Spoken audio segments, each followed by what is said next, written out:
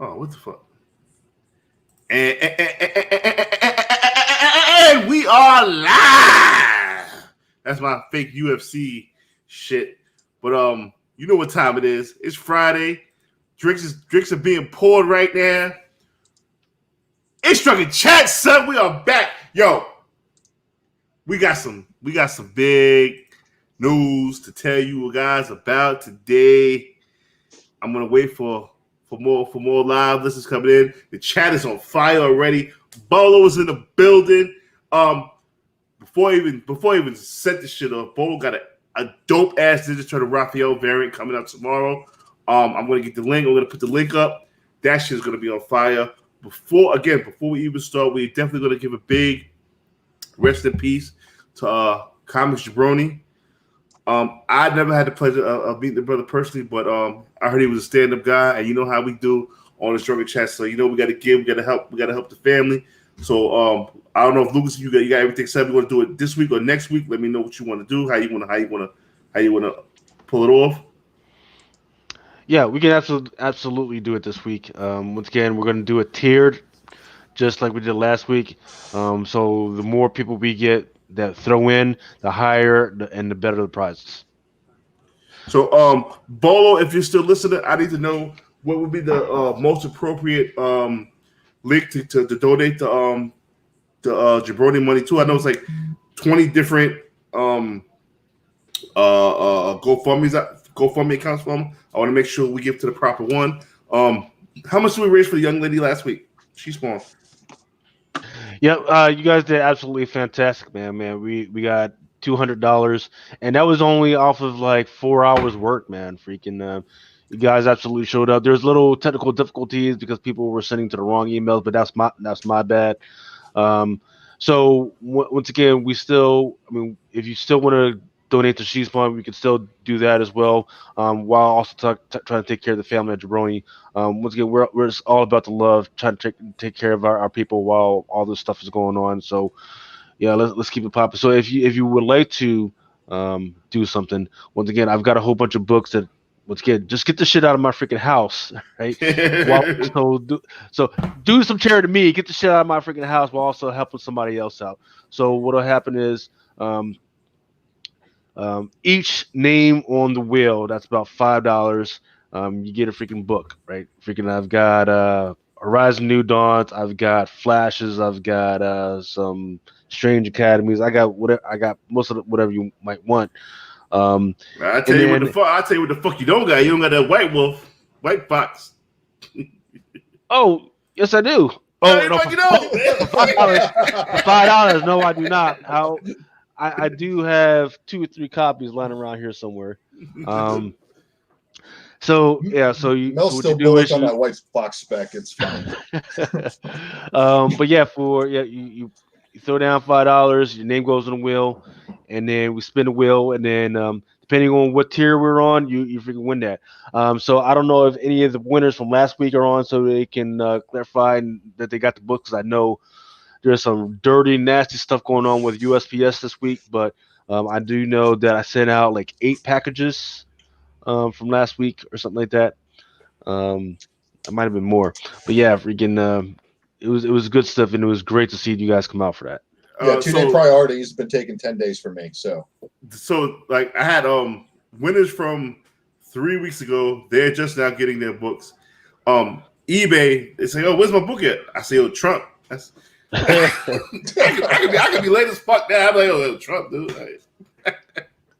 Blame the president, man. Fuck it, man. Yo, you guys buying books though, for real? Like, books are taking forever. Like I just said, I've been paying extra for priority shipping, and I should have just opted for the media mail. I mean, because the media mail, but the media mail is taking like 14 days too. Right now, it's crazy. I got packages backed up. I would never go to media mail. Read or die, first time listener. What up, baby? Hey, shit. If you guys, it's your first time listening. Thank you. Welcome to join us. Yo, we got fucking 47 live already. We've been on fucking 10 minutes. We even fucking cracked the fucking service.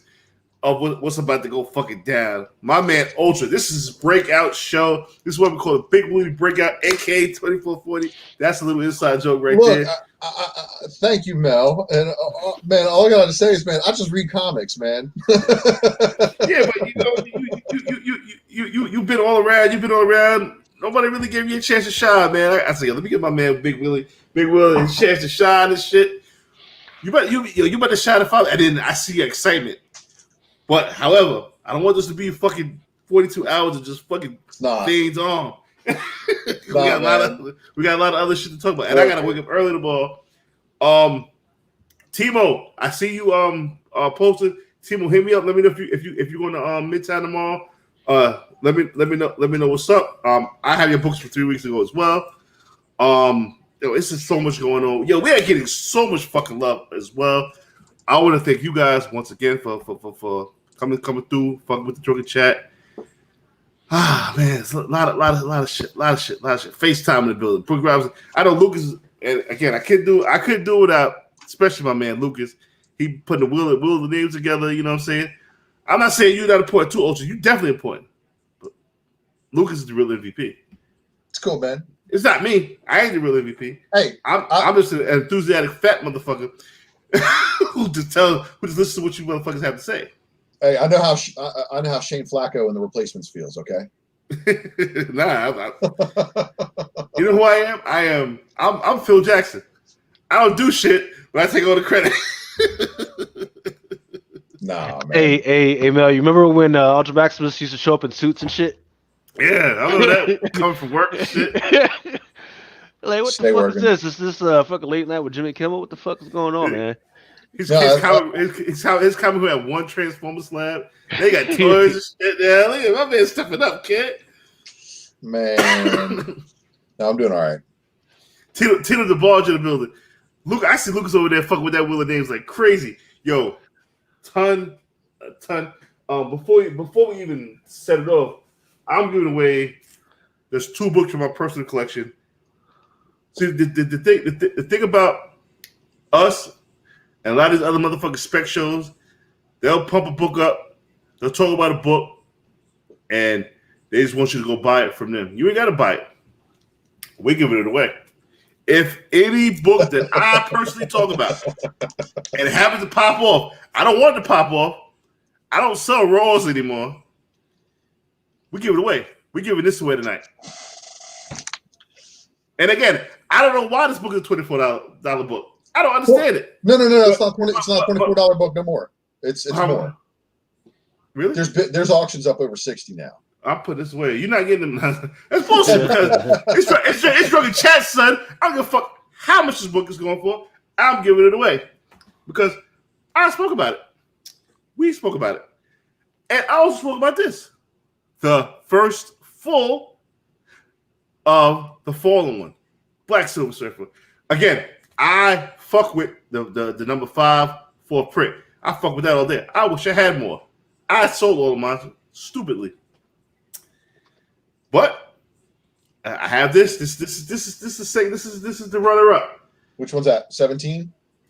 Second? 16. First full. First print. First full. Okay. I'm giving it away. I got that somewhere. Yeah, I'm giving it away. That's a nice book, Mel. It's going up. And you know what? I just want to point out that whole Donnie Cates Killing Thanos Killing win. it. Oh, got it tied. Bill Hauser said he pulled that shit off the rack. Yo, let me know if you guys are pulling these joints off the rack. That's crazy because I couldn't even. I went to Midtown said, yo, listen, we ain't got that book. We didn't order for the store because the store was closed because of COVID. I was like, damn. Remember, New York had closed first. And it had me thinking, what other books around that time didn't hit the shelves because of COVID? You know what other book was? Year One. That zombie shit. That's why it was so hard to find. What other books are there? Allocated orders everywhere. So did that zombies book have any variants though? And 1A and 1B. Okay, and was the 1B an incentive or an open order? I think it was open order. I think. And was that book? All right, so is Cover A sold out? Yeah, they both been sold out. Okay, so that's the difference. And let me just say this real quick. All right, yeah, I got a book for sale. It's a 9.8 of that Avengers 33. You want to hate because I got it on a good deal?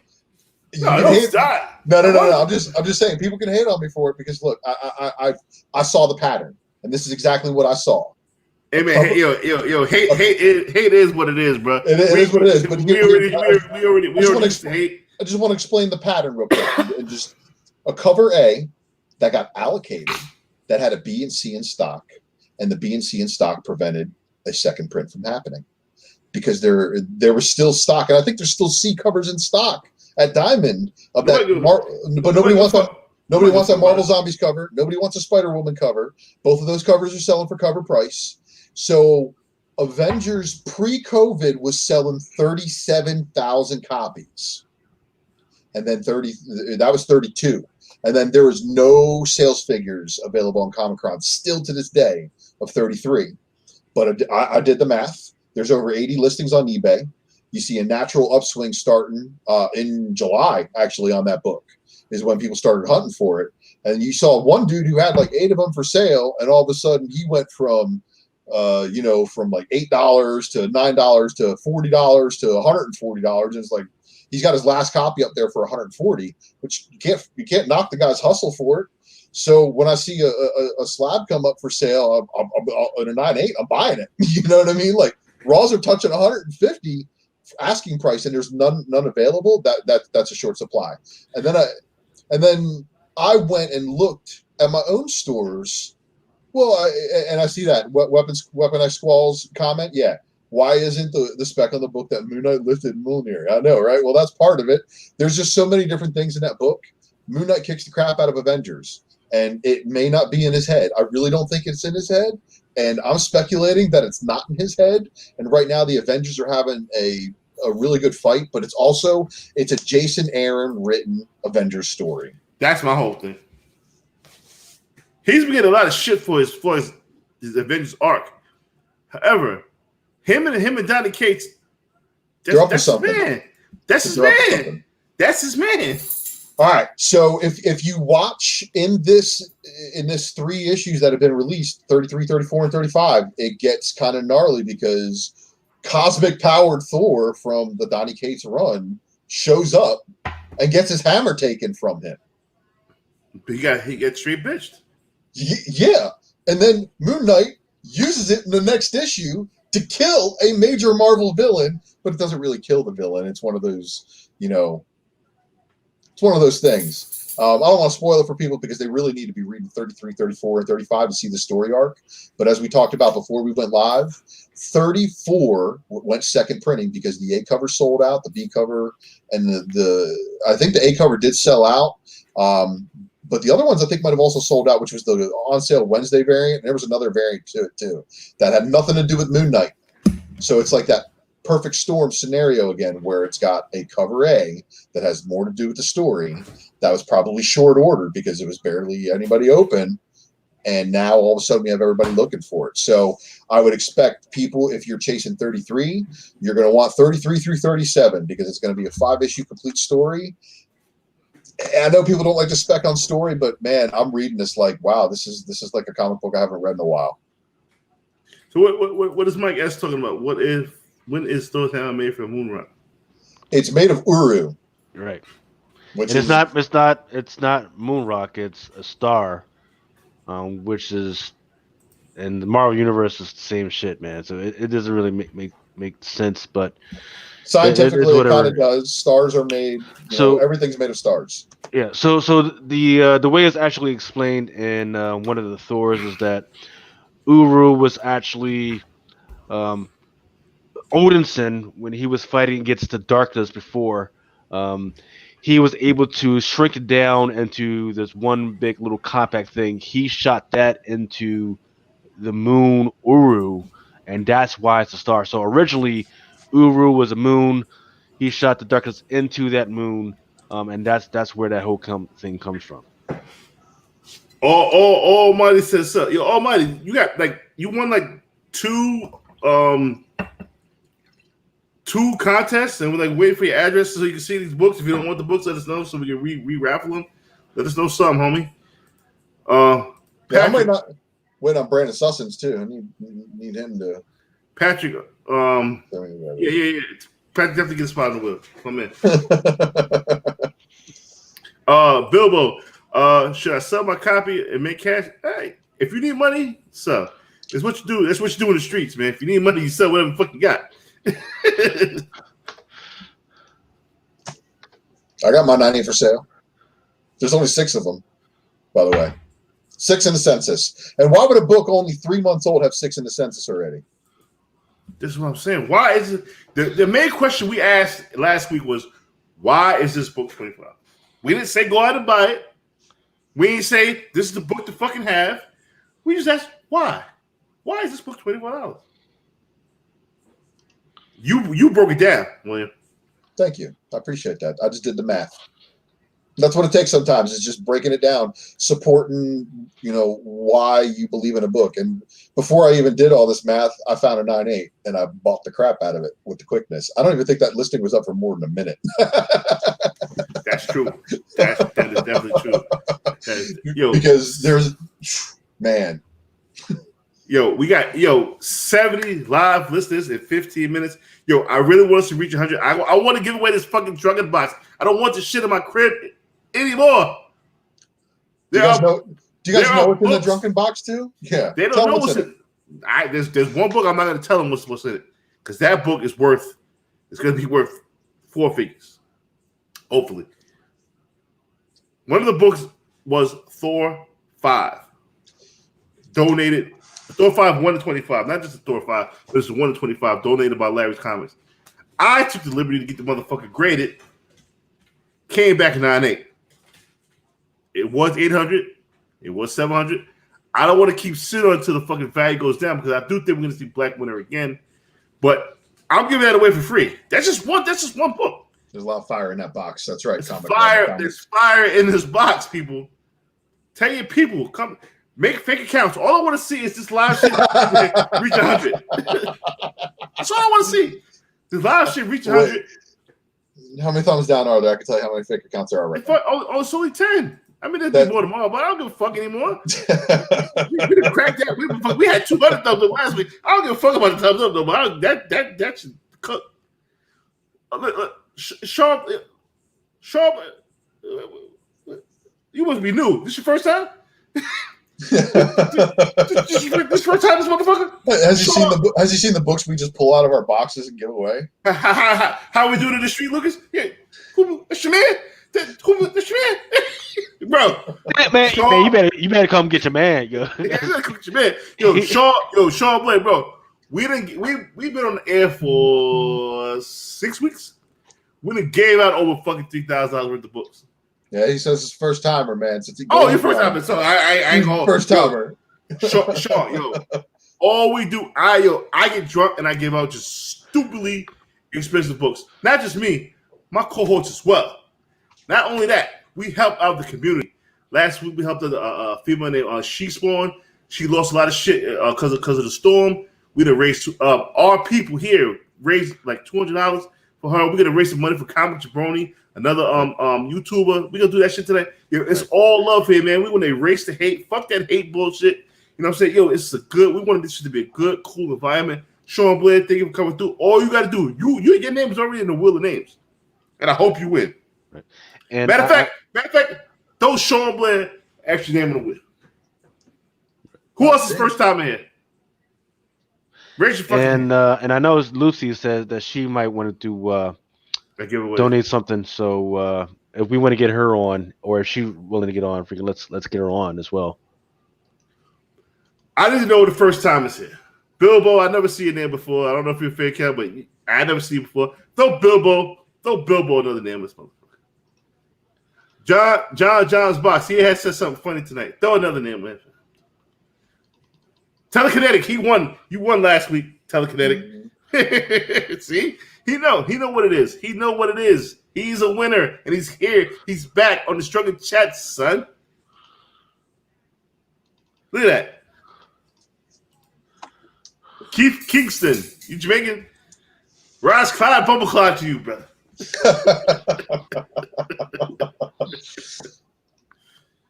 All right.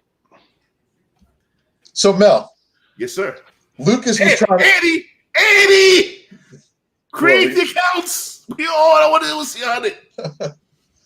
So Mel, Okay. should I break these guys off now? Is it time? Yeah, you hit it. It's 20 minutes in. So I want to explain to everybody what the name of the episode means tonight. So everywhere Mel goes, he tells everybody the Drunken Chat starts on Friday night. So it goes Friday night at 12:30. So we got people staying up late night on Thursdays looking for a notification that never happens. So I corrected everybody and made sure they know it was military time at 24:40 when we go live on Friday nights, meaning it is 0040. So you see, me and Lucas, we come from a different side of the track. 12:30 Friday means now. This is 12:30 Friday. Right. No. Mel, you got to remember, man. I come from New Jersey and Baltimore too, man. There you go. I do remember, getting home at 7:30 in the morning, and then sleeping until sometime in the afternoon. And when your days reverse like that, and then I moved to the West Coast and everything was fine, like I was on the normal schedule there. And then I moved back to the East Coast, and now, as you can see, I'm hanging out with you at 1 o'clock in the morning. See, if you don't fall asleep, it's still Friday. Like, so when I go to when we finish the show at 5:30 in the morning, I'm with the bed at 5:30 in the morning on Friday. That's just how it is. Right. I'm not doing that again. I had to wake up early tomorrow. So I've already shared my screen. I've already got my sheets, the one I want to share. So let me set it up for the people. Thane. There's a thing with Thane going on. Thane is the son of Thanos. It's speculation, and I want to give credit where credit's due. I seen it on Comic City Up, and the user Chris Bailey was the one who made me say, "Oh shit! All right." So I'm giving him his credit. That's what I do. I give credit to people. I don't take shit. So I was like, "Damn, this motherfucker the same arm as Thanos in Thor number 6 with the hammer joint." I was like, "Whoa." Let me buy up some first things. And I was like, "Hold up, New Avengers 10? Nah, what the fuck? That ain't fucking Thane. It's Thane, but that's not Thane." Right, look, it's Thane before Terragenesis, so it's before he transforms. So it is him. I know that's dickhead Thane. That's dickhead Thane. He's known as good guy Thane at that point, where he's just the healer. And he hasn't undergone the transformation. He just a dude who heal people. Blair's right. He just do heal people. Infinity 4. Terrigen missed bombs. Mm-hmm. That's the Thane. The ugly face, looking like his daddy. Mm-hmm. That's Thane. Infinity 4. Infinity 4 had a 1 in 50. 1 in 150, 1 in 50, and a 1 in 75. I like the 1 in 75 because Thanos is on the cover. It's also part of a connecting set. Mm-hmm. There's more to it than that, though. That is, and this is where William comes in. William comes in, and I'm about to add to stream. And William's about to take you on this rabbit hole, which is why that picture's there, that rabbit looking down the hole. Hope you guys are ready. I'll make sure everybody's here. If you're ready for this rabbit hole, be here now. Let's do it. All right. Let's hit it. I'm going to full screen you. All right. Full screen it. Send it. All right. So, everybody, thank you for joining us on this wonderful episode of Drunken Chat. I've got my little slideshow set up right here as soon as that little thing goes away. So, all right. Welcome to an episode of the Raw Report live on It's Drunken Chat. And, of course, if you haven't subscribed to Mel's channel, you need to do that like right now because that is, again, Saturday morning, 12:30 a.m. Like and subscribe. That's Friday, motherfucker.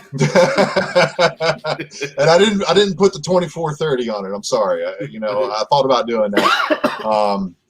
And then this is me. Look, if you want to subscribe to me, I post videos of stupid crap I pick up and stuff I like to buy and the reasons why I'm buying it. So if you really want to hear from me, this is where you'll find me.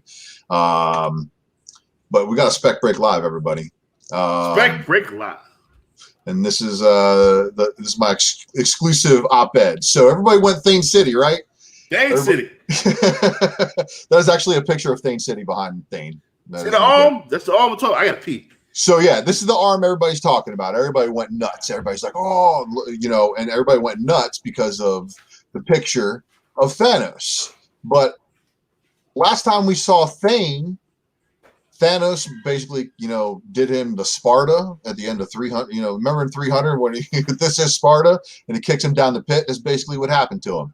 But he crystallized and he stuck to the wall. But if you guys look closely, look at his hand. His hand's purple. All right, but I'm not completely clowning on this spec. What I am saying is that I doubt the arm to be Thane's. However, if it is Thane's, there is a way that I do believe it comes back, and that's where I'm going to open with this one, because we're looking at that black hand, right? And everybody's like, "Oh, come on, it's you know, that's Thane's, whatever." I don't think so, and here's what we're going to get into it now. You guys know Donny Cates did do a volume of Guardians of the Galaxy where he did 12 issues before he did Thor. In this run, Thanos gets resurrected by his brother Star Fox, but Star Fox assembles the Dark Guardians to prevent Thanos from coming back and inadvertently causes it. But Death basically, and this is the weird combination. I don't know if Donny Cates was told to do this because of the MCU related stuff, but they basically combined Hela and Death into one thing. So they tried to bring Thanos back. Now everybody's like, Thanos has died so many times already, and it's the Marvel Universe. Everybody knows it's the revolving door.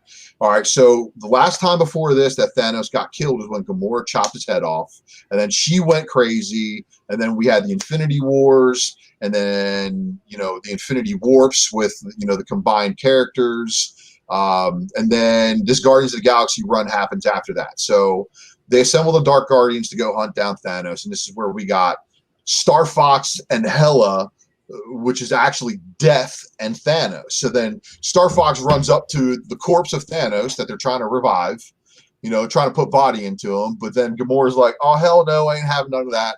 Stabs the shit out of him. I'm loving it, guy. You know, she put the knife through him. And then, you know, that's when he's all like, oh, I'm the reason why he comes back, and he dies. So Star Fox is dead. All right. But Thanos, half-brained, comes back, and he's got mush mouth. He can't even, you know, make his words out right. So he's, you know, not a full Thanos memory or whatever. Doesn't have all his memories and stuff. Hela gets pissed off. Stormbreaker and Beta Ray Bill are there, and he's like, oh, hell no. And he, you know, knocks the crap out of Thanos. But what happens next is weird. And I'm like, what the hell's going on here? A singularity somehow comes out of the middle of nowhere and sucks up both Thanos and Hela. Disappears, gone, boom. All right, so he's gone. So then in the next 6 issues of this 12-issue Guardians of the Galaxy series. Yeah, now singularity is the one from A-Force, correct? No. I mean, this is a scientific term, singularity. Okay, got you. But no, man, believe me, if that was here right now, I would be flipping ape shit. I'm with you. So I'm just saying, this is the last time we saw Thanos alive as much as possible, right? And then fast forward to Guardians of the Galaxy 12. If you didn't read that, I'm not going to spoil everything that happens in there, but it's basically, you know, the death of Rocket story. But in the last panels, you see Jason, who is Steve or Peter Quill's dad, show up. Jason? Yeah, that's Peter Quill's dad. So that's Jadakiss. Star-Lord's dad. He shows up there, and Thanos goes, so, hey, you tried to kill me, blah, blah, blah. But, you know, no matter what, Thanos wins. This is the Thanos from the Thanos Wins story. And that is the one from Thanos. Donny Cates, Thanos number 13. So Donny Cates was tying in his Thanos story at the end of his Guardians of the Galaxy run. So this Guardians of the Galaxy run ends. All right. So everybody's talking about how it could be Thane, and I'm just like, you know what? Everybody's specking on that Infinity, and I'm just going to go a little bit further than that. All right, limb from limb. And what I mean by that is, if you look closely at this picture, you will see Thanos' torn outfit, or his, you know, his normal attire, and you see what appears to be a little bit of skin exposed, and you see just black. And I'm telling you right now, it ain't Thane. It is Black Uru. All right, motherfucker. This is where I'm getting into it. Okay, so if you guys remember back in Thor #1, Thor had his. Look. Hold on. Got you. My fault. So here we go. So these dwarves are making arms. That's all we know right now. It is a new arm forged of Black Uru, and that's all I want to point out in this thing.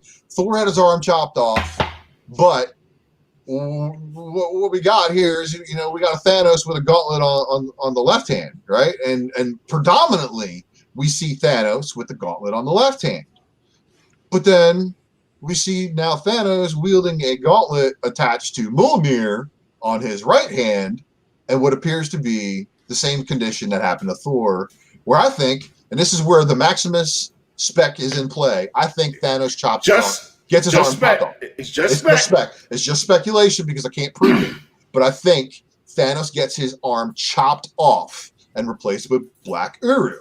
All right, so we're looking at Thanos's right now that have gauntlets on. I started diving down this rabbit hole. I'm like, okay, where's Thanos wearing the gauntlet on the right hand? And he's wearing the gauntlet on this cover right here with all the gems in it. And if that's the case, then that's the only other time besides right here. Thanos 13, 1 in 25. And I always made fun of these two books.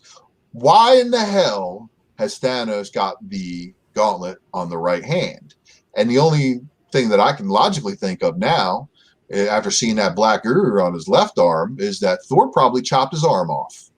Because, you know, ever since Thor got the chance to chop his head off in Endgame, they've been all about this Thor versus Thanos thing, and I think they're trying to continue it in the books. And this is comic book speculation. It has nothing to do with movie speculation.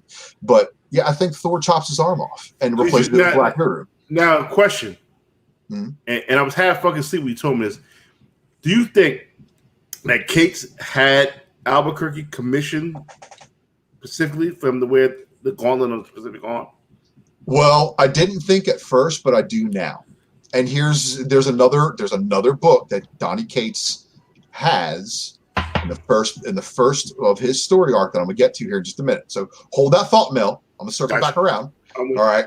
So we're gonna go a little bit deeper in this. Okay. So and I don't know about everybody else, but I was completely let down when I saw the final form of the Black Winter equal a snowflake. Yeah. You know, a little bit of a joke there. So the Black Winter snowflake asks Thor, does he want to see his death? And Thor goes, yes. And then, of course, I gave away the hint.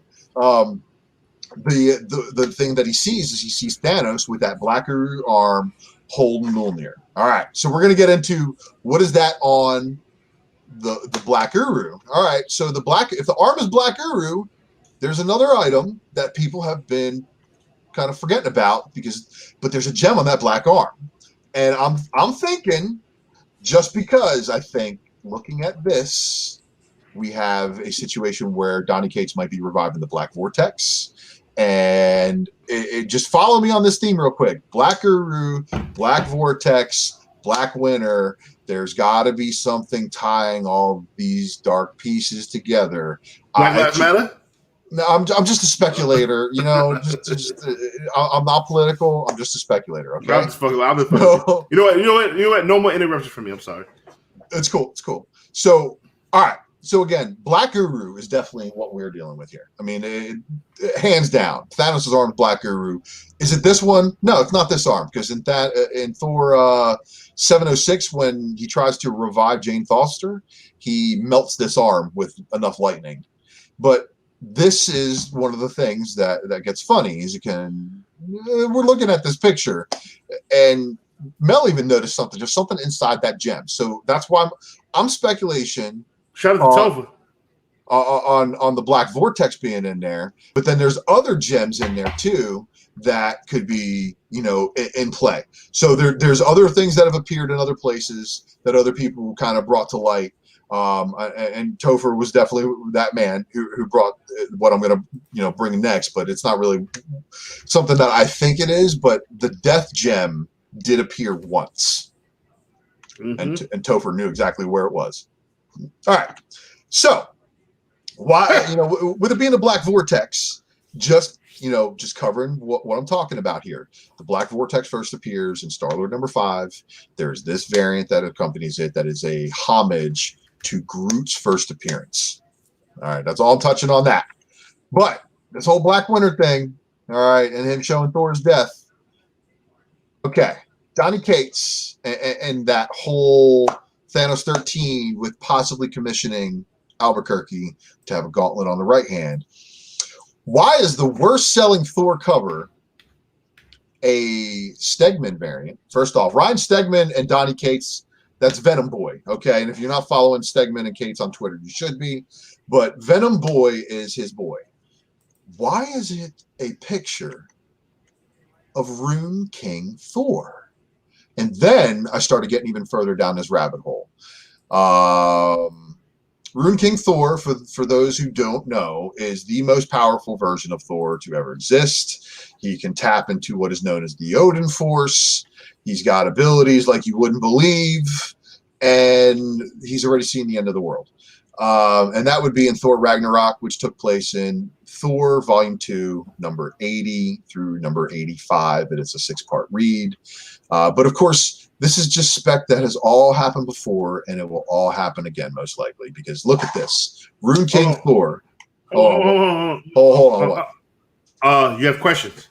What cover is they were asking about? They were asking about the 1 in 50. That's Donny Cates' 2020 Thor number 1 in 50 Stegman variant. Okay. Continue. All right. And that is Rune King Thor from this series right here. You can tell by the armor. There's no mistaking that outfit. All right. And again, this is a Thor that had the ability to tap into the Odin Force, which gives him the ability to time travel, gives him abilities to do things that a true god can do. So Rune King Thor first appears in Ragnarok Part 1. All right.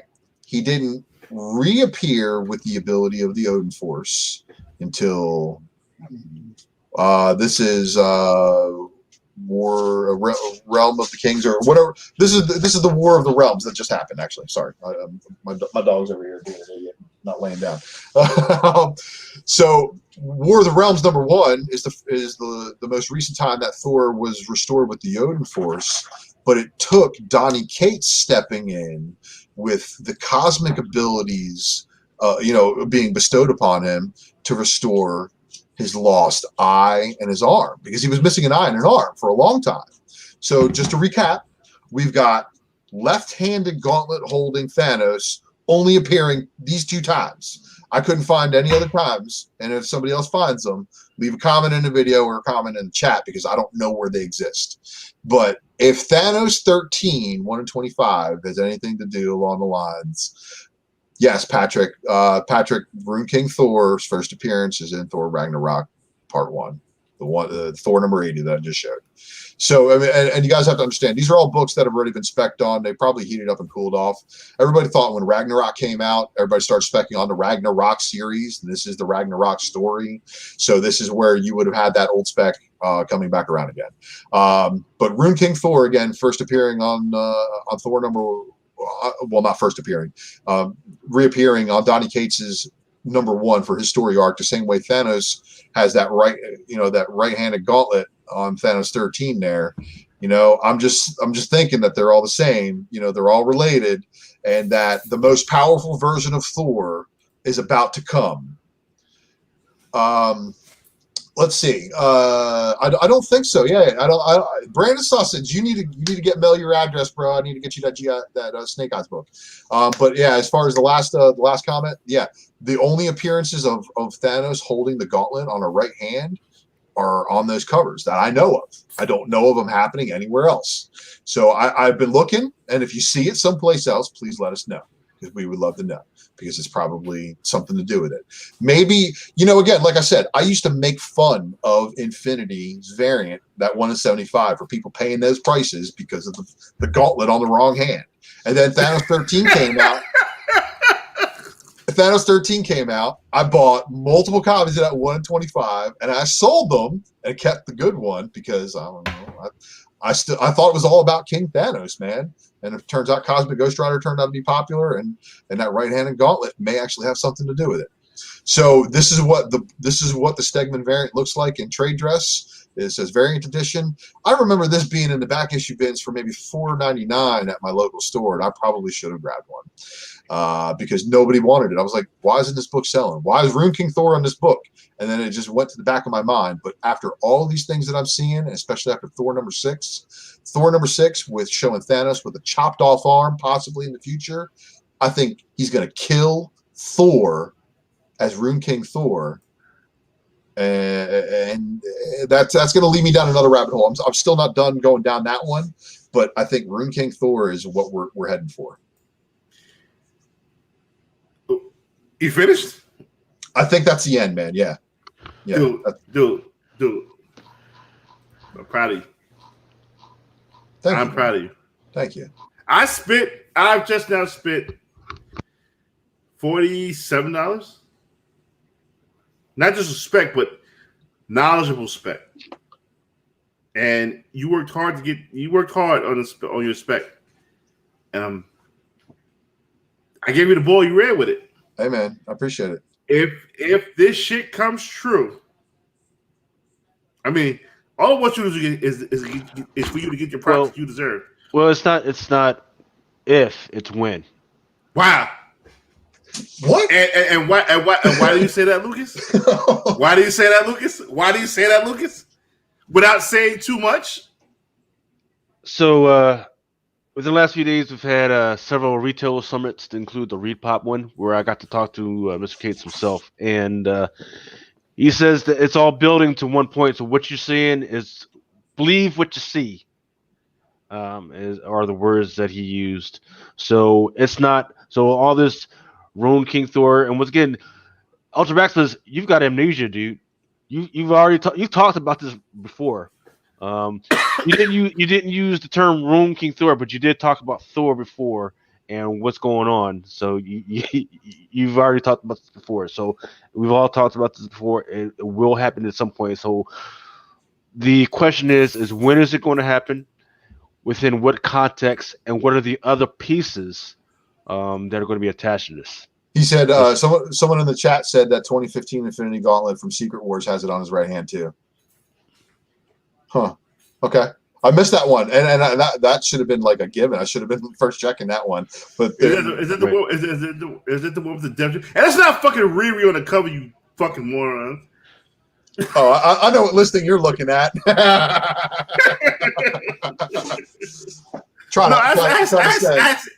I see this on Instagram, like, oh, Riri is hot, and Kate said, that ain't fucking Riri, dude. Motherfucker.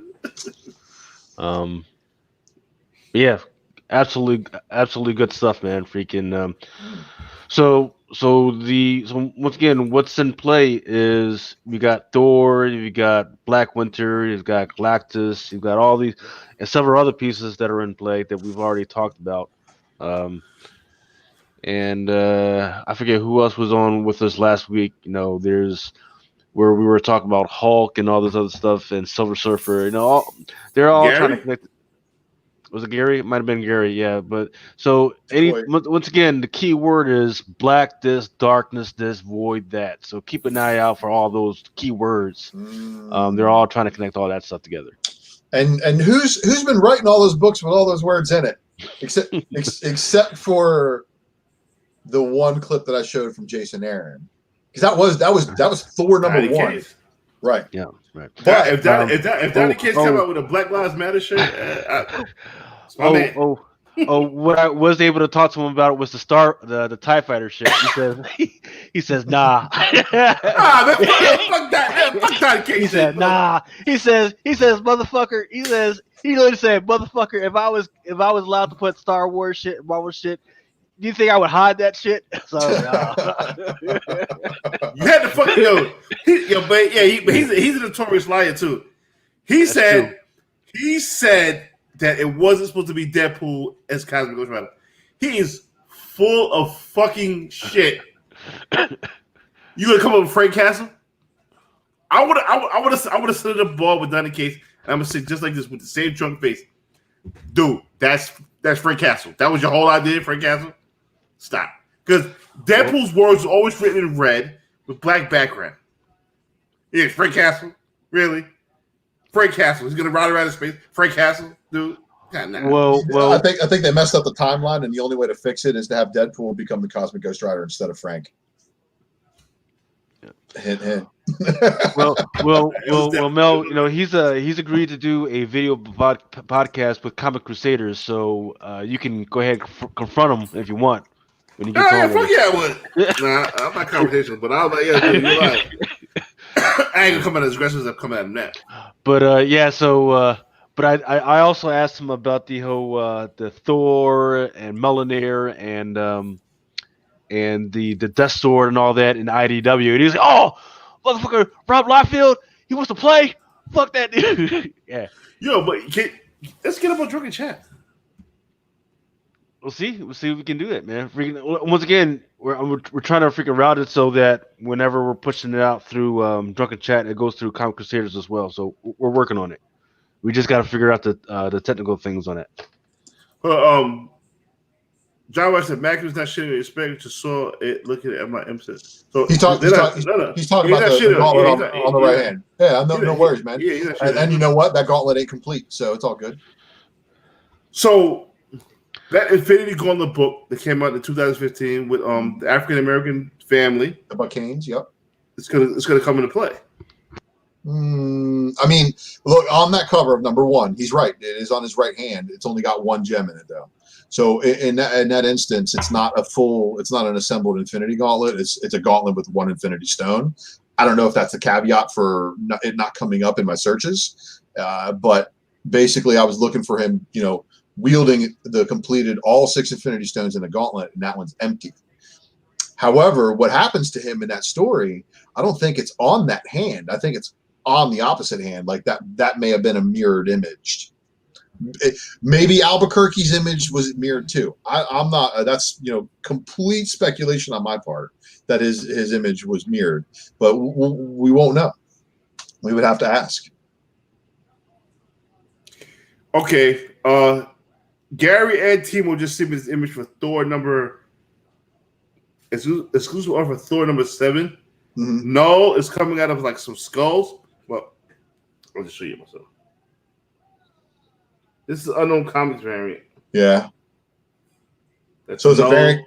So dude, Thor is full of variants. All right, and here's where it's also going to come into. If there's store variants and there's 1 in 100s, there's probably going to be a ton of 1 in 100s. Just saying. All right. That's just how it is. Yo, that's a given. We reached 97 live listeners. We did that. Yeah. It's not 100 though. No. Okay, so if you add these 3, that'll make 100. But I want to see the 100. We are almost there. William. Yeah. You killed it, homie. Thank you, man. Appreciate it. Appreciate you putting me on. It's like being a free agent, right? Bro. You know what I'm like? I'm like, what was that baseball team that they take all the free agents nobody wanted and just made a fucking championship? Major League. Don't like Major League. Cool. Don't like Major League. BD McGee, most variants are shitty. That one. BD McGee, you the most negative motherfucker in the chat, man. I love you to death, man. Thank you for tuning in, brother. Let me reply to Bilbo Hauser. Do you think we will see Silver Surfer Black become worthy to wield the hammer? Yes. Because we are in that Thanos wins timeline. Of course we will. We've already seen it. We've already seen the end. We know Thanos wins. Now, how do we all come back from that win is the question. DC helps us. Imagine that. Man, if they bought DC and that's how they merged them. How else would you save comics? That event right there, that event there written by Donny Cates, Schneider. Oh, are you kidding me? You know how they would win it? Dr. Manhattan Batman.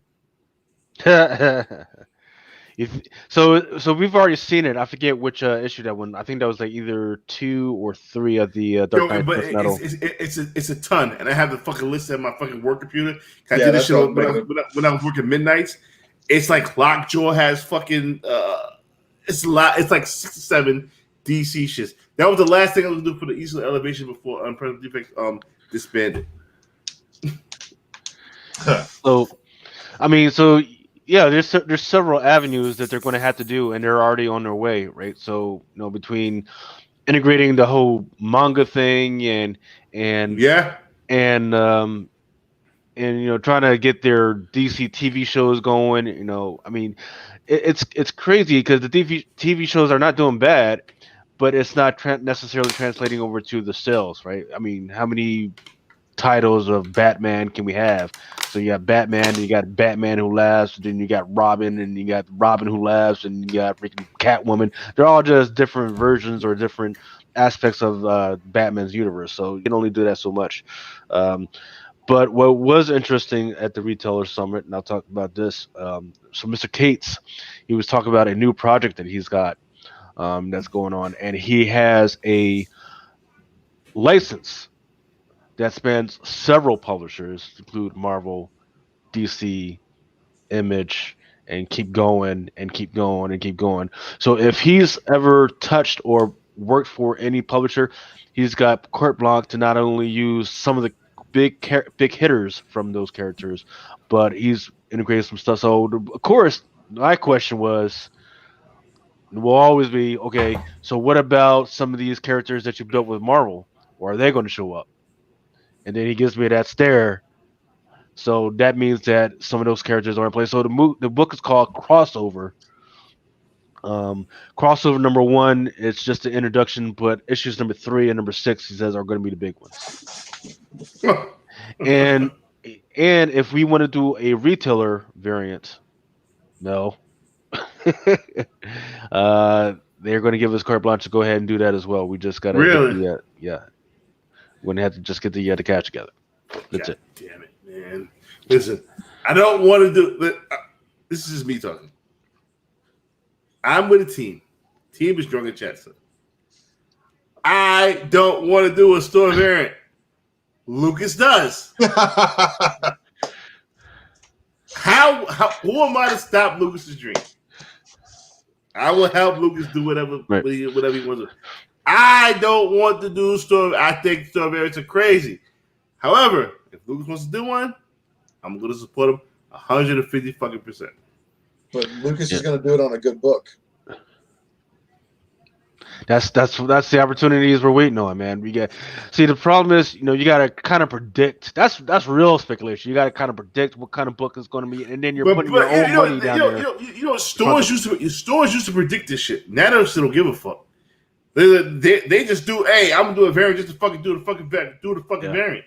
And this is why I leave so many store variants on the web, man. All the fuck, exactly. I don't touch barely any of them unless I absolutely love the art. This is why Christmas time is fucking. We're having a super Christmas sale on Spider-Woman 5. Nobody give a fuck about Spider-Woman 5. I tell you what, people did give a fuck about this week. That Star Wars Adventures #1, that Peach Momoko. Like Darth Vader? Yeah. I don't like that cover. You can see his eyeball. I don't like this shit. This shit looks stupid. Yeah, I mean, I didn't necessarily like it. I mean, I thought it was pretty cool. I mean, I like Peach Momoko stuff. I think it was like $50 out the gate, but now it's already like $200 to $300. Good book. Frankie's just top of the food chain. Top of the food chain. Let that food chain eat. I'm serious. Frankie's been doing this shit for years. Yep. For years. Frankie's was amongst the first.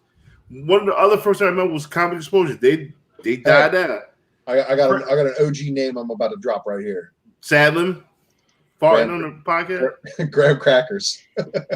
That's who does store. That's who used to do store variants for me back then. I drop another OG name, Larry's Comics. Yeah. You know what? Larry's. I've got a Larry's Comics Infinite variant from Image way back in the day. I think Larry Comics might have been the first motherfucker. He's part of the Phantom program. See, he know Almighty. I'm not. I wish you could just change your fucking name to this Almighty. He right though. Scorpion. Fuckery. Way a foot. The fuckery of foot is about fucking 13 inches a foot. What's that? Scorpion. They did a lot of fuckery of foot with those dudes, man. So I've heard.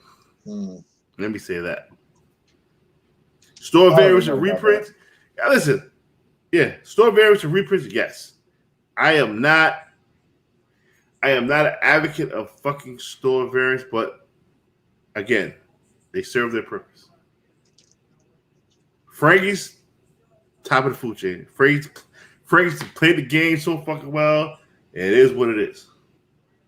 Can a consumer make money on store variants? I don't think so.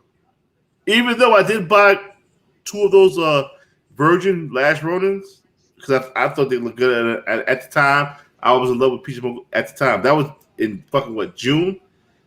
That was like 4 fucking months ago. I still haven't got my books yet, but whatever. Right. Right. So hey, you can't. You pick up anything good this week, man? Yeah, 4-6. But and the Jen Bartel star variant. I got a collection grail this week. Really? Yeah. This right here is a convention only BotCon Transformers Timeline Shattered Glass. This is the first appearance of an Autobot Megatron. Bang bang. So yeah, collection grail. You the Transformers man. I try. Wear a Superman shirt tonight though. Yo, I think invite the raid. That's what I was waiting for. My man, invite the raid 666. What up, baby? Have 16 unfilled orders. God damn. What? Yo, it is what it. Shout out to the man Drew at Warner Comics. He got a dope Thor 6 variant. I think he's mad at me. He don't want to come on the show, but it is what it is. I'm not gonna get into those kind of politics. 91 live. We have reached 96 live at one point. We needed 4 more. Do I just say fuck it and give him the 100? Nah, man, fuck that. Nah, make him earn it. Nah. Can y'all get 9 more people? Make 9 more accounts. Come to this motherfucker right now. I want to give away these books.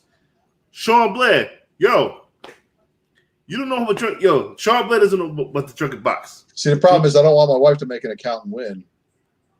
Why not? Because she will. She'll win, and then everybody claim it's rigged, and I don't want that. Nah, it ain't gonna be rigged because the will ain't rigged. The will. We put up disclaimers. The will ain't rigged. Of course, I know it's not rigged. And shout out to Gem City Comics, who got himself a Transformers More Than Meets the Eye number 26. First appearance of Windblade. Hold on, we let people eat last week? We let people eat last week. Mm-hmm. That's another segment I want to do. You want to let people eat segment?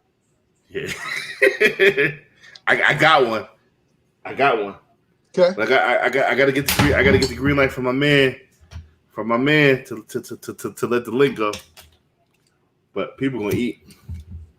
But I think I should have the green light because somebody already let the link out. But he don't got a lot of followers. Or nothing like that. But I'm opening this next bottle of wine. I don't want to do.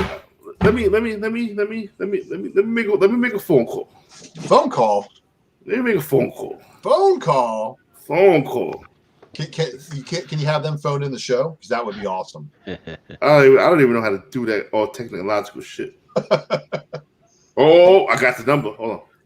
I'm not gonna put a live with this, so I'm gonna mute my mic. Here's what's interesting. Why is Captain America Empire sold out already?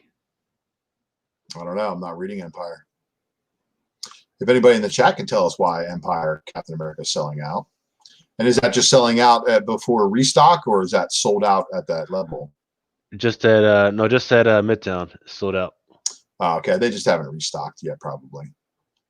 But is there a?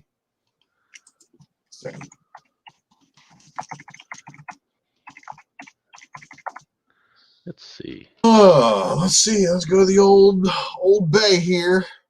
So there's a Steve Epting variant and then a regular cover, right? Mm-hmm. All right. Well, both A and B covers are available on eBay for $9.99 shipped. And then that's issue number 1. There was issue number 2 and issue number 3. Oh, hold up. There's a preview. Hold up, me. You pull that motherfucker up. Preview. All right. Wolverine 25. Why? Because Omega Red fight on cover? Yeah. I mean, that's the only reason why that book got hot. There ain't nothing else inside that book. I looked. and you want to be paying attention to Uncanny X-Force or X-Force, not Wolverine in the next couple of months. Well, I will say this on the in the last Captain America that just came out this week. That was kind of interesting. You had Sharon. She shows up in an Iron Man suit. A patriotic Iron Man suit to fucking help Captain America's ass because he was getting his ass beat. So Peggy showed up as an Iron Patriot? Yeah. Hold up. Wow. Let's see. Where do I have that? You still got us on mute, Mel. I don't know, man. I don't want to disrespect the plug, man. You can't. It's one thing in the streets. You never disrespect the plug. That's right. But the plug is already out there. The link is already out there. So if we get to 100, it's another incentive. I'm gonna show you a way I can eat. Yeah. Oh, make sure they're still in stock first. Make sure they're still in stock. So what you want? You want me to give him something else? You want me to give him a little breadcrumb? What you giving something away? No. I already given all of my info away. There we go. So you got more books? No, I got more info to give away. Yeah, more info. Okay. More info. Maybe a little bit of light speculation. Maybe. I sent this to you. I told you to buy some books over this week. Did you buy everything I sent you? You seen this shit, right? Yeah. But did you buy everything I sent you? No, I ain't buy every fucking thing. Some of the shit we talking about is just crazy. Okay. You don't send me shit, Ultra Maximus. Man, I barely talk to anybody out but Mel. You know. No, you got to start talking to Luke. Luke's got a fat wallet over there. Yeah, man. Throw that up, Mel. Matter of fact, hold up. I'm gonna let my people eat first. And then you know what? Some people might be like, "Yo, that's not fair. You let your people eat first." If anybody want to come on the show, yeah, more than welcome. Come on. When it's light like this, because we light right now. Anybody want to come on the show? As long as y'all not crazy and shit. I mean, I don't want to deal with craziness. I don't want to deal with no drama nonsense. I don't want to deal with no bullshit. I come through, have fun. Doom. I don't Doom want to come. Doom, what up? Yeah, where's everybody? Where's Hart? I hit Hart up. Hart must be knee deep in pussy. He got a little girlfriend there. He act like he don't know how to act because he got a little girl and a lady and shit. Well, he's also making all that money, being a welder and shit. So I can't fault him for that. Making all that bread. Now he ain't got no time to spend it. So now he has money in the bank. That's how that works. I'm gonna send Lucas that. So my man Big Willie style that. I mean, it's expensive. It's expensive. I might be out already. Look at Soul. Look at Soul versus what you're asking. Yeah, even so, I'm out. Not. That's one more slot. Lucas, Which one are you talking about? The cover B? No, the one in direct link. Hey, baby. A going for 100. For which issue? Number 9? Nah, you would get the 1? Hold up. Yeah, it just shot me to like a whole bunch of joints. Like, nah, go to 1. The one. Yeah, I'm on the link, and the link shoots me, and it doesn't shoot me to like 1. It just shoots me to like everything. That's racist. Find 1 though. 1 is there. 1 is definitely there. But Cover A. Yeah. Matter of fact, I give it the even more direct joint. I'm gonna let my live people eat first. And I'm gonna put it on IG. Hot jelly, Mel, you funny as hell. Thank you, man. I appreciate it. Oh man, yeah, and you know what? I blew my own wad of my own specs tonight. So what? Yo, why don't you leave that dude alone, man? Come, he ain't bothering nobody, dude. Come on, man. He ain't bothering nobody. Cover A, okay, got that, and then let's go here. Leave that man alone, B. He ain't bothering nobody, man. He a good kid, man. Look at almighty instigate shit. You leave that man alone, man. Ain't nobody instigating nothing. Yeah. Lay the law down, Mel. Leave that man alone, man. Yo, don't make Mel go full Venomized because you know he's got. I'm not gonna do it. I'm just gonna ask peacefully. Just leave that man alone. We know you carrying symbiote now, man. We don't want none of that. Don't want no smoke. let that man be, man. Let that man be, son. Come on, man. Enough is enough already, man. We all about love over here. Did you buy some? Lucas, I've been farting around. You know me, man. I always gotta freaking look at all my avenues. There's no more avenues. This is the only avenue, my man. I'm trying to figure out why it's not even pulling up in my system. Interesting.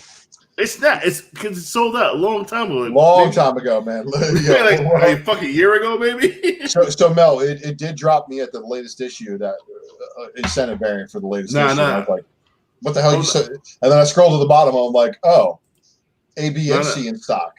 Yeah. Like, well, but still, I'm spent, man. I spent on my own spec because I buy my own spec. So if I talk about books, it means I already bought them. Just saying. I'll put your shit too in them. I gotta fucking pay this credit card bill. I feel you, Almighty. I feel you. You right. I feel you. Yeah, then Dinobot's retail incentive this week too in Transformers 84. Oh fuck Dinobots too, man. I don't fuck them. That was a Nick Roche cover. Yeah, good question. Here's a real good question right here.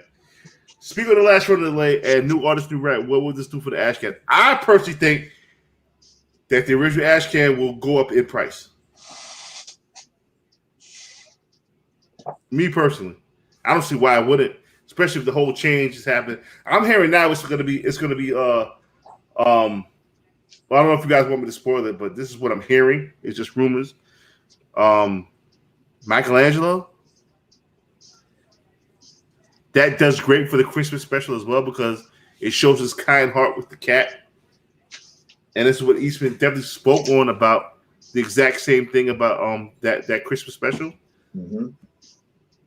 So it's I don't mean to cut you off, but basically what I'm seeing is that he could take his story either which way.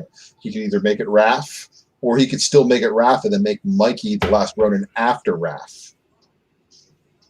I just wanted to be the sperm face turner for 101. Even though Lita's a badass transforming motherfucker, time traveling motherfucker. But this is where I would need Paul. Paul's the turtle guy. Mm-hmm. Hold up. So where we at, Lucas? Can we let him eat? Did you buy 40? What you doing, man? Oh man, man, I'm not even worried about that. Go ahead, man. Freaking let him eat. You should have been let him eat. Okay. Hey, man. Eat. Because I will show you something that I think that I'm liking already. I don't know how I missed this. Eat. Hold up. Eat. Yeah. Mm-hmm. Should be eating right now. It's an expensive meal. With the flip. Scroll down to the bottom. Make sure you look at A, B, and C covers. Nah, I get the direct shit. The direct shit. Eat. Well, that's the same link you sent me and Lucas, and that we have to scroll to the bottom. It's a different plate. Eat. Wait, hold on. I fucked up. Oh yeah, eat. Look, Almighty said that was 25 the other day. I missed that. I'm giving y'all that 40. Did you tell people when it was at 40? Let me know. Did you tell? Fuck it. It's $100 book, Almighty. It's $100 book. Eat, man. Eat. Mm-hmm. Get that shit graded. Eat 4 times. See, and then look, we got people like FaceTime. Like, look, nice. I'm gonna leave it though. I got it in a few variants. See, that's what's up. That's when you got enough supply and you're like, nah, let somebody else have some. It's going for 100. Eat. Let the people eat. I found out about it at 45.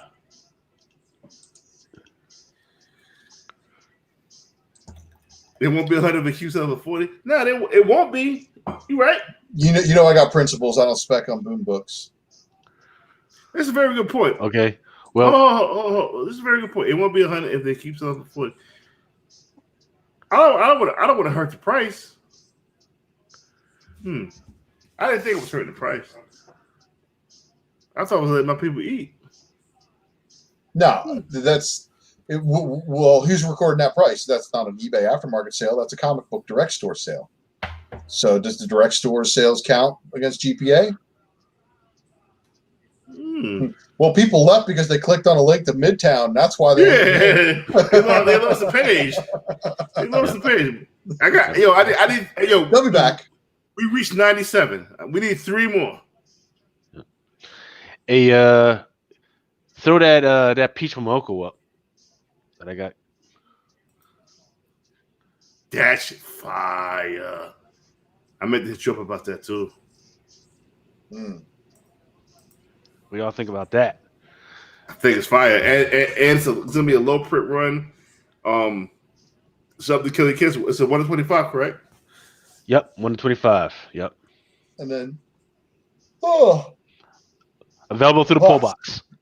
Long day for me. We got Kjo in chat asking, ask yourself how Midtown has 100+ copies of this book all of a sudden. They're a distributor. That's how they have it. No, because you know what they did? They did. They took somebody else's closed. No, this is what they do. All right, so ever since the guy from Scorpion took over their fucking marketing shit, right? They know what books to pull. And they stash the books. Only because it's too much information out there. And I am definitely guilty of that. So I will take credit for being guilty of that. Yes, fuck it. But they know what books to pull now. But during COVID, they didn't know what to order. So they limited their books. All these independent books right now, you're not gonna find them at Midtown in quantity, especially if you go to in-store. They cut their ordering by 30%. If you're going to in-store, so me and my man Timo and Sasha Perez, those motherfuckers on the Midtown line, it's not gonna be a lot of those independent books out there. I would say buy independent books. Even more now. But you can buy it from the store. I mean, the market is going to get real crazy. Especially after that free money starts coming out. Something that's killing the hustle. I like that. That's good stuff. So you know what's interesting when I'm in the system and I try and click on that particular edition, Mhm. the fourth print comes up instead. Mm. So it won't even let me try and do any type of back orders or anything like that. Right. Fuckery. Well, I wouldn't say that's weird. That's just Boom and how they work. Is Boom's No, no, no, system? no, no. This is not Boom. This is not going through Boom. This is going Oh, straight to Diamond. right. Well, And Diamond and Boom have like a really messed up ordering system, according to my local stores. And this is the reason why this is the reason why Boom's always short printed. They do like a 1-day window on final order cutoff, and then nobody gets it. And then all of a sudden everybody's mad they missed it. So they do another print. And then that store gets it, and then everybody's like, oh my God, there's a later print. And then people are like, oh my God, that later print was rare. I still have people asking for it. Let's do another print. So then all of a sudden we got 7 printings. right. And it's wild to watch it unfold, but Well, so here's what was happening at the retailer summit, right? You know, everybody was singing praise. So the way the summit works is, and this is via Zoom, is there's a main room, right? And then every like 3 to 4 minutes, we go back into the main room, and then we break out into these breakout rooms where there's like 4 or 5 people. So while we were in the main room, we were just mainly talking shit, saying how great freaking Diamond was and everything. But once we went to those little rooms, people were talking mad shit about freaking Diamond and freaking giving it to him. And then, privately, everybody was telling, Boom, Aftershock, AWA, and Image, like, hey, Diamond, they're fucking up your orders, man. They're fucking everything up. They're freaking taking shit off of people's freaking dashboards for no freaking reason and deleting people's orders for no damn reason. So they wanted them to know that there's some definitely fuckery going on. So what the publishers were telling us is to definitely get on their mail orders. So, for instance, Boom has a retailer program, AWA has a retailer program, and I think Image has one as well, where if something like that happens, Scout and who is it? Yeah, Scout, and I forget the other ones. Um, they have a thing where if that type of stuff is happening with Diamond, and where they say they're out of stock, whatever, we can go directly straight to those companies to order that shit from them. And that's what they were working on. Some of them you can, like Scout, you definitely can, but the other ones they're working on it. They just need to get more incentives going in order to get that program going. Mm. word. So Yo, did you? What happened with the Voice of the Sky? So the only ones that I got, so that's the interesting thing that was happening. There's a lot of fuckery going on with that as well. It's technically not sold out. The only ones that I got was the cover Bs. And then the incentives I'm not getting till next Tuesday, this coming Tuesday. And then the other ones, because we ordered like what 40 or 50 or something like that of the cover A's. Those are not coming till I walked out with that shit. yeah, we're not getting those. I'm not getting those for another 2 to 3 weeks. I don't know why they did it like that, but that's just the way it is. So for instance, freaking that Marvel Resurrection freaking zombie shit, that Momoko. I ordered that almost a month and a half ago. I forget who it was. I think Jason Murbaugh, or I forget who it was that was ordering that shit. Tell me why just last week, I'm still looking through the dashboards to make sure they get my shit right, and it still wasn't on there, even though I've ordered it 5 freaking times. So I had a freaking fight with him. Like, hey, I've ordered this. I've tried to order this. I ordered it. Oh no, no, you went past FOC. Bullshit. I've got the invoice that says I ordered it like way before. Oh well, we're check with Marvel. Then they never get back with you. So I had to keep fighting and fighting and fighting, and finally it shows up on my dashboard. But man, like I got several emails from some of the customers like, "Hey man, freaking I ordered some shit like a while ago." Well, I understand that. It's just yeah, um, the way they're allocating stuff, especially backordered shit, is just kind of really fucked up right now. So no, I'm definitely anytime I get new word on anything, I'm definitely pushing out emails or contacting you guys through Instagram just to let you guys know what the fuck is going on. If you haven't gotten an email that says this shit is canceled, then your shit is still good.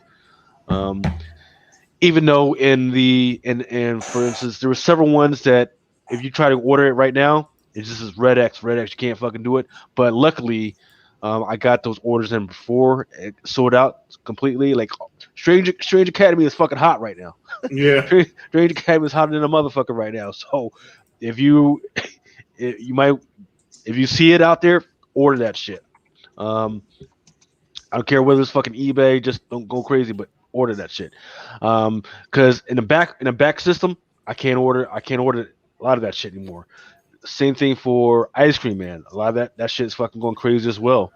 You got my shit right. You got what? Not. I'm more concerned about my. I'm more concerned about my spawns. I want my shit. Yeah, so I got those orders in. They're not going to arrive. Yours is not going to arrive the week of. So I forget it was Murbaugh and Mr. Swanson. They ordered their shit. They got their shit in before FOC. Yeah, take care of the people first. Yeah, yours came in after FOC, so yours will come in the next 2 to 3 weeks after that comes out. But yeah, we got those orders in thankfully before that shit sold out. But yeah, it's going crazy to see what's going on in the system right now. Everyone needs to have patience. The preview to Lucas has read it will be a ton of work. I don't know what the fuck Jason fucking talking about. He's talking about because Jason is one of our biggest customers right now. So I think I have sent him like 2 packages this week. So he's just saying that he's opening the packages that I sent him. Like I forget, it was like a bunch of Teenage Mutant Ninja Turtles and some other shit like that 101 that was out there, and somebody ordered like a bunch of fucking Power Rangers and shit, man. So, but yeah, it was interesting to see what came in and what didn't come in. I mean, and then go to the dashboard and see what's not in there. I'm calling Bolo right now. Yeah. So, Cover Lover Comics is saying Spawn movie. Come on, Todd. We all want that to hit. I mean, it's going to be crazy, man, because especially with us trying to figure out what should be the hot book between Malibu 13 and then there's the Spawn #1. There's the black and white. There's a black and white freaking variant, and there's all types of other shit. There's the colored variant where one is like blue and green and all that other shit. So it's going to be interesting to see what's going on with that shit. How do I get this freeze on? I mean, this peach. You order it through the previous bull box. So once again, was it 2025? Yeah. Well, you can't order. Yeah. So what I would have to do is I'm going to have to order 25 of the regular cover, and then I can order one of these. So it would be like whatever, like 26 books all together. And once again, I definitely work with all the customers on getting a great price for them. If it's a book that I definitely freaking can do, I'll definitely try and get people cost on it. If I order something through my local LCS pre-FOC through my local pre-FOC and come new comment and I don't get it, is that damage screwing a little stuff to care of the bigger stuff? Absolutely. Absolutely. There's no doubt about it. You ordered a pre-FOC, your store put it in pre-FOC, and then all of a sudden you didn't get it? Absolutely. If that shit freaking happens, give me a freaking ring, hit me an email, say hey, and ask me what the fuck is going on in the system, and I can tell you exactly what's going on in the system, right? Because, like once again, like I've told some of the guys, like yeah, there's some shipment orders that's weird going on, but if a whole bunch of shit is going to this one fucking warehouse for no fucking reason, then there's some definitely fuckery going on, and it shouldn't be going on like that. It's fuckery afoot. Hey, yeah. You know what we didn't do? We got the joint for I think we'll have to do that next week for Comics Jabroni, or you want to do that this week? So let's see. I don't think I have I don't think I have anything from anybody this week, but we can do it next week. It all depends on what you guys want to do. Yeah, we're gonna surprise his family. Okay. Let's do that next week. Make sure, but we definitely got to make sure that he get right. You know what I'm saying? We got giveaways to give away. Absolutely. Let's see. What's that wheel looking like? Because the chat is probably, hey, Almighty, do you want to be part of this or what, man? Let me know what's up. I'm calling you out. Yo, Almighty, what up? Do you want to be part of the wheel because you won like fucking twice and nobody got your information? If you want us to take your name off the wheel, let us know. If you want to be secretive, that's cool. I don't give a fuck. But just let me know what you want to do. And I know you here because you fucking chatting up a fucking storm. If you don't want to, that's cool. It's not a problem. If you want to donate to somebody, you want to win, you want to donate to somebody, how you want to do it, man. But you have one. I gotta honor my shit. I gotta be a man of my word. Let me know what you want to do. All Spawn books are going to spike no matter what because there's such a small audience for Spawn. He's a dick. That was probably the funniest dickhead comment of all time. He don't want no books. So if it lands on Almighty, then fuck it. 666. You know who that is, don't you? I don't care, man. Yeah, I know. I don't give a fuck. But that's why you want to know. I don't care. I don't care. I don't care. I was giving his fair opportunity to get booked. He doesn't want to. I don't give a fuck. I do not. He can get right with himself if he wants to, you know. I don't care, man. I mean, God, right? Get it? Get it? It's a joke, man. It's a joke. Get right with himself. Get right with himself, man. Get right with himself, man. It's not who you think. Yeah, we don't think nothing, man. We don't think nothing. Yo, 666 Heaven Boulevard, man. It's on the way. Shipment. Insured, signature required. Signature required, man. It's all good, man. I don't care who you are, man. I really don't give a fuck. I don't give a fuck. I don't give a fuck. Anyway, though, that wheel looking chunky. Let's see the wheel. Let's get it. Oh my goodness. The wheel looking chunky. It's a lot of names.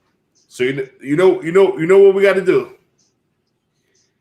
If it's any of you motherfuckers not participating right now, put your name in the chat. You have 20 seconds. 1, 2, 3, 4, 5, 6, 7, 8, 9, 10. There you go. 11, 12, 13, 14, 15, 16, 17, 18, 19, and 20. Let's cut it off. Most of you guys are probably already on there. Probably. Cover Lover Comics. Any Spawn issue after 45? Nah, man. Any Spawn issue under 150 in newsstand is guaranteed sale in almost any legitimate condition that looks presentable. Lucas, cut it off at Comic Square. I'm sorry to cut you off, Ultra. That's cool. It's cool. But yeah, newsstand Spawns are definitely where it's at. Lots of first appearances. Some of the books under 30 even. 30, I think, is the first Redeemer. That's definitely a book that I pick up when I see it in the newsstand. Oh, definitely have my man Hood Rat Comics on there. You know why I fuck with Hood Rat Comics? Because to embody a hood rat with the hoodie on as a rat, I fucking love it. Make sure Hood Rat Comics is on there. Teleconnect, you should definitely be on the wheel. Neosporin, Neil. Let me tell you something about Neosporin. Amazing dude. Shout out to the Wizard Warrior crew. Oh, definitely add my man Carter Lee on there too. And Sarah Face. And Alex B. I think he's already in here.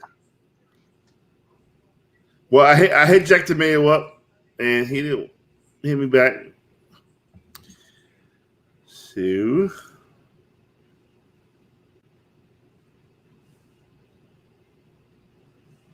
Mel B. Wilder. Shouts to my Wizard Warrior crew. Who else is in here? I'm gonna add my man Anthony B. I don't know if he's listening. Anthony B. and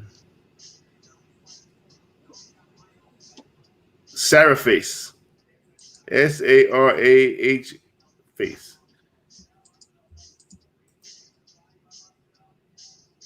Can't forget Taylor the Barge. Oh, yeah, Sean. Okay. Yeah.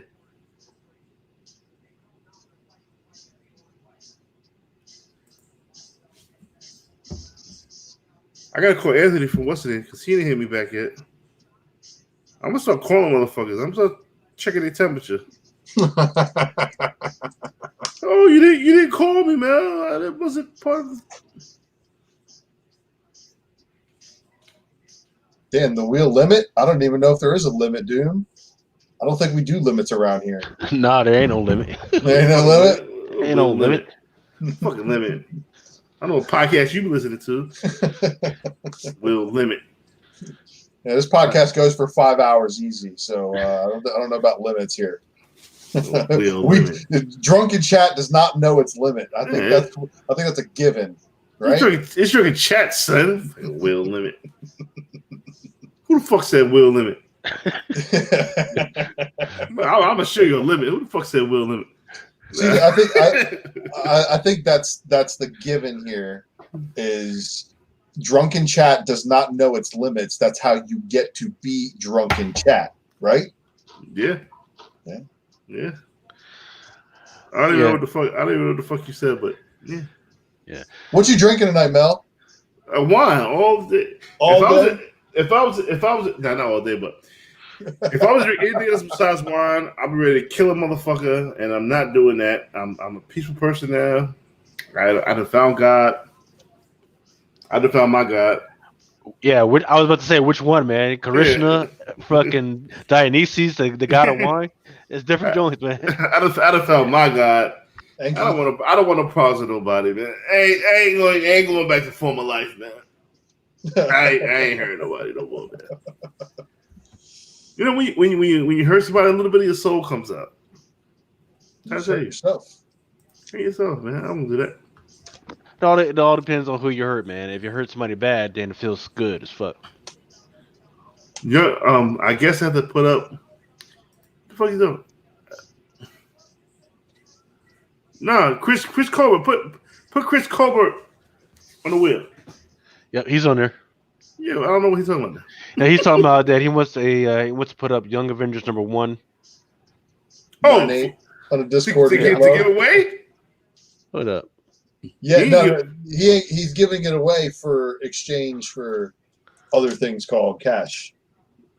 How much? Yeah, Chris Colbert right there. Yeah, he's on there.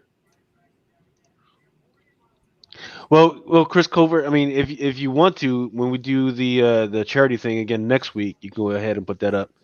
So yeah, if you guys want to put something up for charity, hold on to those and send that stuff to, or let Mel know what you want to put away.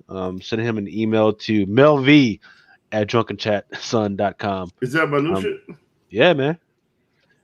Luke, hey yo, once again, big shout out to fucking Luke. Lucas is the man, son. We can just try to work hard, man. We can try to bring this comic book community together, man. I'm gonna say, dealing with me is probably one of the hardest people to deal with because I don't want to be successful. I don't want to be successful with this podcast, but it's just inevitable that I'm going to be successful. We saw what happened last time we were successful with that. Yeah. Exactly. I mean, how about fucking green eyes? Holy shit, man! That monster was real, kid. I mean, motherfuckers doing background checks on motherfuckers. Goddamn. Jim City Comic. He said, "Yo, stop ignoring me. You're on this motherfucker." Is he? Yeah, he was one of the first ones I put on there. Put another motherfucker on there. Put another name on this motherfucker. Everybody don't see their name. How can you read that unless you're like watching TV on like a 70-inch screen? No, Read or Die definitely got to get 2 because he's the first time listener. Mel's got his no shoe. That's right. Conchu. Jim City said, "Quit ignoring me." You on there, man? Was he on there? Make sure my man. Make sure my Rita man Dies on there. Yep. Rita Dies on there twice because you first time listening.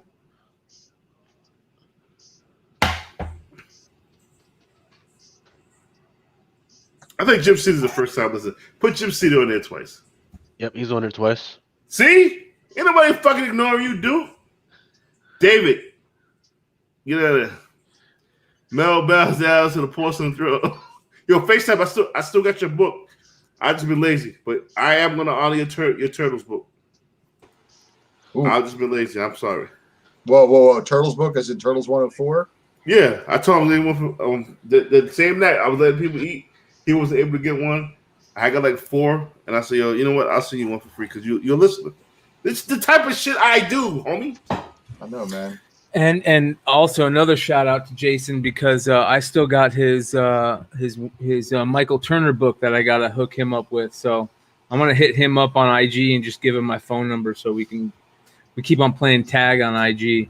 And oh my God, hi Brian. Comic Jesus, Comic Jesus out of nowhere. Like, look at Comic Jesus. Came out of nowhere and shit. How you guys doing? Doing good.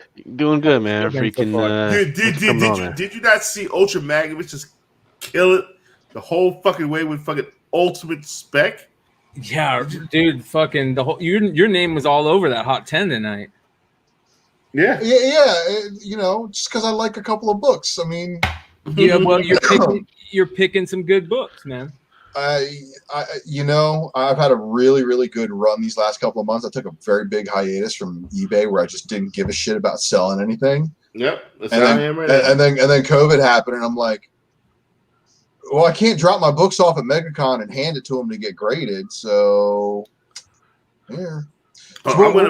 What we got here? Mel?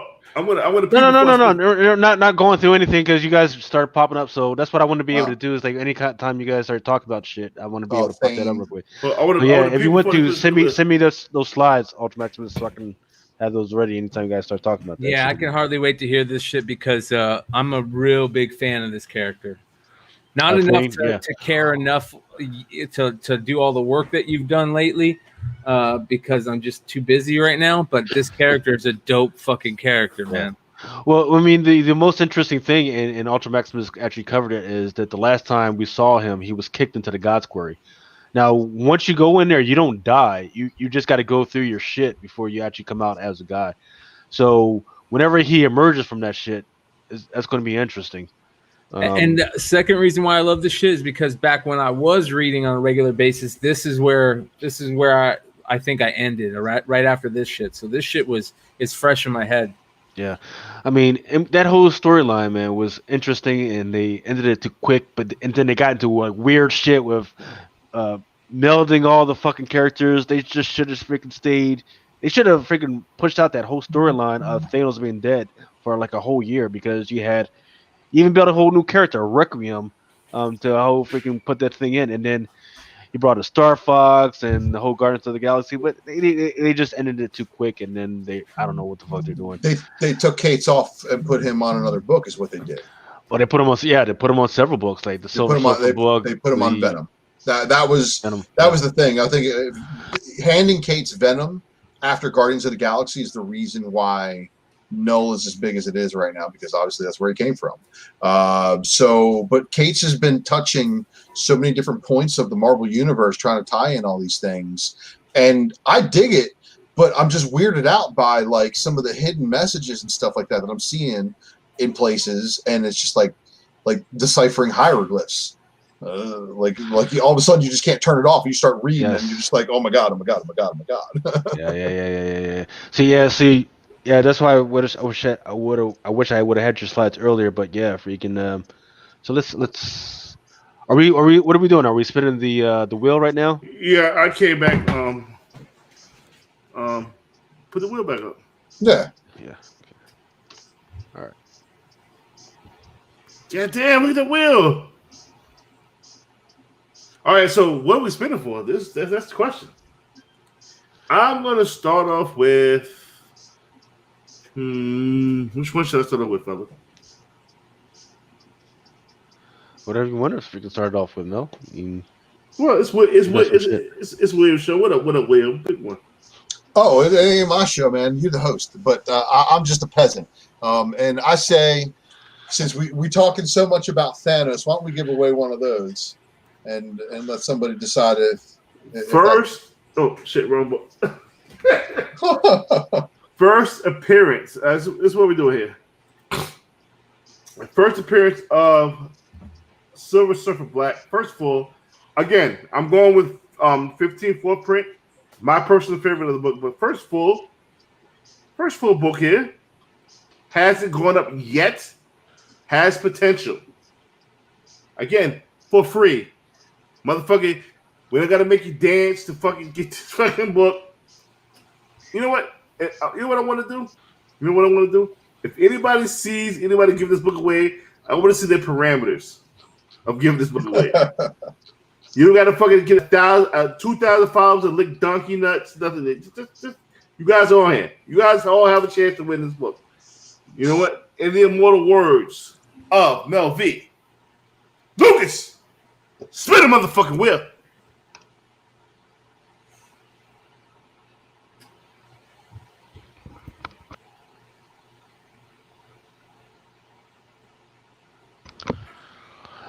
John Fox. John Fox Comics. He was just talking shit too.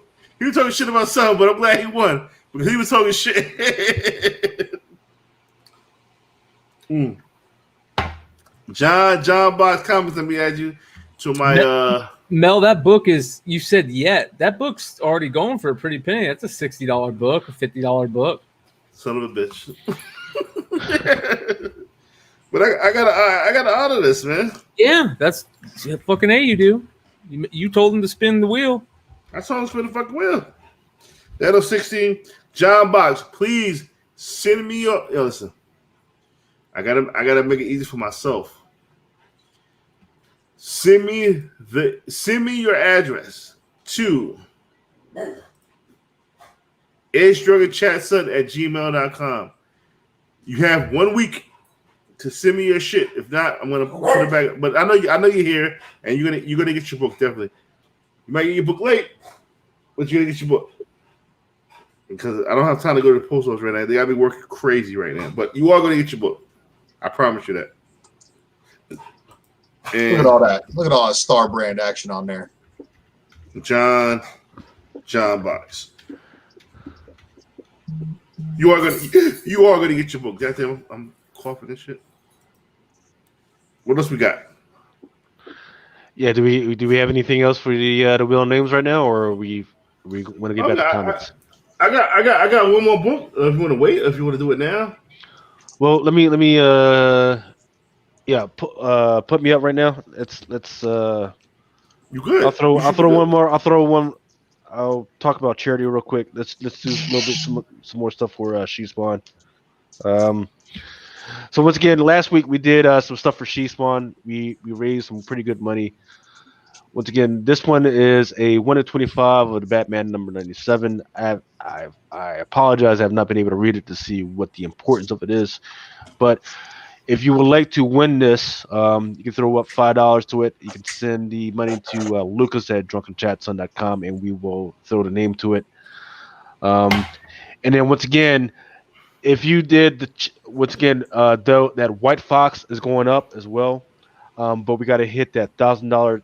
I would like to hit that between the $500 to $1,000 tier, depending on once again I got all those books. If you donated last week, you're still going to be on. If you're not in, go ahead and put some money down. And then once again, as far as the shipping, somebody asked about the shipping when it comes to the charity stuff. If you're already in a previews pull box, if you've already bought some stuff, that means I've already charged you. You've already been charged for shipping. I'll just use that for the shipping.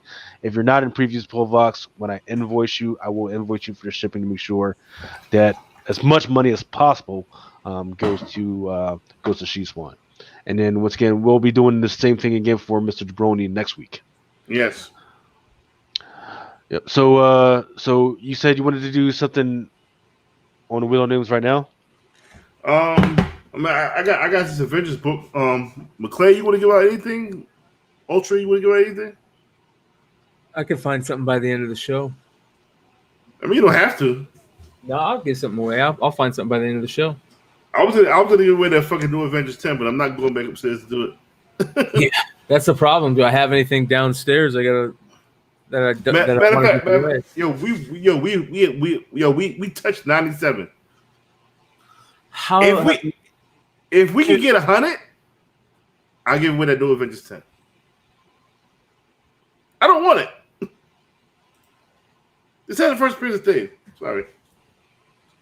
First person of a motherfucking call thing. Not the first thing. Right. And guys, please, don't forget the Drunken Chat Son Instagram. Please make sure you go, guys, subscribe to that as well. Trying to get those numbers up for that.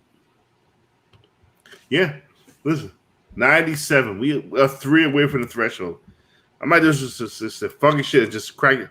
I mean, it's still one more threshold to crack, even though we get 100.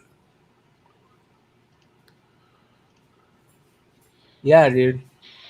But still, I'm really surprised that should be over that mark already. It is what it is. Yep. And yes, Ethan Blair, you are on there. He's still asking if he on the fucking wheel. Yeah. He's it. Throw another one, man. McClay said he'll give out one of those second print Marvel ones. Second Lucy, send me yeah. an email to the Lucas at Drunken Chat Son email. How is Lucy still up? I don't know. She got little babies running around her house. See, this is what we do. Drunken Chat gonna get you divorced. You better stop playing. You better take care of the kid. Well, I mean, she obviously took care of the husband first, man. Made sure his ass was knocked out. You know what I mean? Manny in the building. Yo, put two on for Manny. That's my man. All right, since I haven't mailed it yet, this is the previous giveaway, just in case anybody wants to see the kind of calendar. That's Brandon, right? This is Brandon. This is Brandon's book still. So Brandon, I think Brandon sent me his email too. Okay. So what's the other threshold, Mel? Brandon's asking, what is the other threshold? The other threshold is 1,000 subscribers. That's the last threshold. That's the last one. I don't know. Keep the party going. I want to give us some slabs, but I can't get these slabs out. Right? Nah, I came on a slab last week. I still haven't shipped it out yet, but I will.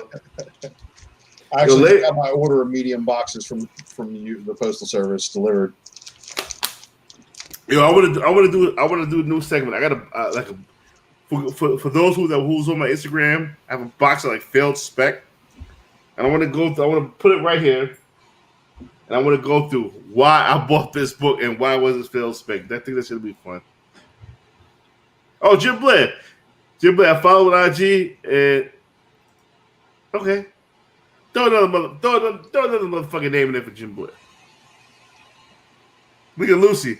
Yeah, he's sleeping already. Look at Lucy take care of business. Come through and watch the Drunken Chat, son. So almost all, it looks like all the cheap copies of Thor 1 and 50 were wiped. It's your fault. There's still some left, but are you talking about the Delatos? No. So that one, obviously, yeah, that one's crushing it. But Rune King Thor is on that 1 in 50 Stegman incentive from this run of Thor also. And it's like, did Donny Cates intentionally request Stegman to draw Rune King Thor? And that's something that Lucas had kind of alluded to me being correct about. Is that what that new event, that BC Avengers shit was? Well, the BC Avengers is the Odin with the star brand from way back then. And right now you have Moon Knight over there in the Avengers beating the crap out of Thor with his own hammer, chasing a star brand. There's something going on. But Thor's now cosmically powered. He's also got the Odin force that he's been connected to since War of the Realms, since the death of Odin. So he's been regenerated, lost his eye, lost his arm, regrew them both once Galactus gave him the power cosmic. And now he's more powerful than anybody else, because he just destroyed Black Winter and Galactus. He didn't destroy Black Winter. he turned Black Winter into a little snowflake, and then that snowflake turned to ash. Yeah, that ash goes to a fucking stone. It's gonna just come back with full force vengeance. Well, and here's all right. So you guys know that I study Sumerian culture. So There you go. for me, the constant cycle of life, death, and rebirth. This is where I think if you look into some of the Old Norse mythology, you'll see Thor gets reborn as the Allfather. The Allfather then becomes the father of Thor. That's, I mean, it's basically the vicious cycle. Thor becomes Odin. It's the Holy Trinity. Yeah. You know, it just keeps recycling the same story over and over again. It's the same path. It's the same things. And Gem City was asking, from what I'm seeing, from what Wikipedia and everything told me, I haven't been able to read these books online, but it tells me that Rune King Thor first appears in Ragnarok Part 1. And that's like the Thor that is apparently on the cover of this thing. And if you've read the Ragnarok story, and I guess that Thor Volume 2, that's where all that stuff comes into play. It's how deep and how powerful that Thor is. And that's like the most powerful Thor. So the whole thing was Donny Cates just like showing that snapshot of Thanos holding Mjolnir with his arm chopped off and saying, this is the moment you die. But if you know the Rune King Thor story, he dies, and then I think he like invokes the power of the Odin Force and everything like that after dying. So it's I think Cates is on to retelling the Rune King Thor story. Every time fucking Anthony and Laura say they would come on the show, they never come on the show. And yeah, William, you are high, but it's a good high. It's a good high. Athletic Style just came through. Add him to the list. No way Black Winter is dead? Well, we'll see. No fucking way.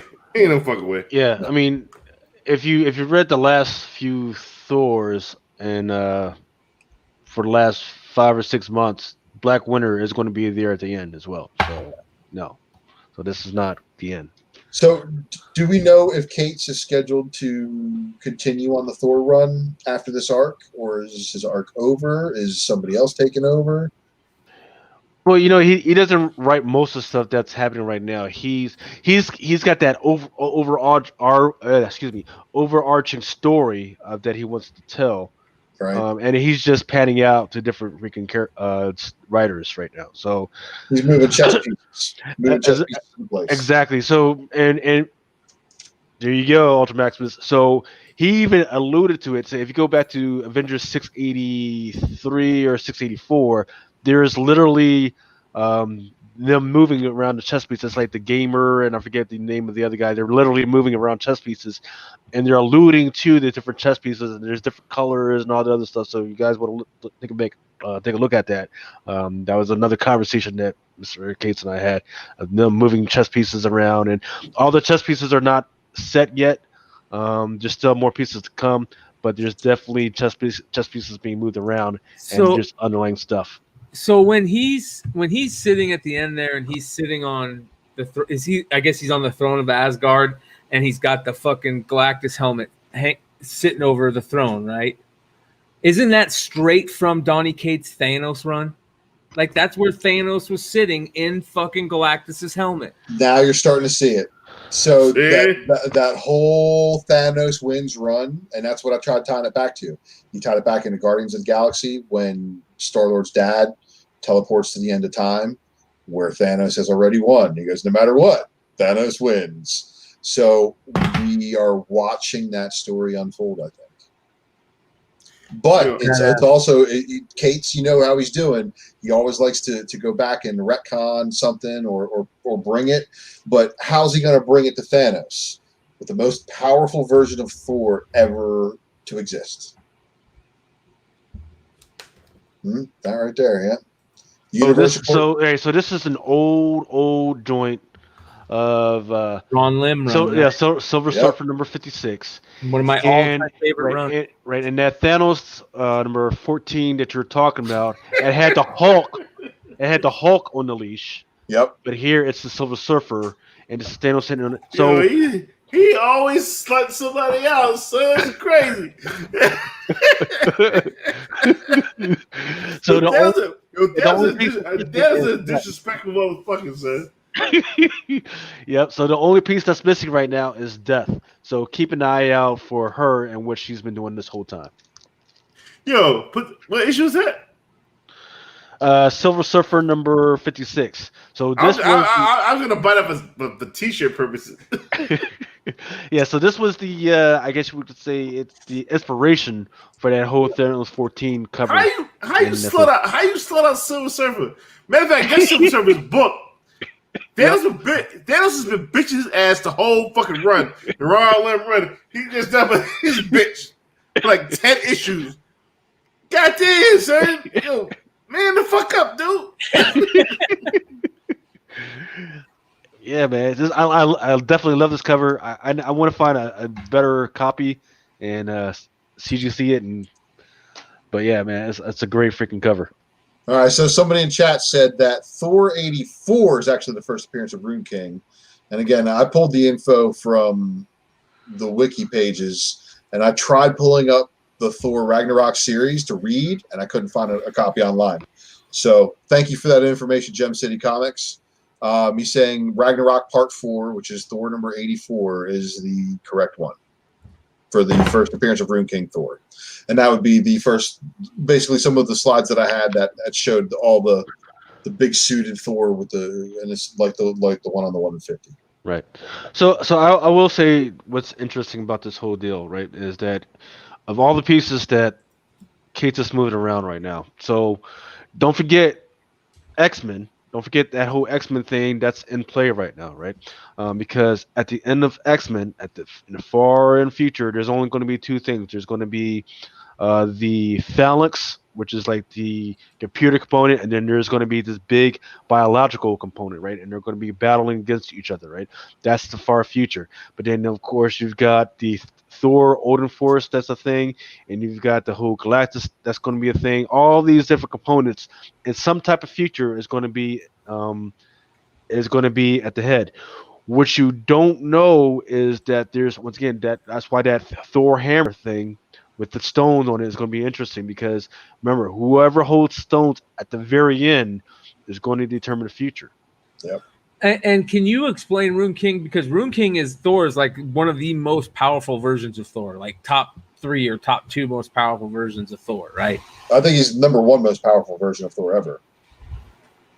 Like Rune King Thor, it taps directly into the Odin Force. He created Mangog. All right, I mean that's like the Odin Force itself is like the existence of light, and then you have the darkness. So it's the two competing with each other. So this is the reason why everything like going on with Anakin Skywalker and shit. Mm-hmm. It goes all deep into the primordial essence, and I guess that's why the Avengers BC thing is really starting to kind of. Wasn't there a point at some point in something where Thor merged with the Phoenix Force or something like that? Wolverine. Was that what it was? Wolverine merged with Phoenix Force and the Spider-Man Wolverine, and then he made an appearance again in like Thor number 1 variants of dumb shit. The first time we see the Phoenix Wolverine was Spider-Man Wolverine. I forgot what issue it was. No, I mean Thor merged with the Phoenix Force at one point. So the Phoenix Force made an appearance with the Jane Foster Thor run, with the Shi'ar the new Shi'ar gods, and then Quentin Quire took the Phoenix Force for the first time in that Thor run. All right, and that was with Jane Foster Mighty Thor stuff. That was the last time I saw the Phoenix Force, but I do know that Thor himself has, I haven't found it on Google yet, so I'm not looking hands-free right now. I think that I think he has been combined with the Phoenix Force at one point in the past, but the Odin Force itself is more powerful, exponentially more powerful. Be able to, I mean, like there was a list on comicbook.com, I think, that said the top 10 things about the Rune King Thor is that he had access to the Odin Force, which in itself allows him to time travel. So he doesn't need anything. He can just time travel and be like, I don't like how this outcome happened. I'm gonna travel back in time and fix it. See, that's just ridiculous. If that kid goes back to all this nonsense. Rune King Thor is the most OP character in the Marvel universe. Right. There's like 5 OP characters, and Moon Knight is about to be one of them. Yeah, he already is, man. Oh my god, and yeah. So here's this. That's the second print of 34 with the Star brand on the cover. Second print panel, copy from the inside. What's her name? I think it's Brittany right now. Tony Stark. He just named her this week. I forget what her name is. It's like Brittany or Brandy. Brandy, I think it is. Do you think we're going to see Cosmic Ghost Rider? Yeah, Brandy Selby. That's her name. Oh, of course we're going to see Cosmic Ghost Rider. Of course. Absolutely. Silver Surfer's already black. He's already rolling around. Hold on. Wait, real quick on that comment. How many of you ever, before you saw that cartoon, thought Silver Surfer was white? As a person? Yeah, I always thought Silver Surfer was black before I saw the cartoon. Oh yeah, Norman Reedus. I thought he was a black dude. Yeah, I always thought he was black. Yeah. Yeah. I don't know, for some reason he was a boyhead black dude. Yeah, I don't know why that was stuck in my mind. Yeah. I think, but like his human form. Was he black? Sorry. No, he's an alien, so he's an alien, so he's not African American or anything. Yeah, but he's black skin. He's black skin. I'm not from Earth. He's humanoid. He shares genetics with us. Okay. Yeah. I'm not from Earth either. And then all of a sudden, I forget which Fantastic Four. I think it was Fantastic Four cartoon or something. They showed him as Norrin Radd, a white dude, and I was like, "What?" That fucking rocked my shit as a young kid, man. I remember he was like a light skinned black dude. I don't know where that came from. Sorry.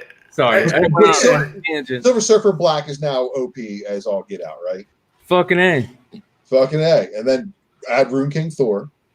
Add a Thanos with an Infinity Gauntlet. Thanos is already OP. He's already OP. Dies a lot, comes back a lot, right?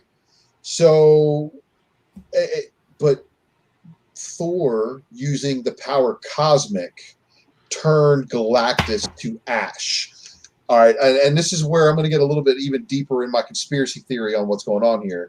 I think Thor has got the Trojan horse on how to get Galactus around the Thanos wins timeline, where he gets killed by Thanos by turning him into fucking pure light, using the powers of cosmic combined with the Odin force here, and then all of a sudden springs up in the future, about to die by Thanos, and then all of a sudden goes, summons the fucking thunder. Here comes Galactus and all the heroes. Kill Thanos, save the universe. Look at this shit Rita Dot said. The more Moon Store makes a stronger Moon Knight. Bro, is it possible that we can see this Moon Knight shit from Avengers 13 combined? Because that's Jason Aaron's man. Who knows what's going on with why they have Jason Aaron on Avengers besides sales. But whatever he's doing with Moon Knight, I like it. It's the first time I'm reading an Avengers book in a while. Last Avengers book I bought, honestly, was when Immortal Hulk debuted. Since when is Mjolnir made from the moon? Uru. It's made. All right. So if a star destroys itself, I thought Uru was a star. Right. It's made from the heart of a star. Yeah. So it's not a moon. So, but what is moon rock? Ejected from a star. Well, anything is that. Any carbon-based anything is ejected from a star. That shit's dumb. That's the workaround on how he gets around how he can control the Uru. Weird. Stupid. So when Noah made the Silver Surfer to avoid that, so y'all get crazy right now, man. Listen, I can't. Number one, I can't afford all the shit that's going on. I love Silver Surfer. But I love people are specking this crazy shit again. Instead of just having spec go from A to B and you're wrong. I love people are just taking it all other places. I love this shit. I love that. I love that it's happening on the Drunken chat. I love when it happens live like this. So in the chat, if you speculate something, nothing is wrong here.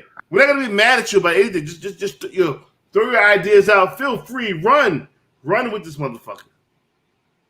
Well, Cool Comic Guys got 6 Avengers 33s. I hope they're the cover A's, buddy. I don't give a fuck how many you got, man. Listen, you need to give one away. Avengers 33 is blowing up. Man, I gave that shit to someone.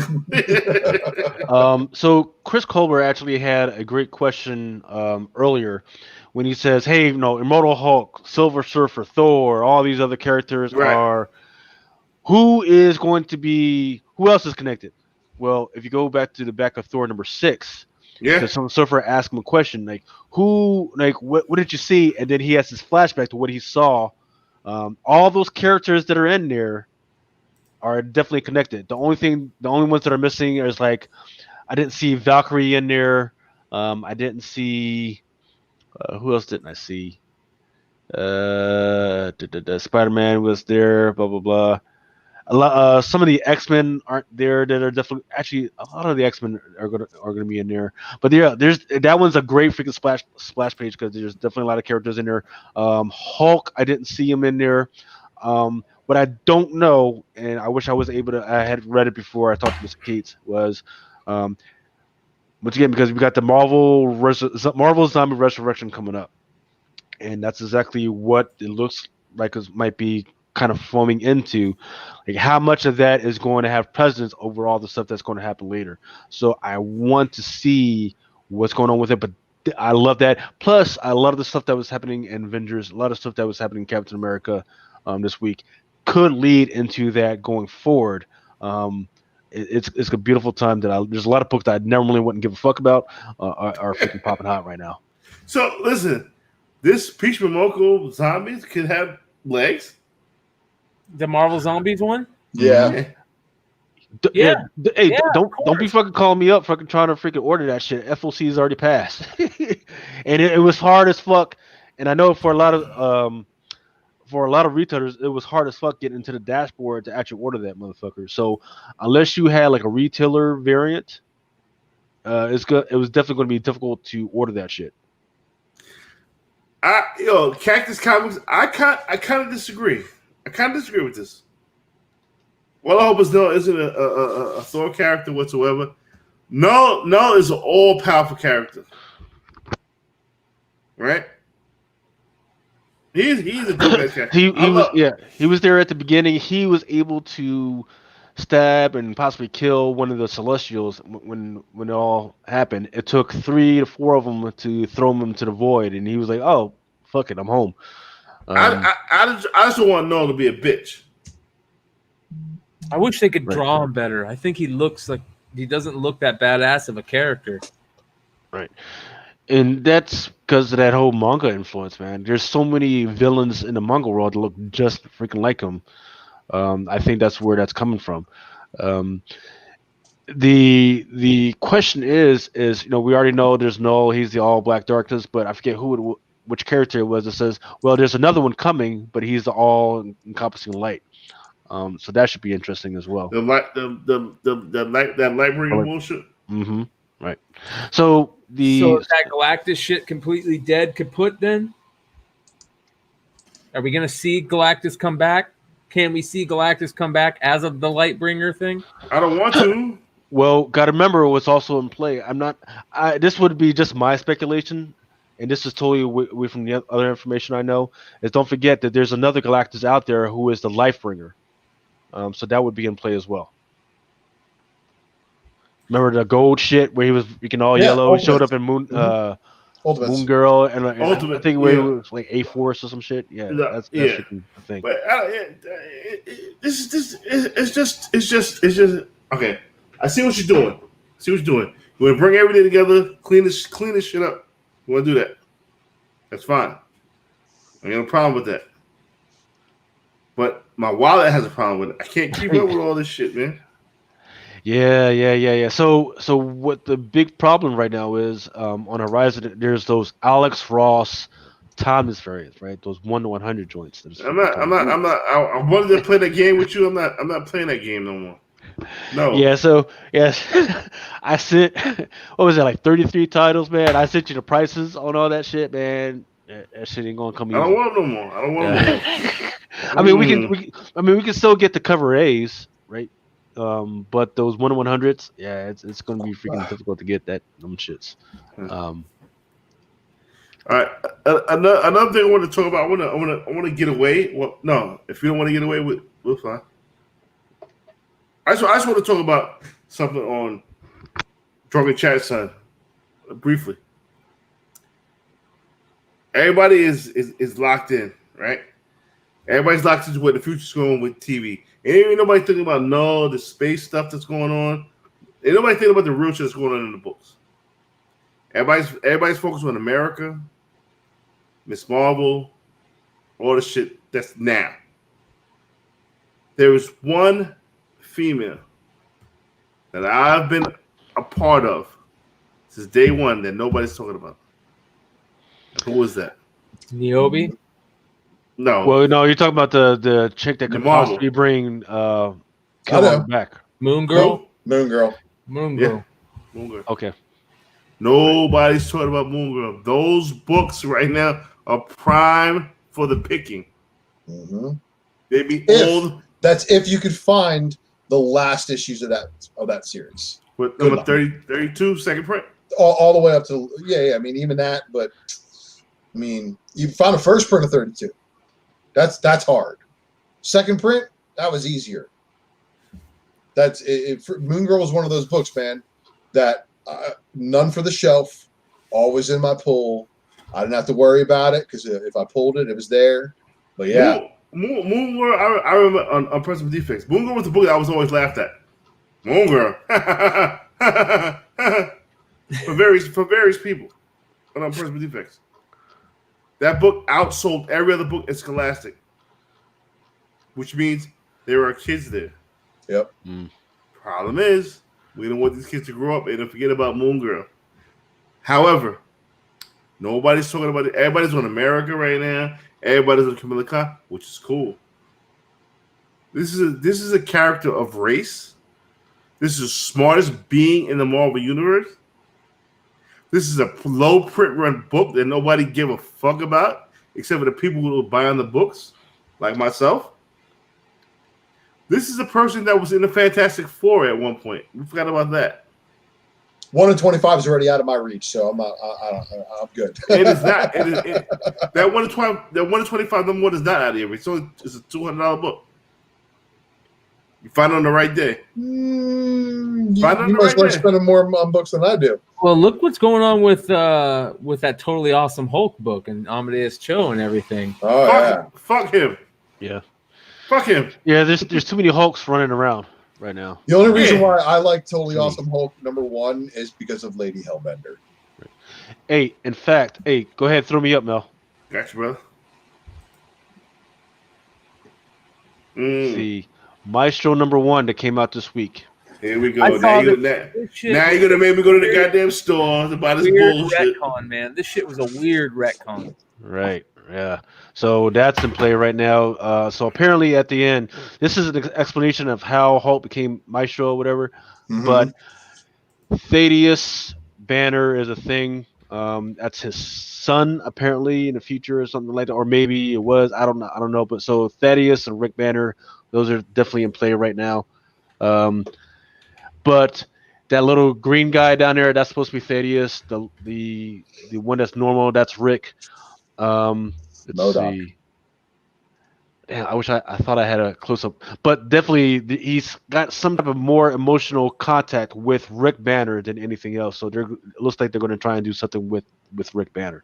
So that's definitely going to be interesting. Why? If you're going to pay attention to Maestro, that's the only reason why right now. Now I'm not bullish on Maestro. Nah, never was. Oh, I'm not saying on Maestro. I'm just saying that the kids. That's the only reason right now. That book was at Ray's show at my store, and I left it. Yeah, there's because there's all types of retailer variants that are out there. I think I picked up the Lucio Perillo. That should be arriving whenever the USPS gets off their asses and gets me the shit. It's a nice book.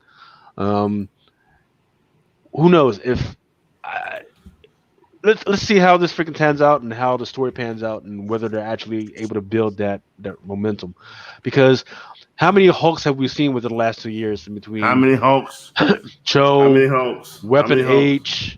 H? Now they're trying to do something with the Immortal She-Hulk. That's going to be a thing right now. Yeah, I'm not big on Hulks. Yeah, Hulks are just there's 3 different freaking abominations hanging around right now. There's all types of gamma mutates hanging out right now. It's corny. It's getting corny. Yeah, it's getting corny. it's definitely. But if you start them out young as a little kid and you can show that there's some type of emotional contact between him and the Hulk, then you might be able to freaking pull it off. But otherwise, all that other stuff has failed right now. I was gonna say, does the Red Hulk have to come out and discharge everybody again? So Red Hulk is definite. Right. You know what was also interesting in Captain America was General Ross. He's back, right? Apparently he never died. Because the whole Captain America. No, it was the whole thing was that Captain America killed General Ross. Well, no, he says no. That was just one of those bullshit machines, man. Freaking, it just looks and freaking talk like me, man. So he's back. Everybody getting taken out and replaced with LMDs, huh? Yeah. Listen, it's all right. This is just me thinking. Movie wise, let's go movie wise, right? We're never going to see live action Miles. It's no reason. It's no reason for us to see live action Miles. Animated is killing it right now. No reason to see a live action Miles. So dust that off, right? In the movies, we're in COVID right now. Do you think we're really going to see a Spider-Woman movie? No, we're going to see a Spider-Woman animation movie. Spider-Woman Alpha will be the book, like I told you, motherfuckers, 4 years ago on Christmas Day. Spider-Woman Alpha will be the book, animated. Why would you leave from animation to go live action? For fucking what? If you're Sony, it's less money.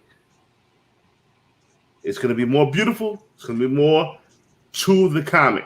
Let's do that. Let's get that out of the fucking way first. So all the Spider-Woman shit, dead. That's going to be a fucking animated movie. It's going to be fucking Silk, goddamn Spider-Woman, and old ass Spider-Woman Jessica Cruz is going to transfer that shit over to somebody else. It's going to be Silk. It's going to be that motherfucker. It's going to be that Spider-Woman Alpha shit.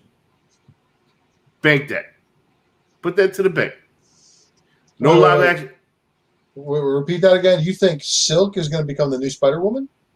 She's going to be involved in that animation. It's going to be another animation movie. With no. I think the Spider-Woman animation is going to happen.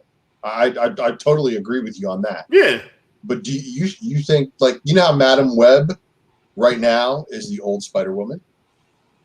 And that book where Big Time, Spider-Man Big Time, where it's the Campbell variant. That book sells for just an ungodly amount of money. Madam Web's gonna be old. She's gonna pass the torch off, all this other nonsense. It's gonna be a cartoon. It ain't gonna be no live action shit. Trust me. For what? Why would you do that? Why would you do that? Your Spider Universe, your Spider-Verse is killing it as animation. Why fuck that up? They're not gonna do that. And it's Sony. Sony's known for fucking shit up. So if you think it's gonna fuck up, Sony it's gonna fall right in line. I thought Olivia was going to be brought on board for the Jackpot movie. Because remember they announced that just recently? Fuck Jackpot. Jackpot going to be the fucking animated bitch too. Listen. You got this beautiful thing going on with this Venom shit. If you don't think that First Planet will not be introduced in this next movie, you're out of your fucking mind. I am willing to bet money on this shit.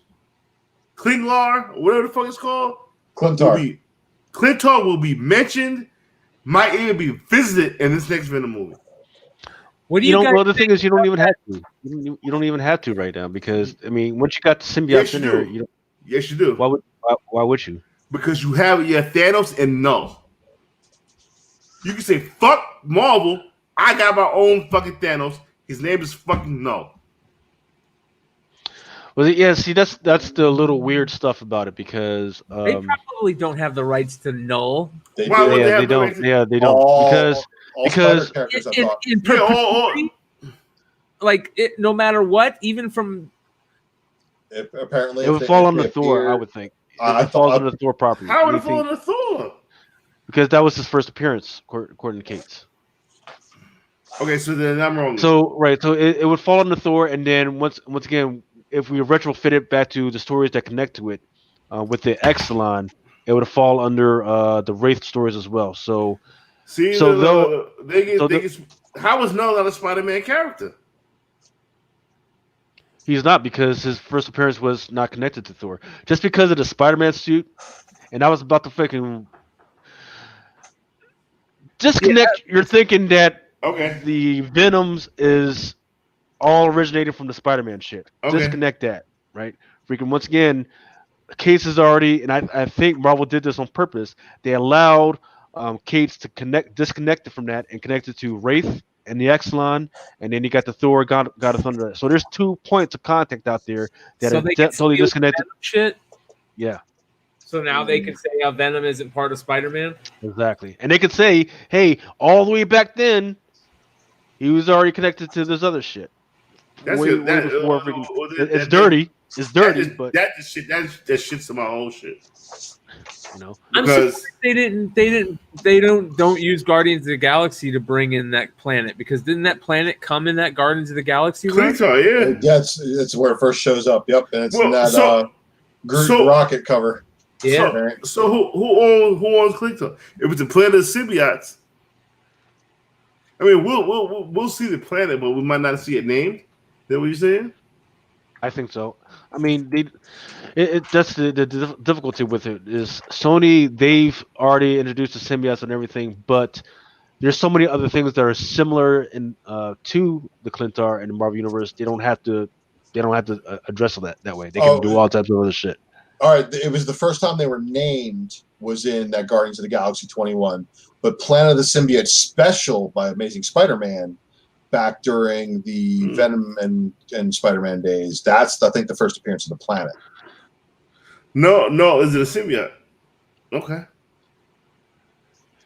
No, he's just the Lord of the Symbiotes. Right. Which it's Right. rare, Symbiote. right? Yes. Yeah. Symbiote is just a word that says, hey, joining with. Right. Mm-hmm. So once they were on Earth, yeah, they got the symbiotes, but as they've been with the first Pilgrim, the first Joiner, and all the other stuff, he's joined with other stuff before. And once again, it was Null that freaking pulled the shit out of the heart of a fucking Celestial that made it. That goes back. So that makes it Thor too. Well, Thor, it makes it Thor. God of Thunder. God of Thunder 2. I mean 6. Back to where Gore gets his sword, right? I mean the Necrosword already appeared in the movie. And I was the one who broke that motherfucker. Yeah, I broke that, and you don't agree with that? You're crazy. No, because that's Hela's powers. I know she can just make swords. Yeah. She happens to make the fucking Necrosword. We can't retcon that. I mean, you could, but She literally made the Necrosword in the movie. She did that shit. Let me know. Let me know if I'm wrong. Let me know if I'm bugging the fuck out. I remember you showing the slides. I remember you showing the. I was the first motherfucker. The CBSI. But she creates swords and kills people with them. She don't just create a fucking necro fucking sword. She did that shit. She created the necro sword. I love Jeff Mahoney's comment. You guys talking, man? Fight. She created the goddamn necro sword. I had pictures. The bitch made the necro sword.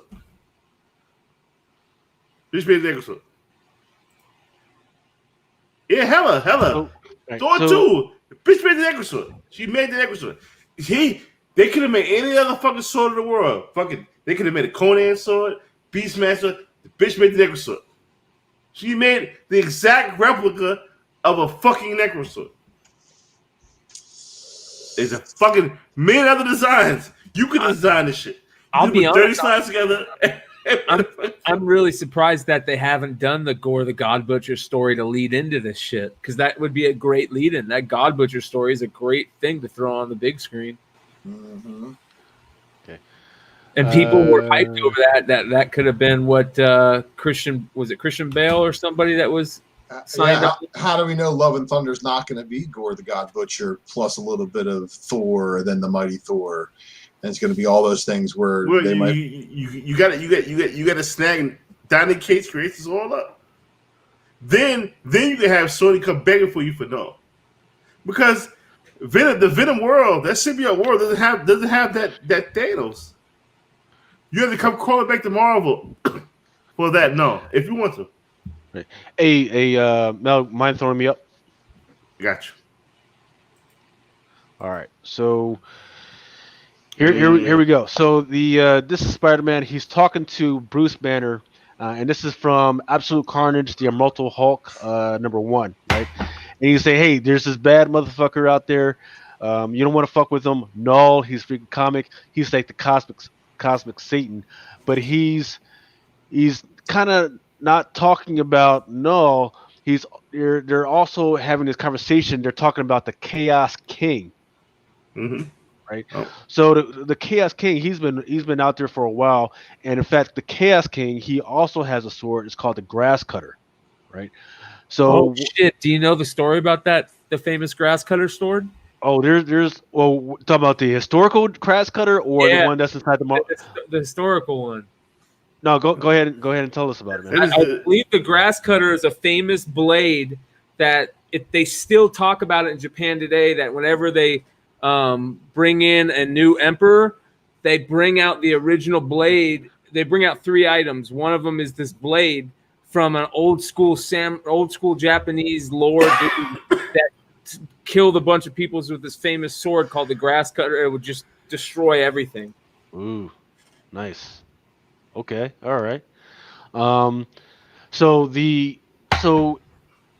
once again, there's all these little weapons out there that are at different parts of the world, and they're called the Grass Cutter. There's the Death Sword. There's the Necro Sword.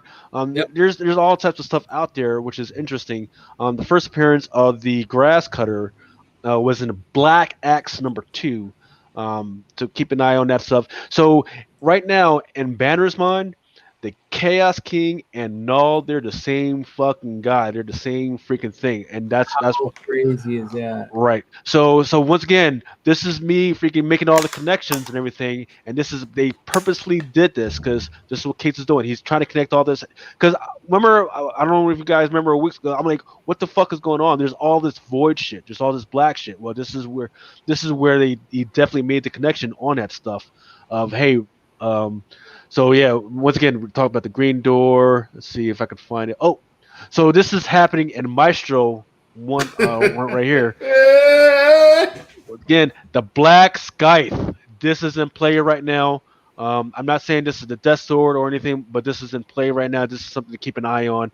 And the Black Scythe is interesting right now because there's also another group. It's called the Black Axe or something like that, and that's popping up in Cable right now, because that was an organization that kind of helped made him who he is.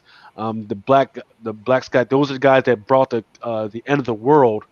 So once again, this group and this particular weapon is in play right now. So man, all right. So Donny Cates definitely has a fiction with the word black. Yeah. In my opinion, this is definitely going to come into play. What do you guys think about? I mean, we're all forgetting about Carnage. It's not about just Venom. Carnage is like a bad motherfucker. Like, where do we fit Carnage in this motherfucker?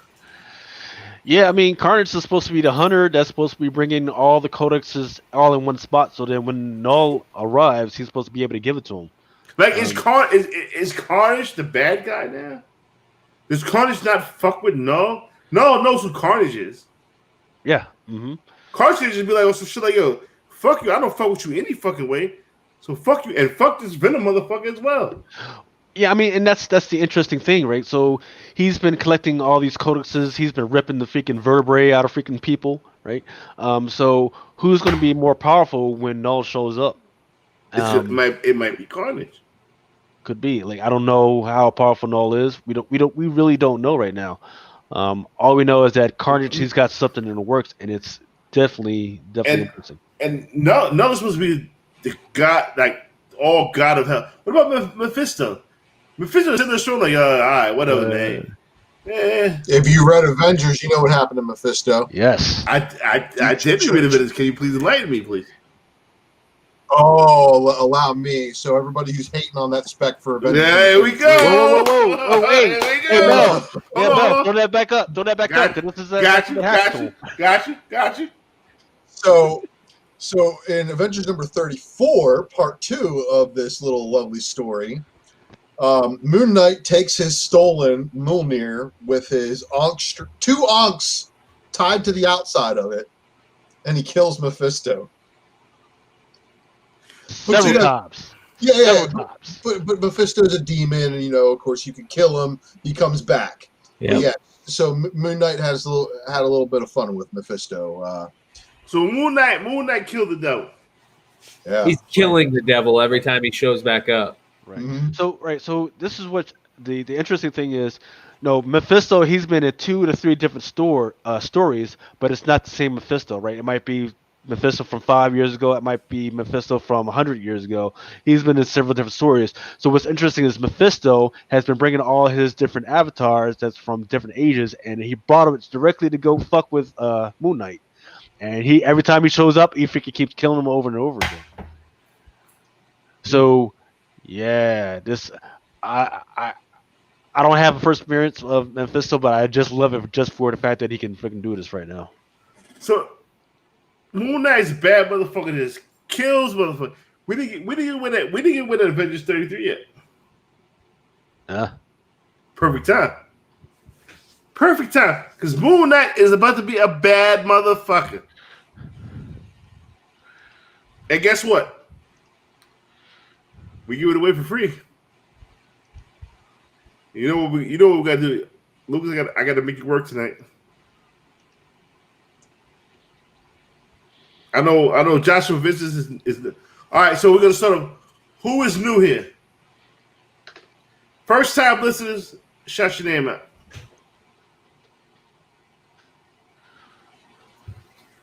Oh, we got a lot of first time listeners, huh?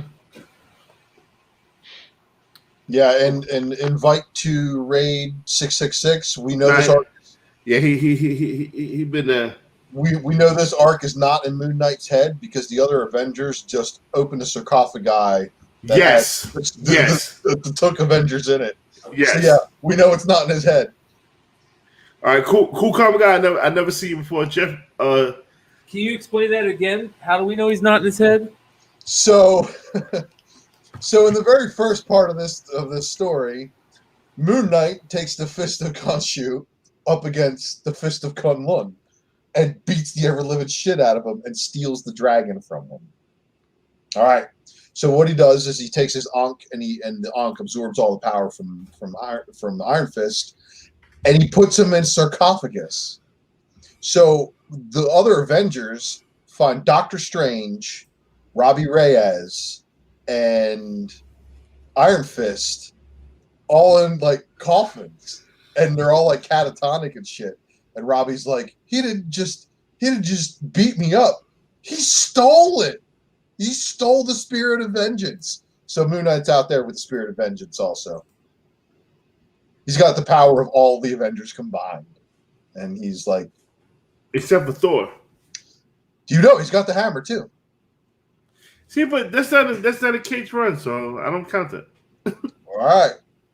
But he has the hammer. He took out Thor in the very first part. Okay, listen. You get it? All right, Gringo is here. Hot Jelly, you should have been here. And Hot Jelly is definitely a first timer. All right, we're gonna let Lucas take care of that. Again, Lucas, it's not me that's the MVP. Lucas is real MVP. Ultra is the really Appreciate it. Throw up the wheel so people can see if their names are on there. I'm just a face. I'm just a fat face. We have reached 97 live. You know what? I'm gonna give them the walk. I'm gonna make it 100.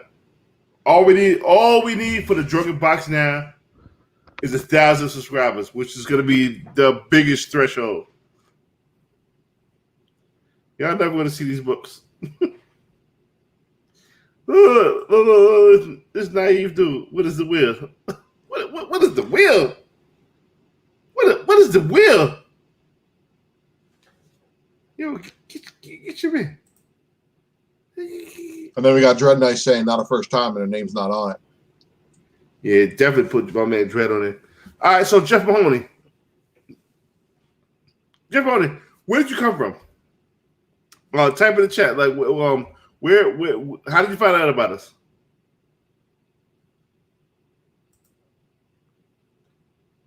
Before we spin the wheel, I want to know what Jeff found out about us. Yeah, he said he was. He just jumped in earlier in the night. I saw him comment. So I don't even know if he's how he found us. It's interesting. Good shout out for Jeff. Yeah. Way to fall into a great show. Yeah.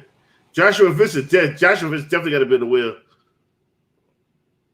I mean, Jonathan Citro definitely got a bit of wheel too. Randomly.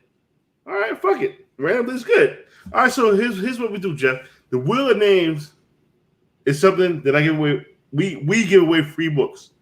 All you gotta do is comment, be a part of the community, and boom, that's it. You get your name gets to be involved in getting a free book. It ain't no motherfucking. You ain't gotta fucking wait for 1,000 subscribers. You ain't gotta fucking suck 47 doggy dicks to fucking get a free book. The chance to get a free book. No, all you just come in. All you do is come in and say hello, and that's it. You are now a part of the wheel. You are now part of It's Drunken Chat, son. Your name is part of the wheel. That's it. That's all you got to do, Mahoney. That's it. All hell the wheel. That's it. Sean Blair is in the building. Sean Blair shot like two Detroit on it.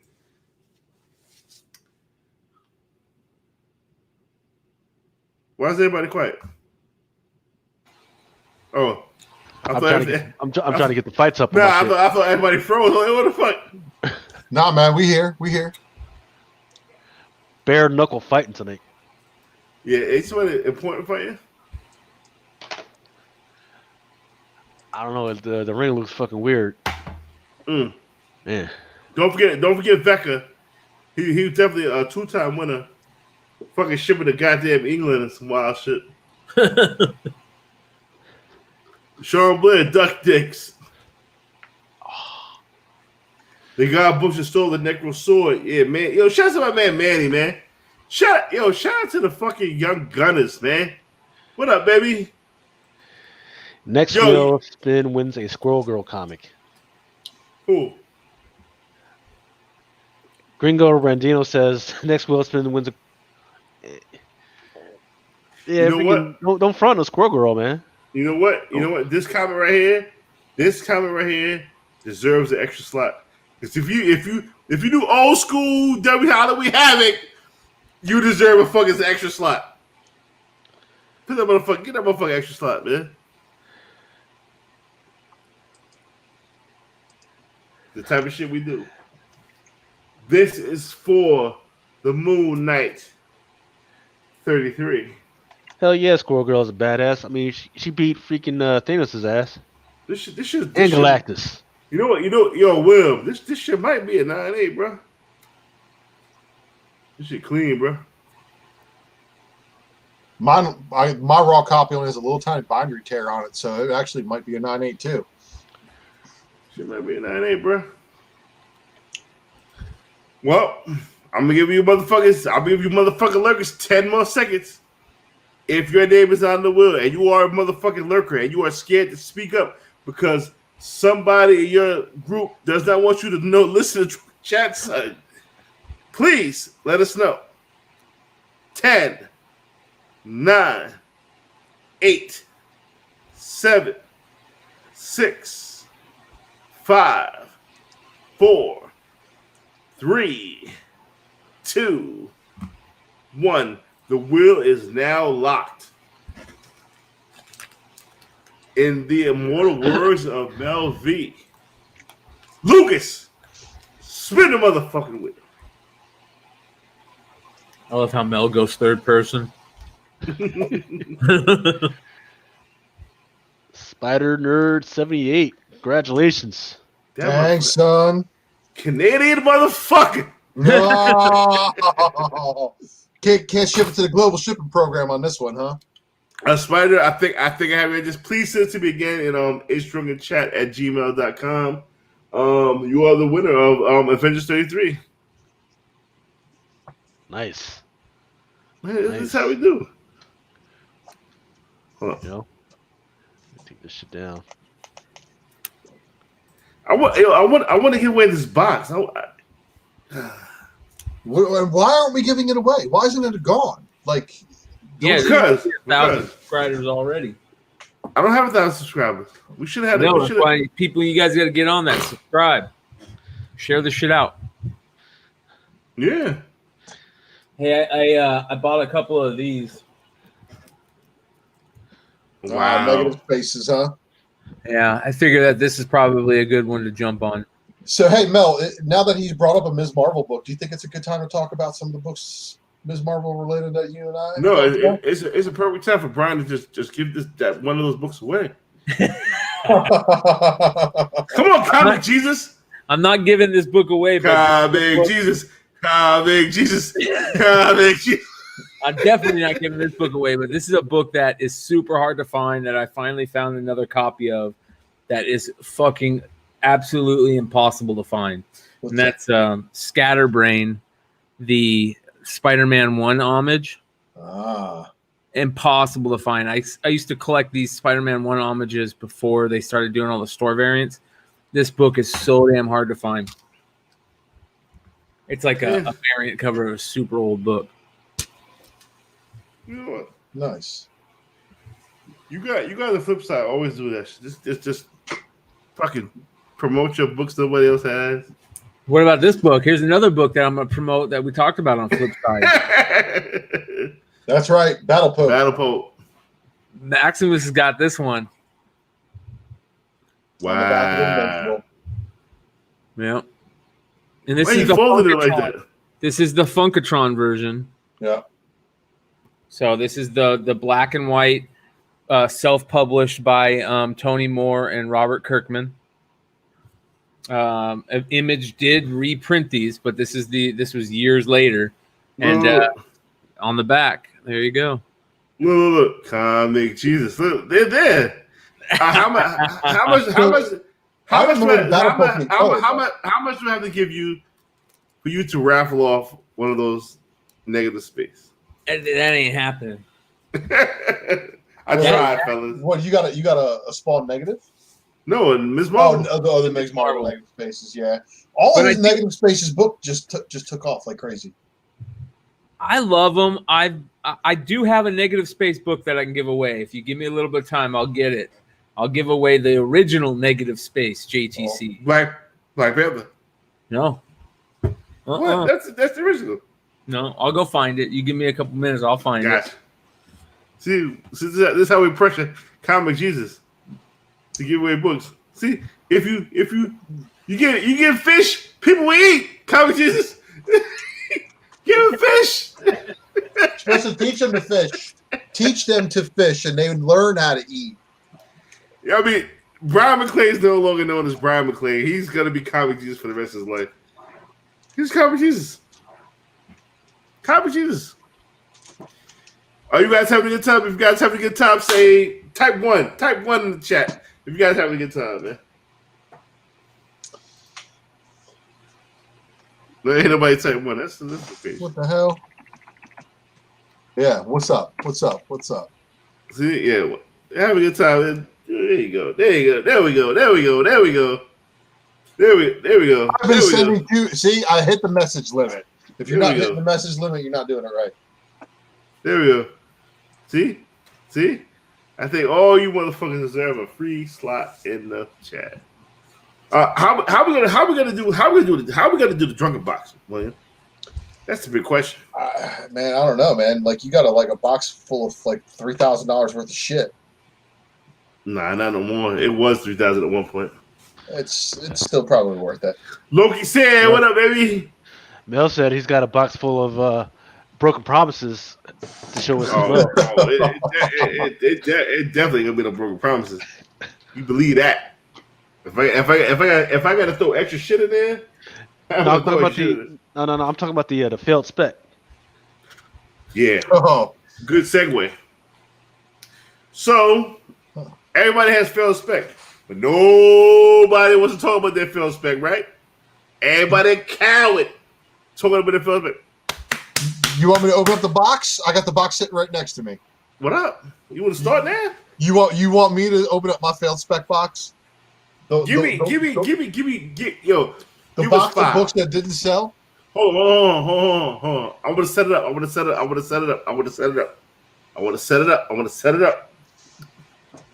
It's gonna be a new segment or a new show called Box of Failed Spec.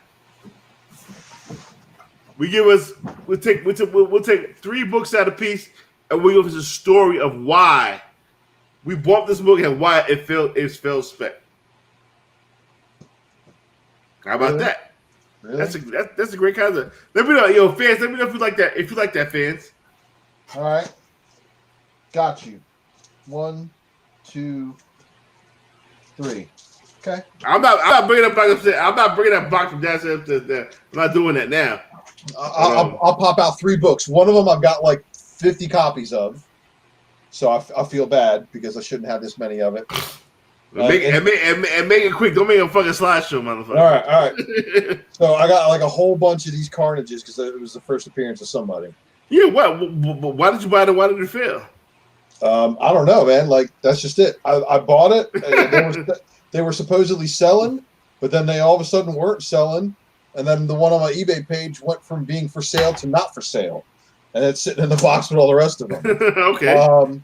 This one right here I bought because it is the contested first appearance of Old Man Logan. Yes, I got that shit in a box too, my man. And you know what? It's a week late. That's why it doesn't sell. And of course, this one, everybody knows this one. Got that too in my box, man. There was that Superboy Prime or some shit like that? No, everybody said that this was the John Kent that is the John Kent that we know now as Superboy. And it's not. Bro, that shit was in the box. That shit was definitely in the box. Mm-hmm. Look, Rags. Nah, I cannot say Rags was failed spec. I can't say that. I ate. My homegirl ate off Rags, kid. She was eating. What do you say? Marvel milked that shit all day. Ooh. All right, you guys want to see the books that I was talking about? The very first negative JTC negative variant? Yeah. What you got? Oh. Witchblade 161. Oh, that's right. You had mentioned this one before. And there is a variant to this. And here's the variant. Oh, say what? So the variant isn't negative space, but the regular one is. Bro, you got a plethora of Witchblade shit, man. Yeah, dude, I'm a Witchblade fan. So I'll give away this book. Okay. This Witchblade negative space variant. So go ahead and give it away whenever you want, Mel. Comic Jesus is back. That's your new name. You are Comic Jesus now. You could all right. So listen, you can never cut your hair from now on. Yeah, I know. Your name is no longer Brian. I love it too because she's got the Dia de los Muertos face on. She got the tattoos. It is absolutely gorgeous book. 106, you say? 161. 161. Comic Jesus. Yo, I love this inviter. Yo, I gotta be honest. I thought the Vita Ray 66 was just like this an evil bad version. Whoa! Are you serious? What? So, do you know what the asking prices are on this book, there, Comic Jesus? No. All right. So right now, there's 8 results that came up for Witchblade 161. A Verifine Plus near mint copy at 50 plus 4 shipping. Complete set of Witchblade 161 negative space variant and Top Cow store exclusive for 140 or best offer. Witchblade 161, 170, 87 for 120. And then the Top Cow exclusive, which one is that? The one that you showed? There's a PGX for 200. Don't spin. I gotta pee. A 9.6 for 69. And then again, the negative space one, $60 is the lowest asking price. There we go. Well, 50 for a Verifine Plus. Yeah, this one's really nice. This is nice. It's got the little bit of the spine roll, but that can be pressed out. It's a modern, and it's got a little bit of the at the corner, that you have with a little bit of moderns where it's little bindery tears. Yeah. And this is just a gorgeous book, though. Wow, man, that is some serious stuff right there. Yeah, I love this book. How old is that book? This book is from. I didn't want you to open it up and shit. Yeah, I don't know. Let me see here. What is 161? I mean, it's almost at the end, isn't it? Yeah.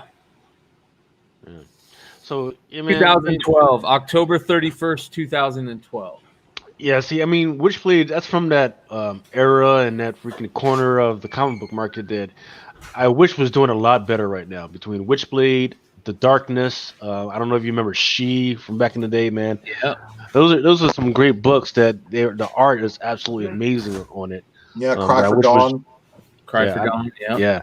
I love that early Dawn shit, man. Lindsay was killing it. Yeah, I wish it was doing a lot better right now, man. Yeah, I think that this Top Cow shit can do good. I think it can do good. They've got to figure out a way to bring it back in a good way. I don't understand, like, with all the shit that they brought to market that they got adopted, man. Like how nobody was able to find them a TV show or a movie or at least a fucking video game. Come on. And you know what else is a really sick Top Cow variant that doesn't get enough love? Top Cow X23 #1. Right.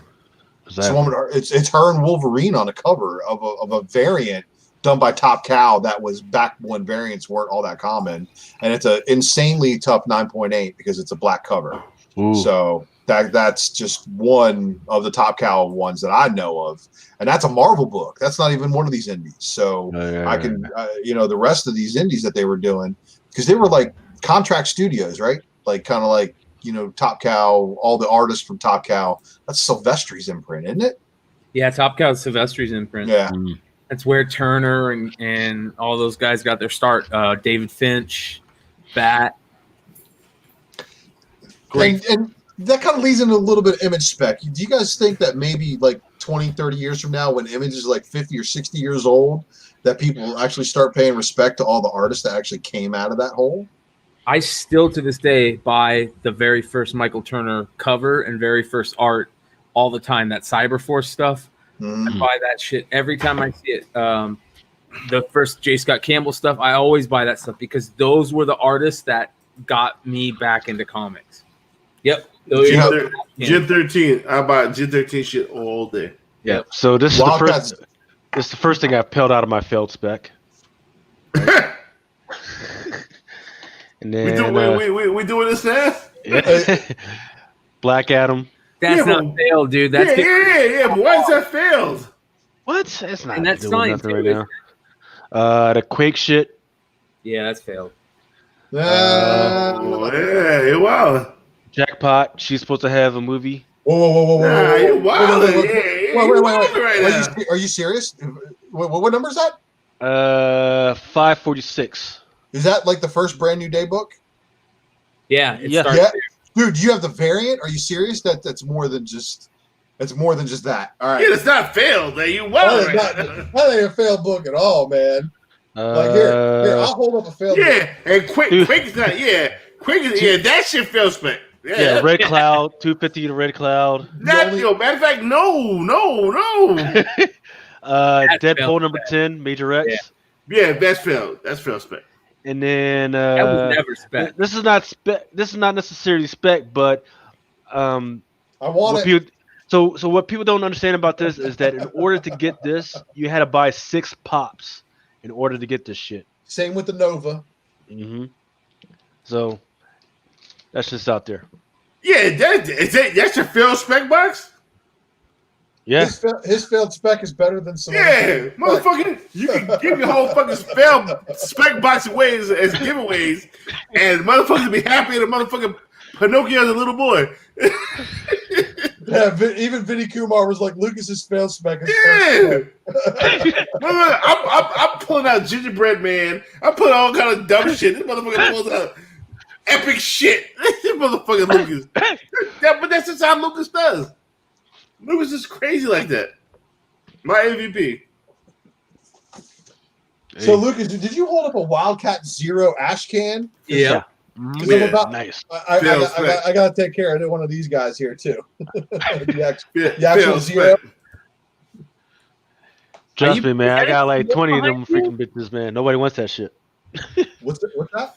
Is that a seal behind you? Is that slab? Yeah, it's a slab behind me. Well, failed spec. It ain't no failed spec slab. No. Lucas failed spec is better than most people's keys in collection. Behind you. Yeah, it's a seal. Those are nice, man. I just picked up one of those about 7 months ago. That's been sitting in my freaking garage forever. I need to use it. Yeah, man, that 210M is gangster. Can you press modern shit in it? Okay. Yeah, you can. Honestly, dude, you can press anything in that. Okay, I'm gonna pick your brain when we're done. You need to know your temperatures. For the failed spec show, Lucas is gonna give away a bunch of just shit he wants to get out of his crib. I mean, you don't want it in there. Anybody else spec on this one? Yep. Yes. Hold on. Let me put you up. I still love that cover too, man. I do too. Actually, I do have some 181s that are like non-gradable that I need to Why did that fail? Because it's not as good as the other Adam Hughes books, and nobody wants to see Wonder Woman's ass. I do. Yeah, who the fuck want to see? I've been trying to get that joint, man. Freaking at a reasonable price. Is it for sale? Like people actually are selling? Does it move? Does it sell? Because that was up at my eBay store for a long time. Nobody's buying shit. That's crazy. Oh wait, I got the mother of all spec books. And this one had a $0 buy-in. Y'all ready for this? I don't think you're ready. Mosaic. What the fuck is that? Hold on. This is the Barnes and Noble giveaway version of Mosaic. What the fuck? That has the flip side to a bunch of the trade paperbacks for Moon Girl, Black Panther, and other things. I will take all of them just from you. You'll take all these Mosaic previews that predate all of his other appearances? Yes. For free? Yes. Yeah, for free. I don't know. I might got a couple in here for you, man. Yeah. It's got some free comic book days in this box. Yeah. See, now we're in the right box, right? Yeah. Y'all sleeping on Mosaic so crazy. So I bought one of those mystery boxes from Larry once.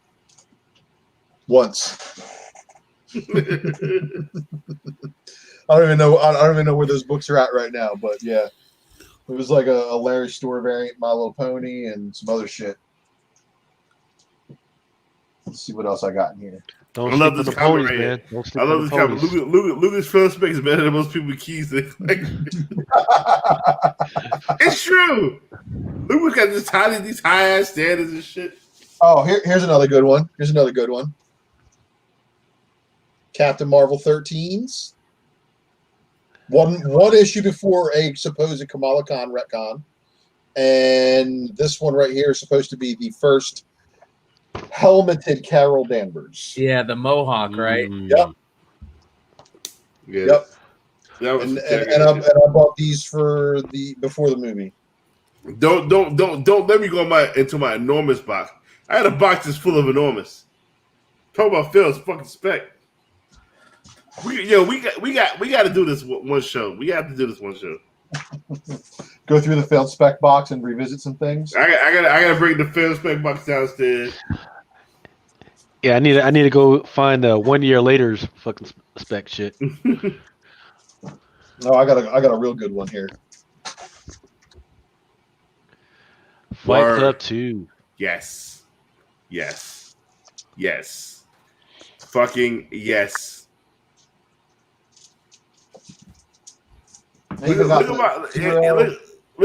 my IG. My IG was wild with this failed shit. Remember Bud Like Maybe? Remember that bullshit? Failed. I got another one. Worst X-Man ever. No. What is that? No. Who's that? Give me them. If you don't want them, I'll take them. Who's that? The most powerful mutant of all time. Gold balls? No. It's funny you say gold balls. I got one of them in the press right now. No. If you don't want those, I will take them immediately. Why are they hard to find right now? Not even hard to find. That's just dope spec. She's an African American mutant. It's just killing shit. Oh yeah, they want to keep. Who was that? Stark. I don't think I'm tracking. William, what was her name? I forget her name, but she first appears in 3 and then reveals herself in 5, where she's like omnipotent and she's like the most powerful mutant ever. And she says she keeps de-aging Tony Stark and everybody else. Yeah. You think that's fair spec? Go. I will gladly take the fucking shits off your head at any price. All right, I got some of this failed spec right here. Was that Monica Rambeau? I still think that's good. Well, it's not it's the first appearance of somebody else. Black Knight. No, Miranda's her name. In this one? No. And the one you showed up. That's the X-Men. Yeah. Oh, Miranda and the X-Men. Yeah. Yes. This one was an appearance to something that Big Leg said something about for Endgame, and I bought them, but I didn't really realize what I was doing. I think that Monica Rambeau character is a decent character to spec on if you can get them for cheap. Aisha? I love that cover, man. Yeah. And I thought that shit was cool. I liked the Starhawk angle when all that shit was going off. They just played that wrong. Yeah. Jason, what do you want for your NYCC edition? Hit me up. Oh, let's see. Because you know what the thing is? I'm about to blow all you motherfuckers' mind. I'm about to blow all you motherfuckers' mind. All failed spec comes back. Eventually. If a book was ever spec on, it's a piece of shit. All failed spec comes back eventually. Trust me. Infinity. Yeah, just a matter of time, guys. Vinny Kumar said it. Matter of time. Look, Miranda's all UD spec. I miss UD, man. I miss UD. That shit was great. Yeah, it was.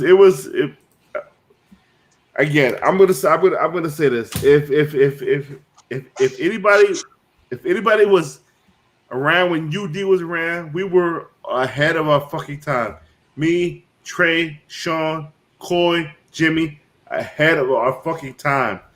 No, that's not. And Ultra, that's not Phil spec. Put that shit right back in the box. I feel like John Kent. I got too many copies of this book. Let me get some. Put that in the package. Put that with the Miranda shit.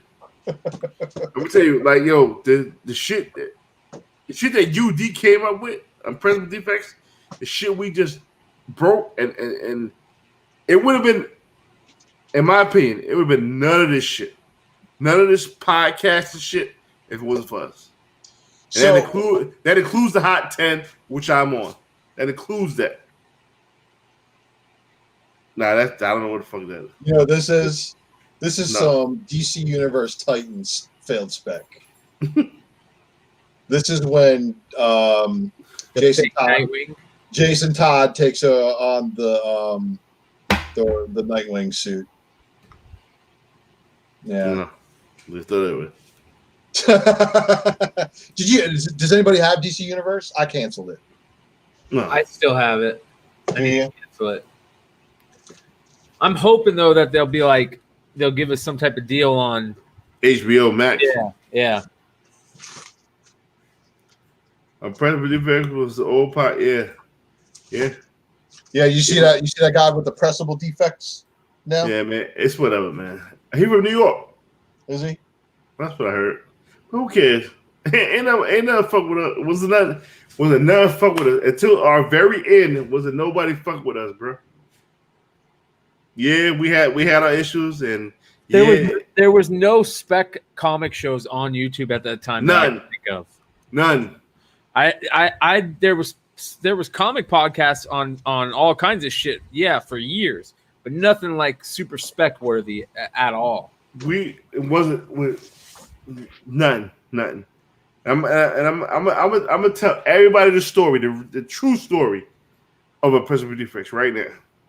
Right when we come back from this commercial. Bro,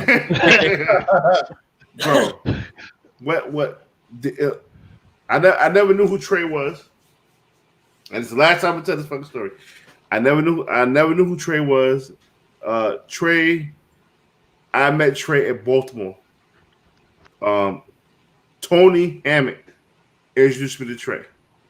Tony Hammett was supposed to be one of the original people on the Predator Defects. Trey hit me up, was like, yo, I want you on the shit I'm doing called Predator Defects. And I had overheard him talking to Tony Hammett about doing the show. I asked Tony, I said, Tony, listen, Trey came to me and was like, yo, he wanted me to do a Predator Defects. Because at the time I was writing articles for Comics Getting Up. Tony was like, no, go ahead, do your thing. I came on to a Predator Defects. It was me, Jimmy, Trey, Coy, Sean. Shit was smooth. Shit was great. For whatever reason, Trey left the show. I'm not gonna say it went downhill because it definitely didn't go downhill. It was just Trey. Trey was always the leader. When Trey left, it was like different dynamic. Yeah, definitely brought a different dynamic. When Trey left, it was like, damn, we lost our leader. We lost our dude. We lost our dude. It was like, damn. I told Jimmy to go. I'm with it. I'm gonna keep rocking with it. Let's keep rocking. Sean was like, yo, let's get it. Let's keep rocking. Boom. Corey was like, yo, let's keep rocking. We kept rocking. We was like, yo, fuck it. Let's keep rocking. We kept rocking. Even when Trey left, we kept rocking every week. We brought y'all speculation every week. Ill shit. So I definitely, within this show, I implemented my own little style. You know what I'm saying? I put in the Eastern Elevation, shit like that. You know what I'm saying? Going towards. We had a great time. And fast forward, shit happened. That's all I'm going to say. Shit happened. Terrible shit happened. We fell out. We should have never had a falling out. It was fucked up. You feel what I'm saying? It was fucked up. I went my different path. Other guys had problems with each other. You know what I'm saying? It's whatever. Long story short, Predator Defects was the illest shit at the time. And wasn't nobody. If we was to bring back a Predator Defects tomorrow, wouldn't nobody fuck with us. Just because of the energy and the minds that we had on that podcast. Wouldn't nobody fuck with us. True that. Definitely be no flip side. That's for damn sure. I've said that multiple times. Where the Eastern Elevation, yo, the shit that the books, the amount of books that we brought to light on Unprintable Defects, and I'm not just gonna say that was just me bringing shit on Eastern Elevation. Nah, that shit was a full fucking unpresentable defects thing. Because if it wasn't for unpresentable defects, I wouldn't have no Easter elevation. But when we brought that shit to an Easter, to unpresentable defects, the Easter elevation, I broke books that are hot now, fucking 4 fucking years ago, and I have the fucking stats to fucking prove it. I had to wait years for books to cool off so I could buy them that were just mentioned on UD. So I know. And you know, this is where the whole social influence thing comes into play. You know, you can promote books, that's fine. But if you just mention a book that you like, watch that. Yo, UD. Man, look, all right, and case in point, Guardians of the Galaxy 17, Stephanie Hans variant. All Trey did was say, hey, I like that book. Next thing you fucking know, that book is $75 pre-release. And he's like, what the hell? Gamora #2 is another one that all he did was say, hey, I really like this book. And all of a sudden, boom, pre-sales started fucking skyrocketing like a motherfucker. And it's just nuts, man. Just nuts to watch. It was smart. It was smart. It was smart. Yeah. Smart speculation. You know what is other really good spec that I remember from Unpressable? Perio spec. You guys were on the Perio spec so quick. What I remember back in the day when you thought it was a she. Mm-hmm. Bro, yeah. The again, I want to say this. Brandon, I didn't even tell people to go buy this something. I said, I dare y'all to go find it.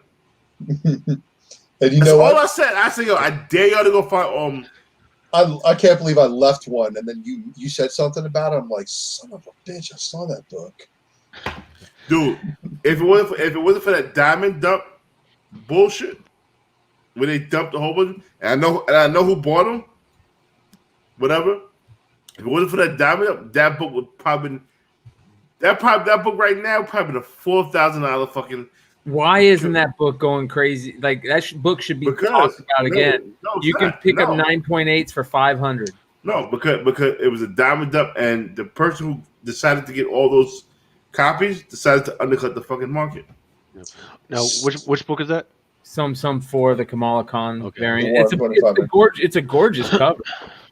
It's Dave Johnson variant. They decided they wanted to undercut the fucking market and kill the fucking market. And you know what? They made money. I don't give a fuck. Mel, it's the same thing happened. You know, I'm a hip hop variant collector, right? Mm-hmm. You remember when the 1 in 100s for Deadpool and Humans were insane money? Yes. And then guess what happened? Copies became available. And the Deadpool is the only one that still survived that onslaught of copies coming to market just because of his sheer collectability. But a 1 in 100 incentive for both the Inhumans and for Deadpool made those two absolutely overnight. They were like $300 books, and that price on that Inhumans has come down. They're under $50 now for a 1 in 100. So half ratio. Crazy. But it's a hip hop variant, and this is my advice to anybody out there trying to collect all 146 hip hop variants. You've got black covers that show ink rub and spine breaks. If they have it, leave it because nobody want that book. And it's crazy. Yo, our show, the Unprepared Business came on Wednesday. Wednesday nights. Yeah. That was some of the best times of my life. And again, I wish everybody I did that show, I wish them well. Those were some of the best times of my life. Those were some of the greatest comic book friends I've met. You remember how Trey used to always ask you guys what you read? He was the only one to read shit. And when Trey read a book, you knew it was popping because he was the first motherfucker ever on that Three Jokers shit. Mm-hmm. He told me, he was like, yo, he told us as listeners by that third print shit of what's the Rebirth? Yeah, Rebirth. He said that DC Holiday Special, that was the first story of Super Sons. Yes. Yes. That's in my failed spec box, by the way. Don't put it in there. Trey has never had failed spec. Trey's shit might have been slow, Trey's never had failed spec. Do you know? I told him to buy Heir of the Empire on the Mara Jade rumor for her being the mother of Rey when it was cheap.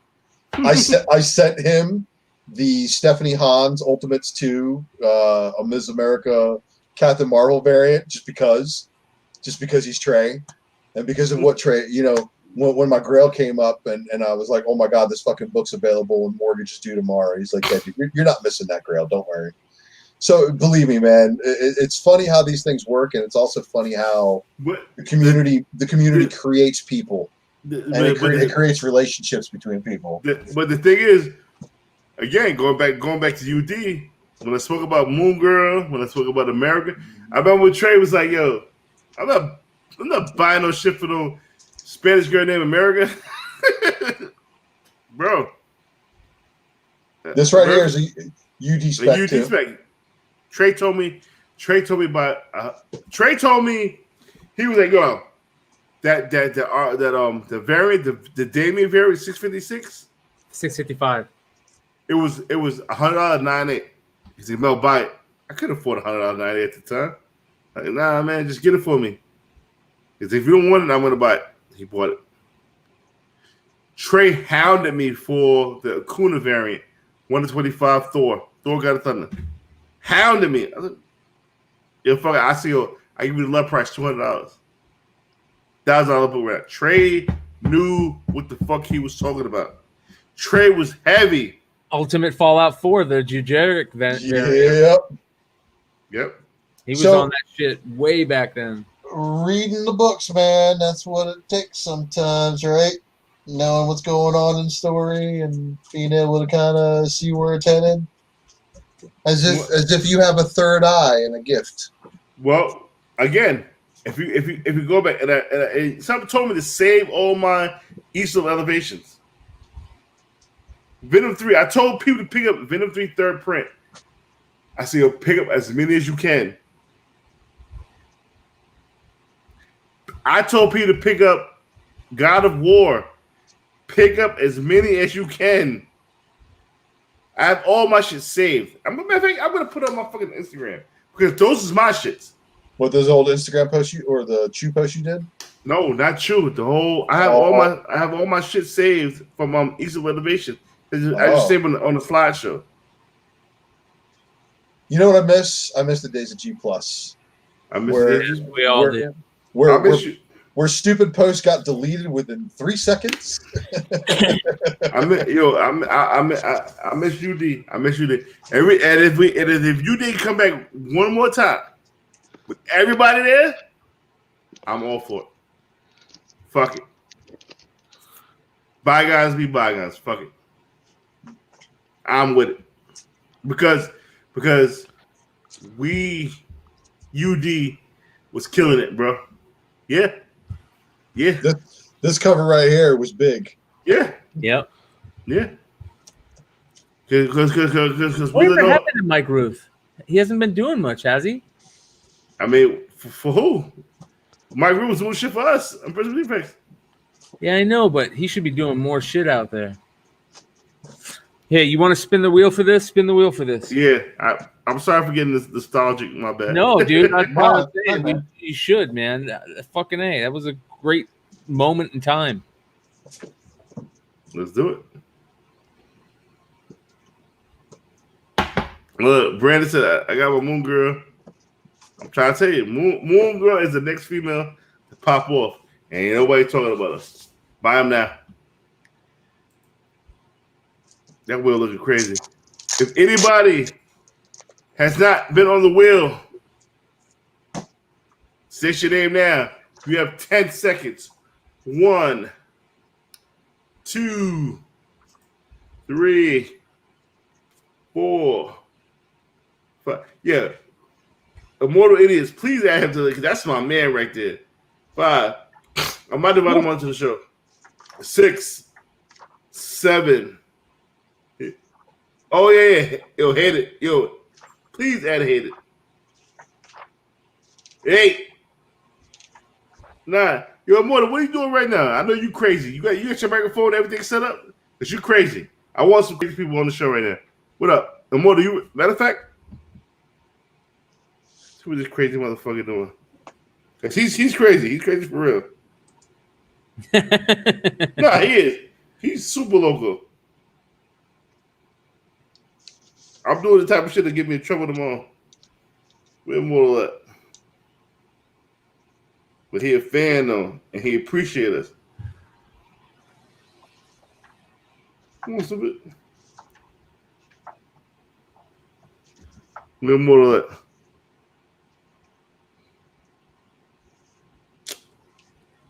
See?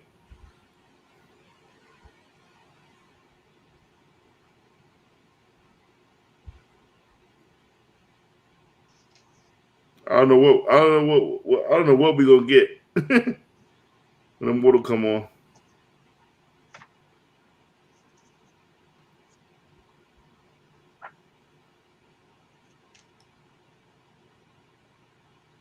Now you just open up a can of worms and hope for the best. Who just message? My man Immortal. Immortal is he's crazy. I think he's definitely is bugged up. But I just sent him the link to the stream yard. You know what? I don't give a fuck. Your man Immortal. It's my man Immortal. So I found another right-handed gauntlet on Infinity Gauntlet number 3 variant, but it's also empty. And that's from the Secret Wars 2015 series. So I don't know if that's just another reversed image or if it's accurate. Brandon gotta go. Brandon, did you send Ultra the email? I'm about to order some steak. You ordered steak at 4 or 5 in the morning? Yeah. Wow, man. Yeah, my They open 24/7. man. Yeah, over 24 steak and shrimp, $42. Baller. Yeah, I make money now. Isn't it funny how you eat better when you're balling? It's definitely crazy. I mean, your motherfucker. Lucas, what are you doing tomorrow? Are you doing a thing tomorrow? Yeah, so Comic Crusaders, we're going we gotta get into that fandom thing, and then Are you doing Donna Case tomorrow? no, not. I don't think that's tomorrow. It might be like next week or something like that. So I'm letting Al get on that, and talk to him about that when he's going to do that. Let's see. In the meantime, yeah, we're doing a reactionary video to whatever DC announces tomorrow, and then let's see, who is this actress who wants to talk to me tomorrow night? Let's see, I forget what her name is. It's like Michelle something, Michelle Simone. Oh, Yeah, Shorty from Iron Man, black chick. No. She looks Latina. What you call her here from Power Man? Michelle Simone. Yeah, Michelle Simone Miller. From Power Man Iron Fist. Misty Knight, nigga. Nah, not her, man. Oh, okay, same name. Yeah, Michelle Simone Miller or something like that. So she's supposed to get on with us. She can't make it tomorrow. She'll head us up next week. I gotta wait. I gotta wait for 9:30. You got invite to raid on there, Lucas? Yeah, that's my man. All right. Do we have a what? Invite to raid on the Yep. Mm-hmm. All right. And more than it is, don't never say that I'm fucking invite you to the show. You motherfucker, you ain't come through. Do your hair, motherfucker. James Lewis. Add two for James Lewis because he's the first time listener. Shout out to Immortal. I see he's got the mushroom. Yeah, he's crazy. Immortal is a legitimate nut. Extra Sounds weight like- for giant size. He sounds like he's a psychonaut. He's a psycho son. Look, the 11 across the belly. He's crazy. I fuck with son though. You know what time it is. 168 thumbs up, 13 thumbs down. Yeah, it's crazy. It is crazy. All right, let's spin this shit. Yeah, let's do that. And just for the record, I have the whole run of Fight Club 2, 1 through 12 in here. You wasted all your money. I think there's both A and B covers too. Hey, if you want, you can throw them up for charity next week. Yeah, nobody's gonna want that. That's disrespect. Doesn't anybody like Fight Club anymore? Or is that just our generation and we're old now? It's just our generation. That's it, man. That's Fight Club and Kick Ass, man. Nobody's fuck with that shit anymore. I've just got Campbell True Blood comic in here. Hold on. Steak, 2 eggs. I got all the protein tonight. Add to cart. Steak and eggs. That sounds delicious. You know that McDonald's did away with their steak and egg bagel? Fuck them. Already? They just started that shit, didn't they? No, man, it's been around for like 20 years. I could really go for one of those McRibs right now. Yeah. Me too. Oh, I just pulled this out of the dead spec box, but I don't think it's dead spec, but it kind of is. I love that book. Remember when this all went down? 80, what is it? 43 went third printing. Hold on. I love that book. I love that cover. You know what this is? No. Free Comic Book Day, Ninja Turtles, bro. Okay. And inside is where Donatello comes back as Metalhead. Yeah. That robot bullshit? Yeah. This is where that robot bullshit went down.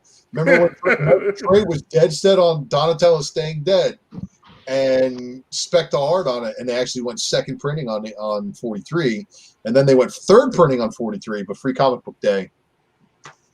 Inside here, it goes over the origin of the turtles, shows them when they're young. Yeah, that cover is sick. Yeah, and then it shows all the stuff going down between Donnie and Metalhead right there. And that's actually that panel right there is the one that they made the third print cover of number 43. Yep. Yo, somebody did just ask me like, what was the issue? What was the spec on Michelangelo? You got the only 9.8, Brian, right? You got the Christmas special 9.8? Yeah, I got the Christmas special 9.8. It's signed and sketched by Eastman. Oh, wow. I got another one that's a 9.8 candidate getting ready to send in. It's going out to Sean. Well, if we keep mentioning it, the one that's $10 on the shelf at the store that I frequent is not going to be $10 anymore. So, I love that book. Yeah, it's a good book. Look at Immortal. I'm in my undies, G. Immortal's crazy. I fuck with Immortal. Immortal's a real G. I'm in my undies. And you know what? Even though this is in my dead spec box, this is just a book I was like, I chased the variant for this book for years and didn't get one until recently. You guys know about this, right? Which one is that? This is the Trial of Jean Grey. This is the one that had the Groot variant. Oh, yeah, that's my favorite. I have a couple of those where she's listening to him talk to her. Yep, and he's got, and it was at the time, it was before Groot could actually talk, which, you know, his speech was restored in right before Infinity Wars. I didn't know that. Infinity War Countdown, they went back to the garden. They found that the gardener was tainted by Loki. And once they fixed the garden, Groot was able to get rid of the curse that said, I am Groot. And now he can actually talk in full sentences. Really? I don't like that. I thought that was one of the most coolest covers ever, dude. And it really made the character so humanized. Yo, who won that Avengers 33? Yeah, you give that away yet? I thought we did. Yeah, we did. I forget who it was though. Damn, John Box of Comics? No. Nah, he won the Thanos 16. Damn. And for the uninitiated, this is the variant. So gorgeous. Let's see if I can. That's so cool. Yeah, you got to let him read it. We get clear. Nah. Do I have a shitty camera, everybody? I think. No, it's the Mylar. True that. Dude, this sucks. I don't know who won the fucking Avengers 33. Is it the Mylar? Yeah. He's speaking in tongues now. No, you can read it. It's awesome. Move it around because it's focusing on your face. Oh. Let's get rid of my face then. I don't know why it's not focusing on it. That sucks. It's because it's supposedly a smart camera, but it's probably dumb. But it's okay. What is it? G. Gray, you are everything that I love about the human race. Sometimes I dream, and when I dream of living on Earth, embracing all the culture and beauty that you humans radiate. As if inside each one of you is a little sun beaming with eternal life and energy. Just walk among you and feel your glory of your spirit as it cascades from one to another would be my greatest honor. Instead, I have sworn to help protect you in any way I can, for if I could live the rest of my days knowing that I have made the earth just a little safer and your lives just a little happier, and then it's got the I am Groot in front of it, so I can't read all of it. It sounds like a $10 Hallmark card. Yeah, Groot, shut the fuck up, Groot. It says specifically, except Latvarians, I don't like them. Listen, Groot, shut the fuck up. Let's spin this fucking wheel because I gotta go to bed soon. Let's do it. Spin this shit. I gotta wake up at that's it, 9:59. 9:59. Yeah, I got a bid on the book. That's a way to do it. That's a way to do it now. Wait a minute. Are we good? We're good. Send it. Lucas, spin a motherfucking wheel.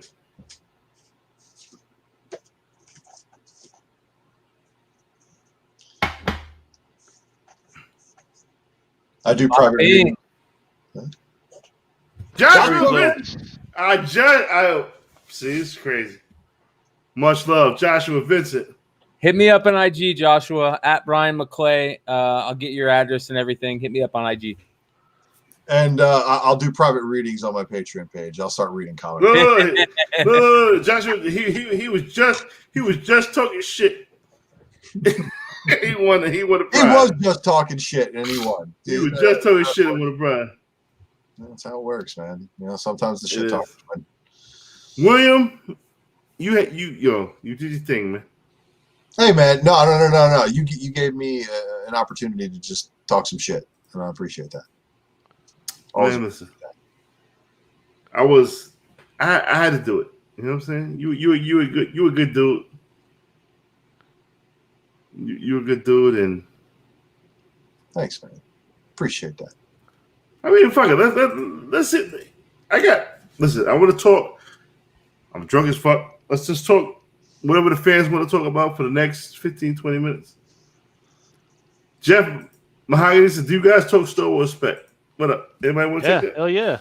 Absolutely. We, especially when the Solo Wookiee's on, man, he's a great freaking guy because he's got his tentacles in all aspects of, especially of all the stories and everything. And then if you ever want to hear me go deep into whatever is happening that week, the No Prize podcast, anytime there's a Star Wars story out there, I talk about that stuff on there as well. Let's just answer fan questions. Any fan questions? Come on through. Bring us a fan question. Yeah, Star Wars guys are nobody's doing this. Nobody's doing what we're doing. Drunken Chat is definitely the fucking fans' choice of podcast. It's the best late night show on fucking on YouTube. I mean, I've listened to a lot of other podcasts, and that Kylo Ren number 3 variant is that the variant, the 1 in 25 where it's got Vader and he's got the red lights. Kylo Ren's got the red lightsaber. It's got Vader behind him. Mm-hmm. That's gonna be that's a big book. That's a sweet book. That's the first appearance of that Carla Viss lady or whatever. Yeah, okay. I sold a Kanan today, so I had a good day. Well, here's if you guys want to talk about some crazy Star Wars spec, I talked about this. James Blue's got a question. What Dark Horse Star Wars books do I need to look at? Here's the Star Wars spec right here, though. Any Star Wars book with a first appearance in it. First appearance of Rebels. Yeah, first appearance of Sabine Wren right there. Yeah, but it's all right. So listen. So the magazine format, is it actual comic book inside there, like, or? Let me show you. Listen, Sean. Let me tell you something. I spoke about this book since COVID started. Oh yeah, so it is actual comic book format. Oh, absolutely. No, Absolutely. I don't like magazines. You may not like magazines, but Mel, did it predate it in print? It's kind of like everybody likes Batman Adventures 12, but nobody likes to talk about that record. Or that comic scene? Yeah, or the coloring book or whatever that she appeared in, like right before Batman Adventures 12 hit, because she appeared on the TV show first. Right. And then she appeared in some of the TV show products, and then she appeared in comics. Right. And then you're talking about that one that had the tape in there, right?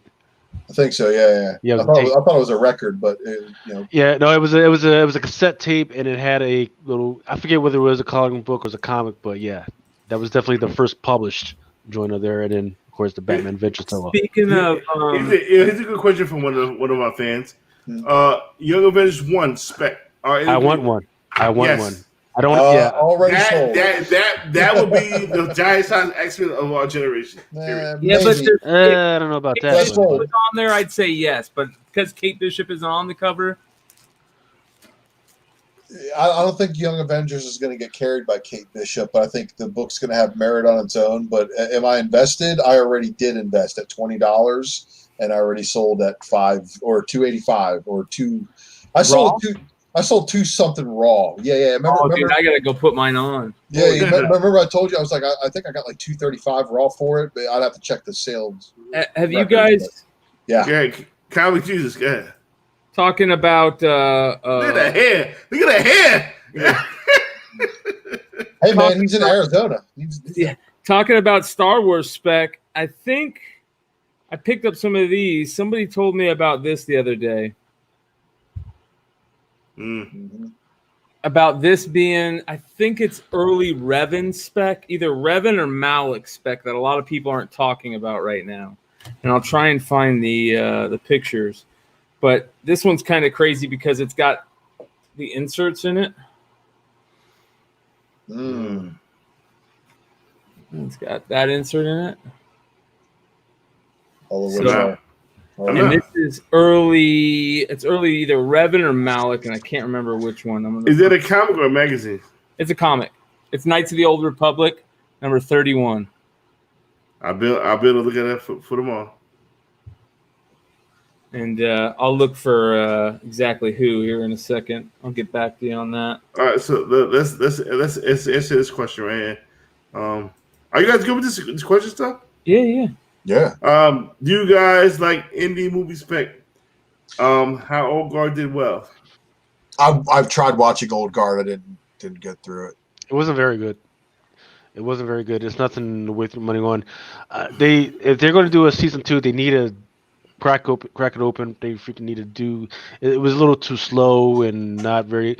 Now compared to the Old Boys, is it the Old Boys? No, the Boys. Excuse me, the Boys, which is doing very well. I don't know about the spec. I don't know how much the money aspect of it is doing, but the show is doing really well. I was really happy to see season 2. I'm trying to remember what else is out there that was indie. Well, I could tell you an indie that I wish was a comic book, because if it was a comic book before it was a movie, it would have crushed it. What's that? Project Power. Yeah. Time out. Don't spoil that shit. I watched the first 15. I watched the first 15 minutes. I was like, oh my god. Well, let me stop it. Let me go to work. Right. You know what needs to be a comic book is that Brightburn shit. Yeah. Well, it's gonna be. If DC would fucking listen, if DC would listen to me, they would make fucking John Kent the fucking evil fucking bastard he needs to be. The next episode or the next issue of the Superman joint was at 1027, where they bring the whole family together. So you're going to have Superboy, Superboy Prime, Supergirl, Superman, and of course you get Grandpa. He's out there fucking around somewhere. So you got the whole family that's going to have a whole deal. So they're working on something. I don't know if it's going to be that whole Brightburn shit, but it's definitely going to be interesting. And Let's you know do what? this. You know what's in the dead spec box, or what was in the dead spec box is the What's combo pack for Superman 34. What is considered the first cover appearance of the following one? Thanos was a 54 print, easy, hands down. If you're chasing 17 first cover A. no, if you're chasing Black Silver Surfer, 15 4 print is the one you want. And 17 cover A had your bets. It's 15 4 print to me. But 17A came out first. That's the problem. It's just the first time. Yeah. But even though 15 is his first full appearance inside the pages, you could have a Venom 3 scenario. Better to have cover. both books. Cover both books. Better have both books. But this is on spec too, man. This was yeah. all... We talked about this months, years ago. This is UD shit. Right. Yep. Yeah. What extra book is going to be? Right. MCU. Yeah. So just keep in mind, though, they just melted everything from the X-Men and then the MCU. What people are not keeping track of is Deadpool. Right, I know people fucking hate Deadpool. They fucking think that shit is stupid. But if you're paying attention, Deadpool is paying heavily into the laws of physics of Krakoa right now. So what you want to pay attention is Krakoa going to show up in the MCU? I hope they do because it's fucking awesome. I love the freaking laws and physics and everything. And then if that happens, they've got to bring in. That's how they're going to bring in Deadpool because he's playing really heavily right now. To include Deadpool. Cable is freaking in play right now. They're freaking playing against each other right now. And then those cuckoos, right? Is that the name of them? Yeah. I love those Girls. Yeah, Cable right now is banging 5 girls right now. He's fucking doing his thing. So yeah, I love that question. Okay, I love that Noto cover for number 3. Deadpool face in the background, Cable up front with the light of Gallagher. Yeah, every freaking thing is in play right now with this whole Krakoa shit. To include, Mr. Sinister, they can bring Mr. Apocalypse back. Everybody's in play, even though they might have died they can bring everything back. Thoughts on that? Good question. Thoughts of if it's Iron Man 7 third print. I hate these later print speculations, but however, that's a good one. She does appear in the corner of a book. And it says, "Hey, motherfuckers, this is the first appearance of this bitch, Riri Williams." So on the third print, and then her first full is considered in number 9 now. So the one to have is always going to be the 9 variant. No. Right? It's 7. Well, I know I unloaded the Women of Power variant for 7 too. So all good books. Here is real quick, Mel. I'm going to share my screen. This is a scene in that Knights of the Old Republic 31 I was telling you guys about. And if you guys don't know, the character of Darth Malak is Squint, right? He becomes Darth Malak. The Squint character becomes Darth Malak. And there's the Squint character, and this is where he takes on the name Malak. You can see right here where he basically says, he says, "I'm so sorry for the ruse, Master Vandar. It was necessary to make it here." And then he said, "That's what wound up on the immigration records after we escaped, but it's Captain Malak today." What is it? He's a tall, dirty Yoda? Who is this? Darth Malak is the dude is this dude right here. That's Squint. And who's the tall, dirty Yoda? I don't know who that is. I'm not sure who that is. That's maybe Yaddle. I don't know. I was expecting a tall, dirty Yoda. Yeah. So anyways, that's what this book is. It's the first time where he takes on the name Darth Malak. So you're seeing Revan and Malak books already hit $100, $200 raw, and this could be a major key in the whole Darth Malak saga. And for those of you guys that know about Rebels and Clone Wars and all that stuff, you guys know who Squint is and all that stuff. Yeah, Frank just hitting us some questions. What would you guys bet for X-Men Spec first free appearance of Mr. Sinister or first appearance of Mr. Sinister all day? Sinister over Onslaught all day, all fucking day. Right. So Uncanny X-Men 2-1-12 versus I'm not sure what the first appearance of Onslaught is. Once again, this is one of those things of keep paying attention to Fantastic Four, right? Whether that starts to show up, how much more they want to push that shit in there. If they're starting to push Fantastic Four versus just the X-Men world, we could definitely see some pull and push on either side, man. Like I said, I'm very excited for what Marvel's trying to do. I think they can pull it off. They've shown through Infinity Wars and Endgame that they can pull it off. All I can say is at least it's not DC right now because fuck. Hey, they just rehired Batman for Flash. What do you mean? They rehired Bat Flack is coming back for more Batman. Yeah. So obviously he's got over his drinking problems right now. And they say, all right, he can actually get in shape, play an actual role, But yeah, man, freaking terrible stuff, man. So this is crazy. Where it would be better to spec on any stuff than to spec on DC stuff. Isn't Onslaught's first appearance X-Men 53? Yeah, X-Men 53. I believe, yeah. Volume 2, X-Men Volume 2, 53. That was about when I stopped collecting as a kid. Oh man, I was big into that whole Onslaught run. I love that Onslaught run. But you know what I just dug out of the box today? Because I know everybody's going crazy for him over at DC now. Grifter, baby. Are they going crazy for him? Grifter has a variant coming up, and he's going to be in the Batman story. So everybody's like, "Oh, Grifter this, Grifter that," and everybody's joking about Wildcat spec. So, well, DC I went and found this Jim Lee variant flip book for Grifter DC. number 1. Yeah, DC does have a variant that has him right there on the cover, alongside Batman. In fact, excuse me, they have two. They have a Matina variant, and then they have a Jimenez variant, 1/25, that's coming out. Design variant. Yeah, but once again, it's DC, so nobody cares. Otherwise, man, I'd be swimming in the money with these Wildcat Zero ash cans that I fucking got. Well, what about those are not Wildcat number 1 newsstands? That's really where it's at. And the golds. There's ash cans for those as well. So yeah, tough time, man. Tough time. And I well, believe me, I'm trying to retire off my Extreme Tour books, but I know that's not going to happen. Here in Phoenix is got a couple people who are in that book, and one of them is Murat Michaels. Yeah, and I see him all the time. He's good friends with Jesse James, so I see him all the time doing stuff over at Jesse's. Love his books, man. He's got some really cool titles that he does on his indie stuff. And he was in there, and I was going through books, and I found that book, and I'm like, holy shit, I gotta walk up and just give him some shit. And when you look at him in the book, he looks totally different. He's all butt rockered out, like 80s hairstyle metal band, And I was like, oh my god, dude, look at this now. And you see him now, he's no hair, he shaves it all off, totally different dude. He laughed. Like, dude, that was a wild time, man. You guys are rock stars. No, I'm in the Extreme group, so I see what all the Extreme guys are up to nowadays, and it's pretty cool.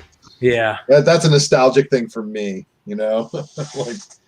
I love that stuff, man. They were rock stars back then. Any of those guys, even the lower tier guys, they were all rock stars. Dude, they spent so much money on their tour with the Youngblood, setting up like the Youngblood jet on site. Just crazy, outlandish things. And Youngblood number 1 sold 1 million copies. Let's answer this brother's question. Do you guys ever see books?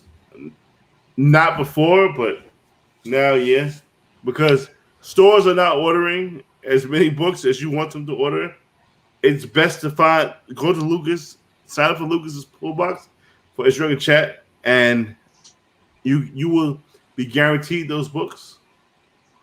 Exactly.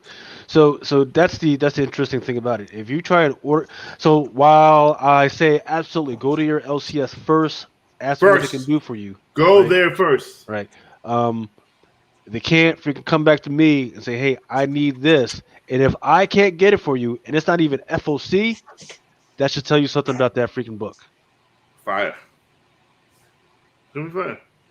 Like, I can't back tell you. Order knock stock is the word that nobody wants to hear. Yeah. And I've been this past week I've been doing that a lot. Like or no back order, no stock. That's the worst. That's the fucking worst one. Before FOC. That's crazy. And mind you, I'm in the game, and I've asked Lucas to give me shit that's past FOC, and he's like, "No, motherfucker, I told you to get it when it was there, and you can't get no fucking book." It is what the fuck it is. But this is. However, I want my fucking voices guy. And I want my goddamn Spawn 309s. I know I ordered them motherfuckers. Yeah, they're on order. I just can't tell you when they're fucking coming in. No, they don't. No, the 1 to 10, those are coming in definitely this week, and then the other ones are coming in later. But yeah, that FOC man. Lucas was good. He had a shimmy shit because I ordered the shit for like 2 months ago. Now it's starting to get billed on Lucas. He's like, "Oh man, we went with shimmy shit." Hey. Got Mel's box sitting there in the corner, man. Oh, come on, dude, send me. Come on, send me something. What else we got going? But the Lucas Pool box. If you're a speculator, if you enjoy our shit, this is what you want because you're not gonna deal with hassle from your store. I heard a motherfucker had a pull box. Matter of fact, that was you, Brian, right? Motherfucker had a pull box. Wait, so X-Men 109? What's up with that? Motherfucker had a pull box and could not get his books. So this is the story I told tonight on Absolute Geek. My homie Kyle, you guys know Kyle. He's been on the show before. He has been shopping at a store here in the Valley for years, has had a pull box with him for years, and has had some issues in the past about they don't like that he specs on books and he makes money off of books. And, you know, he kind of just dealt with it, and he'd been there for a while and he just kind of put it to the side. Well, he only picks up his books monthly, and this certain shop offers a 20% off your books if you pick them up weekly. And he knows that special is there, but he can't do it. So he'll pay the extra. He doesn't get the 20% off except for the 1 week where he picks them up. So if he picks them up monthly, he gets only, that week's books 20% off. He's okay with that because that's the rules. That's the things that are set out in front of him. He knew that going in. He goes in there this month. He goes get all his books, and a bunch of books are missing. The Thor books are missing. The Robin King books are missing. All those books are missing. And what he gets told is that they took those books and gave them to their weekly buyers. Motherfucker. So what's the point of even having a fucking pull box if they're just going to do that anyway? What's the point of having a fucking pull box? And that's like the kiss of death. No, fucking business-wise, that doesn't even make any fucking sense because I would rather, even if it's a monthly buyer, that's more money in the bank overall than just giving it to the weekly at that 20%. Yeah, and even if they did say like, hey, the Thor books, a lot of them were damaged, and we got shorted, so we're working on one. That would be totally fine. But if they literally said to them like what I just said, that's ridiculous. Yeah. Talk about losing customers in a time where you do not want to lose customers. And COVID. Yes. Right. Because I've had issues with, and it's not their issue. So first, you just mentioned the damaged books, right? I've told several LCSs, I want this book. I don't give a fuck if the shit is fucking damaged. Put the shit in my fucking pull box, right? Yep. Right. I come in here every fucking week, put the shit in my fucking pull box, and I'm gonna fucking grab it off you. I don't give a fuck if it's damaged, right? Well, we can't because we already told them. Why'd you fucking tell them? Don't fucking tell them shit. But just tell me the shit. Right? Yeah. Because I guarantee you're making more money off of selling me the fucking damaged comic book than sending it back and just getting fucking credit. And yeah. They don't fucking get it. It's really sad, and I hope that this isn't the case. That we haven't heard the second. Every side of this has a different story, and we haven't heard their story yet. But I believe my friend, and if that's the case that happened, it's beyond stupid because. Yeah. And we've had problems in the past with the store where they used to get mad at us for buying multiple copies of a book because they knew we were speculators and we were going to go sell them for more money. So they would only allow us to buy a couple books because the rest of the books are for their reader, people. And it's like, these books are 5 years old. It shouldn't matter. It's not like this is New Comic Wednesday. I get it if it's Wednesday, So it's one of the stores where I feel like the speculators are looked down on, and it shouldn't matter. A speculator is just as good a customer as a reader, if not sometimes better. Sometimes better because look, the only reason why I even have a good relationship with my stores and Lucas, my store knows if it's got spine brakes on it, don't put it in my box. They know that, and that's just because of the relationship I have with them.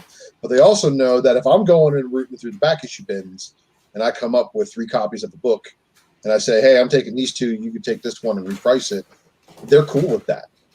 And they're like, please, do this more. That's actually how I got a job at a comic book shop. But the shop that did that to that guy, they need a speculator there or they shouldn't be a comic shop. Amen. And it goes along the lines of that picture that came out a couple weeks ago where it said, due to fluctuating comic prices, we don't price books anymore. No, it doesn't work that way. That is a big no. If you guys don't want to sell books, continue doing that. But I get it if you don't price books. Like, listen, when I go to Jesse James, sometimes Jesse there's not prices on books. But when you walk up to him, he just goes $1, $2, $2, $1. You know what I mean? He's already hooking it up. So I don't care if there's no prices on those books. Right. But like I go into your store and you're taking books and you're looking them up what they're selling for on the secondary market when I'm buying it, I'll buy on the secondary market. Why am I coming to your shop? Right. That's for sure. That's what's going on at the LCS that I used to work at down here. They now have everything priced up on fucking release day. Like, dude, fucking Thor 6 was $129 on the shelf that day. It's better than Midtown. Midtown had it at $150. See, and it stayed on the shelf, and it was gone eventually because I know somebody's going to walk in there and pay for it because there's always somebody with more money who goes to those places, and basically all it's doing is keeping it on the shelf and waiting for that one guy. But that's going to be a problem. That's going to eventually become. Well, dude, they got other variants sitting for $110, like that Turtle variant, the Ninja Turtles 106 1 in 10. That's sitting for $110 on They're the not going to sell it. I know. See, but you know what? I bought that Transformers RIB for $27. See, but that's too much. It's $2 over. Well, $2 over ratio ain't bad. See, but this is the thing. Number one, is too much information out there. Mm-hmm. That is what it is.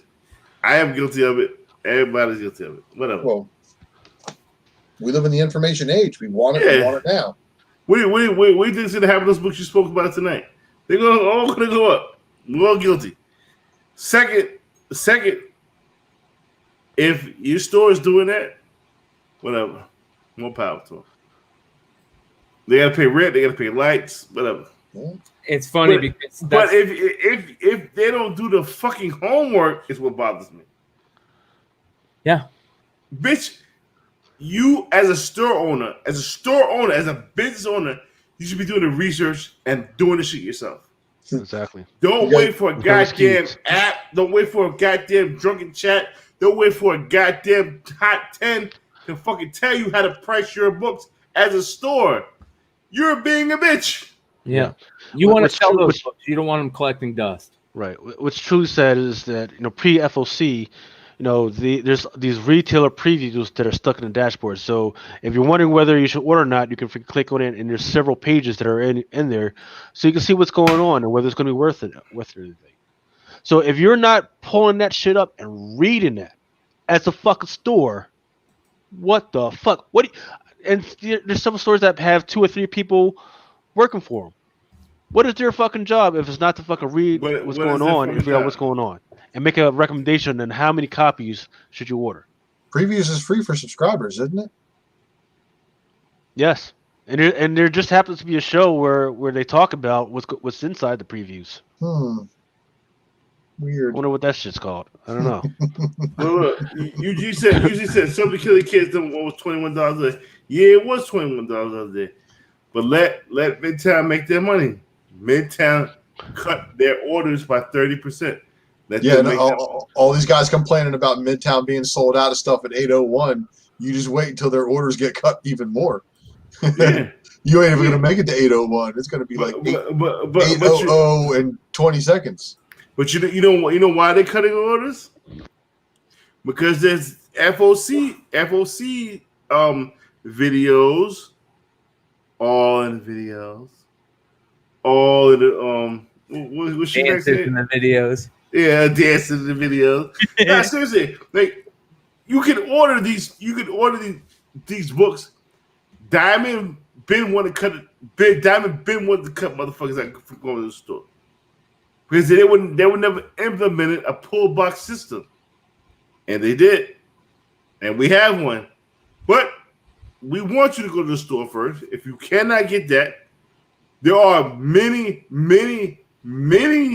too many videos that preach FOC cutoffs. Find what the fuck you want, order it from wherever the fuck you want to order from, and be happy. And you know what's gonna happen? Like I told you motherfuckers a year ago, that's gonna kill the fucking store. Yep. I told you this a year ago. You know what's truly killing the store is not even that. It's difficult to because I don't want to get into supplies, shipping shit theory and everything. But when I'm trying to order like grit number ones, right, and Diamond says, "Yeah, we got it," and then it doesn't show up, and it's easier for me to go straight to the fucking publisher and get it that way. That's fucked up. That's the other thing. I mean, we're talking about especially for the indies. For the fucking indies, that's fucking them up. Oh, indies? Oh, bro. You're going to have to order direct from the publisher for indie. Mind you, I spoke to the owner of Midtown Comics. He cut orders by 30%. Listen to what I'm telling you. Listen to what I'm telling you. A third of the print run. 30%. So if anybody can find out the print run information for Avengers 33, I'd be very interested in seeing it. They did get. You're not going to see that because that was COVID. You're not going to see that. But isn't there places out there that are sitting on copies upon copies of that book? No, not if your store was closed. Right. Well, there's warehouses. There's warehouses, right? Yeah, so that's what I mean. That book's sitting out there somewhere. Right. It's So for instance. Yeah, so for instance, like Lunar, they count as a warehouse, UCS. There's other things out there called Plattsburgh and other warehouses that are regional warehouses where the shit just sits. If right? DCBS is sold out, though, doesn't that just take care of like two of those? Sean Blair said, why did they cut orders? I'm going to tell you why they cut orders. Because if nobody is talking about a particular book, right? They're not going to order 50 copies like they used to, 100 copies they used to. They may order 10 to 15 copies. But and this is what happens in Midtown stores. And if anybody goes to Midtown, they will attest to this. Every indie book has limit one. They have a limit one sticker on every indie book. Grit was limit one. Nobody fucking reading Grit, but it's limit one. Limit one. Limit one. If you read your solicits in the previews, people have gotten this smart now. If you read your previews and your solicits, and you can order from a pull box, a Drunken Chat pull box, you'll be okay. Yeah. Right. Yep. Which is foul because I want stores to be open. But we didn't do this to y'all. They did. Right. So at the retailer summit, they actually broke it down for all the retailers who were there. They showed them how it's supposed to work. So if the store doesn't have a previews pull box yet, I don't know what the fuck they're doing. It's just that simple, right? I shouldn't have to freaking call or email my freaking store to figure out what's going on. I should just be able to go to my previews pull box and fucking order like I'm a freaking maniac. And some of you guys are fucking maniacs to the fucking extreme, man. Fucking got me up at 1 to 2 o'clock in the fucking morning and fucking working previews pull box shit. But you know what? It's fucking beautiful because you guys can do what you want. And then what I definitely would like to see is, you know, between Brian and Ultra Maximus and Mel, we'll do like a preview show. And while we're doing a preview show, you guys can go into your previews pull box and you just fucking click. Yep, I like that. Yep, just like that. Yep. Oh shit. Yep. Fucking like that. That's the fucking dream that I would like to freaking see. I mean, I want to be part of that. Yeah, that would be fun. yeah, because it's quote unquote speculators or people that in the know picking up books. You know what I'm saying? I don't know what to buy. Ultra Bag was telling me what to buy, but we're going forward. It's good about having people talking about it and figuring that shit out. Yes. Go. Like that. Those timeless books. That was a great time, and those views on that shit. I don't know if we were at 3,000 at one point. I don't know how YouTube decided to pull some fuckery, but we're still at 7,000, and that video was still up. You can still go back and listen to that previous video for books that are coming out maybe 2 weeks from now. Know what we want, because we're educated somewhat. I'm dumb as fuck. Sometimes I'm okay. Yeah, I don't want that Peggy Bundy shit.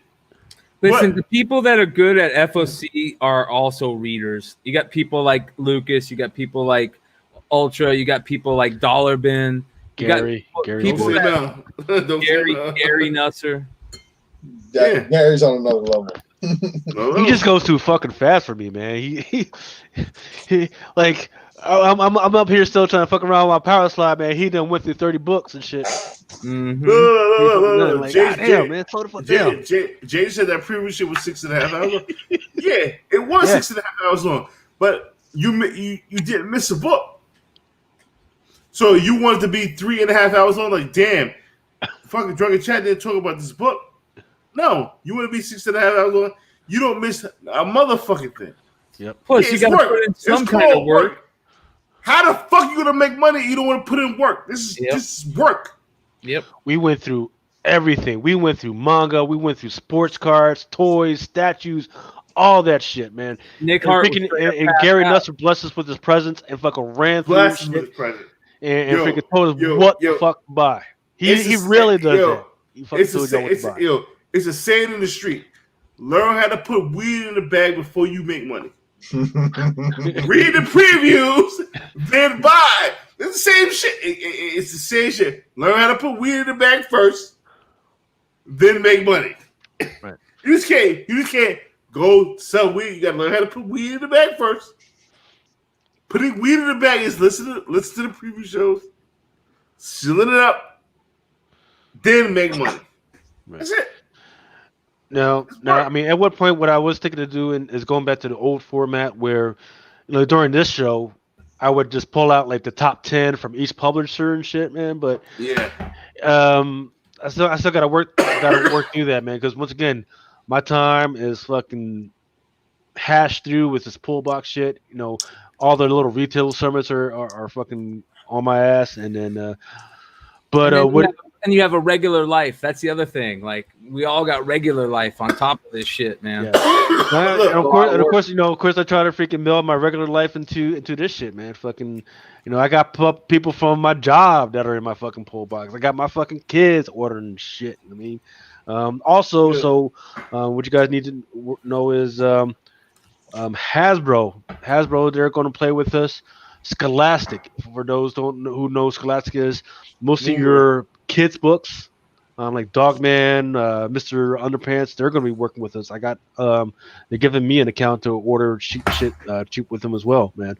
So just fucking stay tuned. I don't know what. Goddamn, you all right, Mel? Kicking the dog like a motherfucker fell out. No, he's out there getting his steak and shrimp from the door. That's what's going on. Kick the dog food on the way. You hear that? Yeah, that was a screen door. One of the benefits of living in New York is fucking being able to get food at any time of the night. Oh, right? Shit, man. Jesus, any level of cuisine. Yeah, you know what I mean? Like, steak and shrimp at this time of night is Filiberto's steak and shrimp Baja burrito or something if you're lucky. The let's see. I wanted to see if there's one particular individual is in here. He is not. So what I did when I talked to people that are in the poll boxes is to let them understand how the back orders worked, right? So once again, there's shit that's in there that's been like 2-3 years old or some shit like that, and you guys can absolutely order that shit. But right now, until Diamond can square their shit away, if it's on back order but not stocked in their main warehouse, I'm fucking rejecting the shit out of that because what's been happening is there's main joint that's closest to me, which is in Plattsburgh. Then they might have the copies that I need that are in fucking California. So I order your back order shit, but they're not sending that shit from California until they have at least 300 copies of anything to send to Plattsburgh, right? Because it saves them money. So that shit might sit there for like a month or two on back order until I get the shit. So because I actually asked for you guys to play up front, I don't want to hold your money and tie the money up. So what I'm giving them maybe 20 to 25 more days to get your shit in. If they if they don't get me your shit, then I'm going to just refund your money. Look, Ultra, look like a sleeping transformer.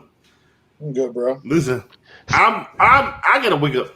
I'm gonna go get this motherfucker Pet Avengers book tomorrow. I got a line on this motherfucker. I am not missing this line. Wait. You talking about that one Pet Avengers book? Yep. Oh man. I got a line on this bitch, and I'm not missing it. Because the last one sold for like $180. I don't give a fuck what the last one. I'm not selling my shit. I want it and put it in my stash. I don't have to sell raw books anymore, motherfuckers. So for which one? Talking about 33? No. The Jaw. Yep. No, the Scotty Young, the The Lockjaw. And the Pet Avengers. Motherfuckers. So all you motherfuckers crying about pumping. So that's a big grail for you, isn't it? It's not a big grail. I got another. The big grail is Thanos 25. I mean Thanos 13, 125. That's the big grail. Understand. That's the book I made the most money off of because of Unpressable Defects. Trey. I bought that book when Trey said, buy this book. I bought like 4 of them for like $25 a pop. Sold 2 of them for like ridiculous amount, like 600. I got a 9.8 graded. I sold it for like 1,300. And I got you were the first 9.8 to market, weren't you? Yeah. You bought? Did you buy it from me? I sold like 7.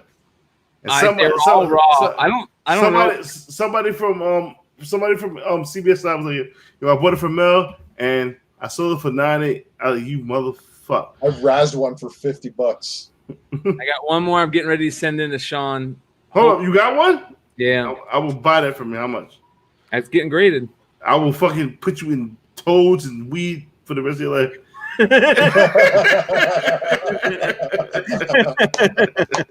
That was funny. Listen, that's a beautiful book, man. It is. Listen, let me tell you something. Ultra, Lucas, Brian, I consider y'all drunken chat. I love you out of fucking death. Lucas, especially, you are drunken chat.